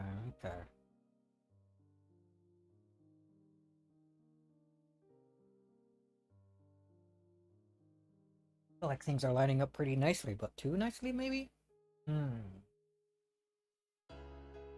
It was the golden butterfly brooch, which Beatrice had once given to Shannon in the hopes of creating love between her and George. Shannon had given it to Canon, but he had let his emotions get a hold of him and had crushed it into pieces. So, when the two wings they held were brought together, it would regain the form of a beautiful butterfly. じゃあ、行ってくる。僕もトランプに一応呼ばれてたからね。頑張ってね、お嬢様。きっと喜ぶと思う。少し照れるな。楽しんで、その感情を。Canon left the servant room.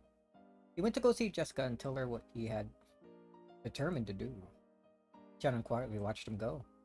The fragment of the brooch and the engagement ring let off a gold and silver glint. 懐かしいぞ。あれは確かにわらわがシャノンに与えたもの。カノンが踏みつぶして以来、どこへ紛失したかと思っていたら、まだ持っていたのか。黄金蝶のブローチですね。恋愛を助ける魔法のブローチと、フェザリーヌさんの本で読みました。What about the magical brooch? Okay, she's talked about how she learned of it. And that was the first moment that Beatrice, Witch of the Forest, had met with a human and given them her power. Bit by bit, she had ascended from a mere ghost to ruler of the mansion at night. And by making the servants believe in her, she had wiped away the anti-magic power. And then, it eventually became possible for her to appear openly in front of Shannon, whose magic resistance had grown particularly low and who had begun to believe in the existence of Beatrice.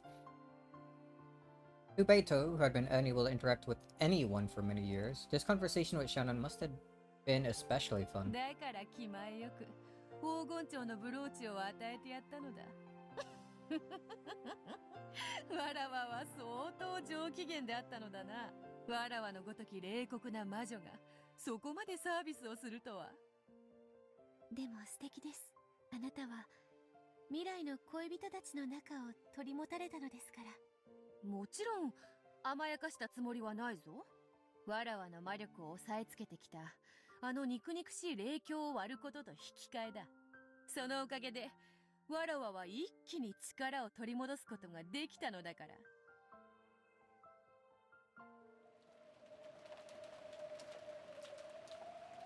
しかしある夜、紫の雷が鎮守の社を打ち砕いたのです。Purple lightning. 島々の者たちは協調だとささやき合いました。Can lightning actually be purple? 今思えば、あれこそがベアトリーチェ様復活の印だったに違いありません。Musawa had the rest of the night off, so she had to let Erica talk her into drinking a bit, and was chatting about the legend of Kijima and Beatrice in a happy, tipsy mood. Erica would nod from time to time, but she listened very closely. She wasn't actually taking notes, but she was so smart she would have memorized it all anyway. But she was gathering the information on a whiteboard inside her head. Then, she frowned, as though noticing something out of place, and held up her hand. ちょっとストップを。はい。その鎮守の社は悪事木島の悪霊を封じるために旅の修験者が建立した。そうでしたね。ええ、そうでございます。強い神通力をお持ちだったということで、その力を鏡に込め霊境として社に奉納し、悪霊を封印した。少し違和感を覚えます。悪事木島の悪霊を封印する社がどうしてベアトリーチェも封印するんです？はあ、それはその霊境の神通力が。なるほど、東洋の悪霊も西洋の魔女も OK の便利な霊境だったからというわけですか。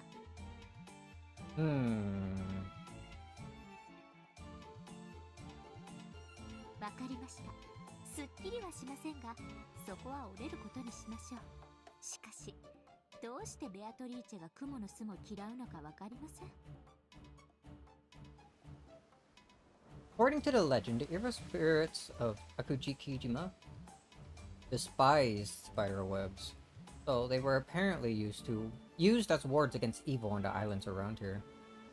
Actually, spiders are a useful bug. I like spiders. The farmers on the islands may well have treasured them. It's very possible that the farmers called them wards against evil, tying them to stories about evil spirits, in order to create a tradition of people treating this useful bug with care through the generations. しかしそれ、悪事木島伝説の話です。そもそもベアトリーチェの魔女伝説の発祥は、この島に引っ越してきた後宮金蔵がミステリアスな黄金伝説とそれを授けた魔女という名の愛人を吹聴してから始まったものです。つまり悪食島の悪霊と黄金の魔女ベアトリーチェは本来全く異なる存在のはずなんです。なのに設定が同じになっています。さてはて。 Evil spirits are Akukijima, and it stands spiderwebs, though neither could Beatrice. That sort of reasoning had been applied all over the place. When it was pointed out that this was strange, Kumasawa was lost for an answer. 金蔵さんの書斎のドアノブはサソリの魔法陣が描かれていて、それは西洋魔術では魔除けを意味する。だから西洋魔女のベアトリーチェはドアノブに触れられない。これは理解できるんです。でも雲の巣に限ってはベアトリーチェが嫌う理由がありません。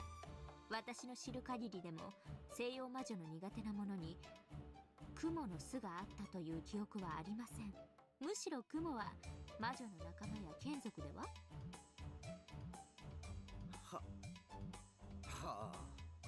思うに悪食島伝説の悪霊と魔女伝説のベアトリーチェ、この2つの異なる伝説が少し混交しているように思います。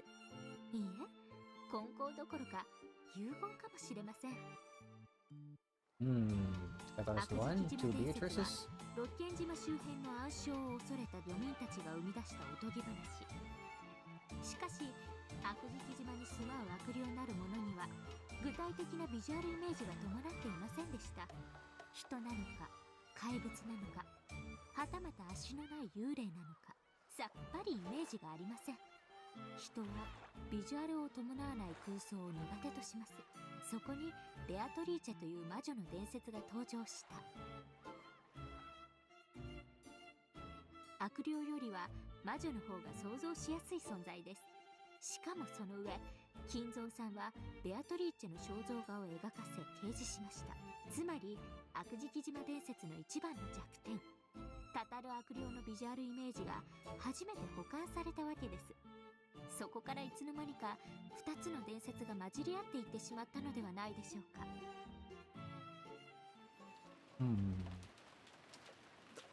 どうでございましょうね。この老いぼれには少し難しい話にございます。Kumasawa laughed to smooth it over, wiping away a cold sweat. She might have seemed confused, but she actually did understand what Erika was saying.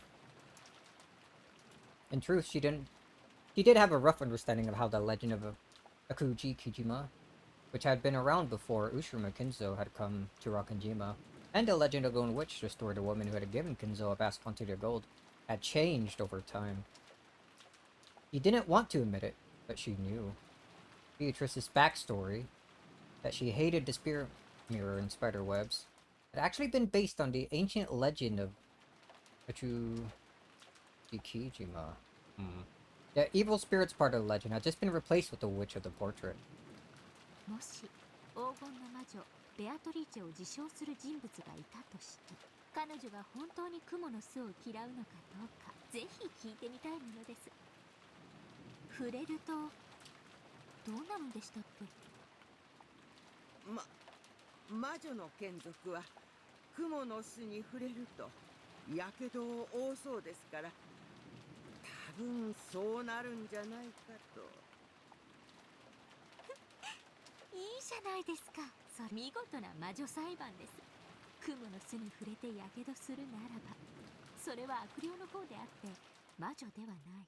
そして触れても何も起こらないのであれば、ただの人間であることの証。つまりやけどしようがしなかろうが、黄金の魔女など存在しないという証になります。 Really?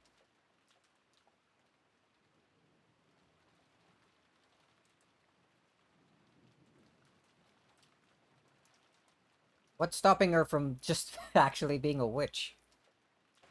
Even if nothing happens. 魔女伝説なんて所詮悪食島伝説が装いを変えただけの焼き直しに過ぎないのです。ただ伝説がそこにあるだけで。Yeah, shut up. フルドエリカはこのいかがです？ Get out of here. I don't even want to hear you finish that. So, only the two of them were in the lounge. Erica faced in the direction to an invisible audience. Wait, what? So, only the two of them were in the lounge. Erica faced in the direction an invisible audience would have been if there was one, and shrugged. And, to match Erica's imagination, the two of them actually were there. Listening in. クモの巣ですか？触れるとやけど？ Beethoven. When Beethoven the Elder snapped her fingers, a graceful silver spiderweb slipped down from the ceiling. Not spiderweb, spider slipped down from the ceiling, hanging by a transparent thread. Afterwards, only a single silver strand remained. Timidly, Beethoven stretched her finger out towards the spider string, and she touched it. 平気です。平気なのか？え？ Beethoven the Elder lifted up a white pale finger after showing it to her little sister. She traced the silver string with it. There was a stench like a single hair being burned. Once again, she held her finger up to Beto, who was dumbfounded. There was a thin burn line, as though someone had traced across it with a razor. これはどういうことですか？わらわが聞きたい。どうしてそなたは平気なのか？わかりません。むしろ逆に、どうしてお姉様が蜘蛛の巣に触れるとやけどをするのかわかりません。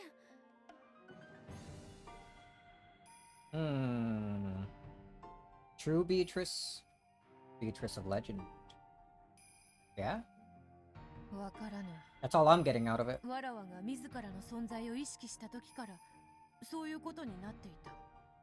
では、お姉様は Beto hesitated. However, her question was clear. わらわは悪食島の悪霊などではない。わらわは六軒島の夜を支配する魔女。どうしてこの島の太古の悪霊と同じ弱点を持つのかはわらわにもわからぬ。苦手なのは蜘蛛の巣だけですか？エリカとやらが言うように金蔵の書斎のドアノブもダメだ。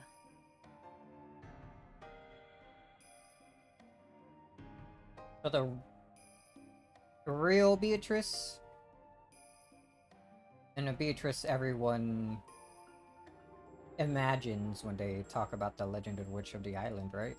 That makes sense? あのサソリの魔法陣はわらわを焼く。わらわにとって金蔵の書斎の扉を開けようとするのは真っ赤に焼けた蹄鉄を家中に拾うも同じこと。そなたはどうか？え？サソリの魔法陣ですか？ Older sister snapped her fingers again. When she did, the surrounding scene bent and twisted, and they had suddenly moved to the place in front of Kinzo's study. And there was the doorknob engraved with the scorpion magic circle. 魔術を研究するものならば、人的にも霊的にも隔絶された隠れ家が必須となる。金蔵が自らの書斎を閉ざし、このような魔除けを施したとしても不思議はない。そしてそれは困ったことに、わらわにもこうして効果がある。He gently grasped the doorknob. As she did, a violent burning sound, unbelievably stronger than one caused by the spider web, rang out. お姉様、大丈夫ですか？手は。Her hand had been horribly burnt, and Beto couldn't help but avert her eyes. 安心せよ。これ式、すぐ治る。Apparently, it would heal by itself if left alone. The older sister seemed to heal at a inhuman rate. だがそなたはどうやら平気らしいな。Timidly poked the doorknob. Nothing happened.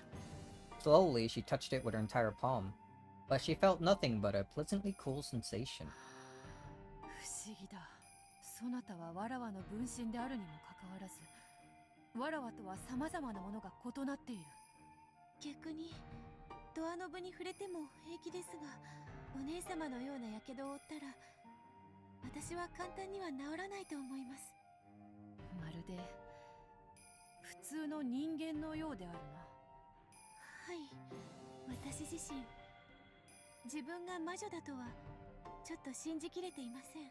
私にはお姉様のように魔法を使うこともできないし、不思議なやけども。お父様は私を偉大なる魔女の生まれ変わりだと信じてくださいましたが、私にはそれが信じられなくて。そなたは何者なのか。ビートリス。私はベアトリーチェ。お父様のために生まれてきました。お姉様は？わらわもまたベアトリーチェ。金蔵に魔法にて黄金を授け、その後も魂となって島に縛り付けられている体を失った魔女である。私たちは一体何者なんでしょう。わらわと違い、そなたは体を持つ存在のように見える。え、そうなんですか？あのエリカとやらの話を聞いて、わらわはふと思った。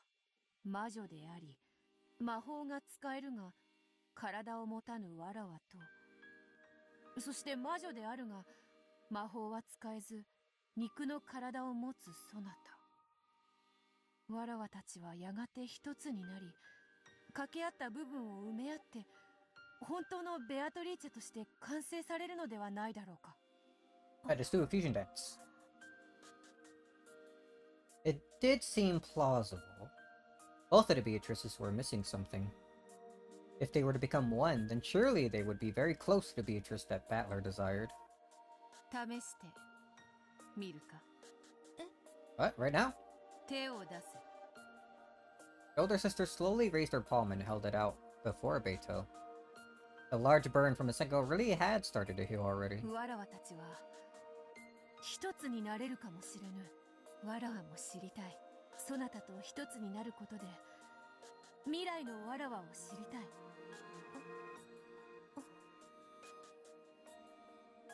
Beto also raised her hands slowly, and the two hands touched. Nothing? But nothing happened. Perhaps this meant that, while they were fated to become one eventually, that time had not yet come. わらわにとって雲の巣が苦手なのは当たり前なこと。しかしそなたはそれを知りもしなかった。同様にそなたは自分が生まれてきた理由をお父様のためだという。そのお父様というのはどうやら後ろ宮バトラのことらしい。わらわも年に数度しか訪れぬ稀な客人である彼のことは知っているが。A few times a year. Not just for the conference? その稀な客人の彼とそなたというわらわにどのような接点があるのか理解できぬ。わらわたちは互いをもっと知るべきに違いない。そうですね。私たちは互いを知り合うことで本当に大切なことに至れる気がします。その向こうにいるのが一なる未来のベアトリーチェ。いや、それこそがわらわたちのあるべき正しい姿に違いない。Their hands still joined, the two Beatrices swore to fill in the parts the other lacked, and regained their single form. Bit by bit, Rachel was walking down the path that led to the former Beatrice. Ooh.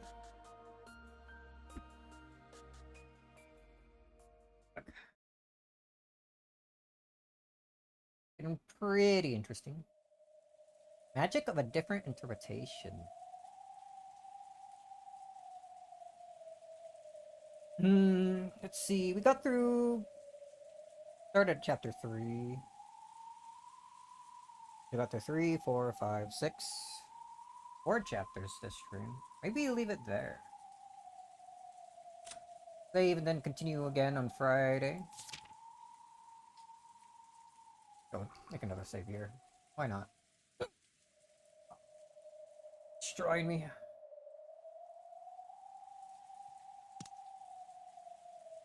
Just a bit longer than last time, but I think we made a decent amount of progress. Things are getting interesting, and I feel like I made a decent theory about... Decent theory that's getting close to what the truth might be. But... I don't know, it seems to fit well, like, Shannon being a huge part of it. Maybe being involved with this sin that Battler forgot about.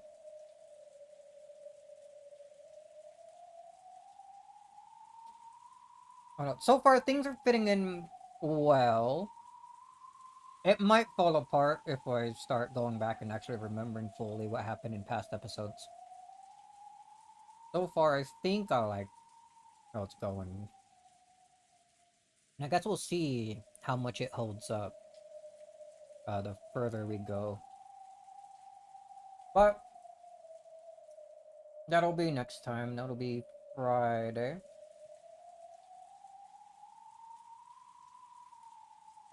Gonna leave things off here and go get some lunch or something. I can't keep munching on cookies and drinking coffee. So, as always, and when watch me things watching, and I'll see you next time. Next time will be Monday, and we'll probably finish off the rest of the second Tide, Tasmanian Tiger game. Feels like a good idea to me. Unless I think of something else, then we can do tie on Tuesday, but I think finishing the rest of it tomorrow is a good plan. Good plan. Until then, see ya.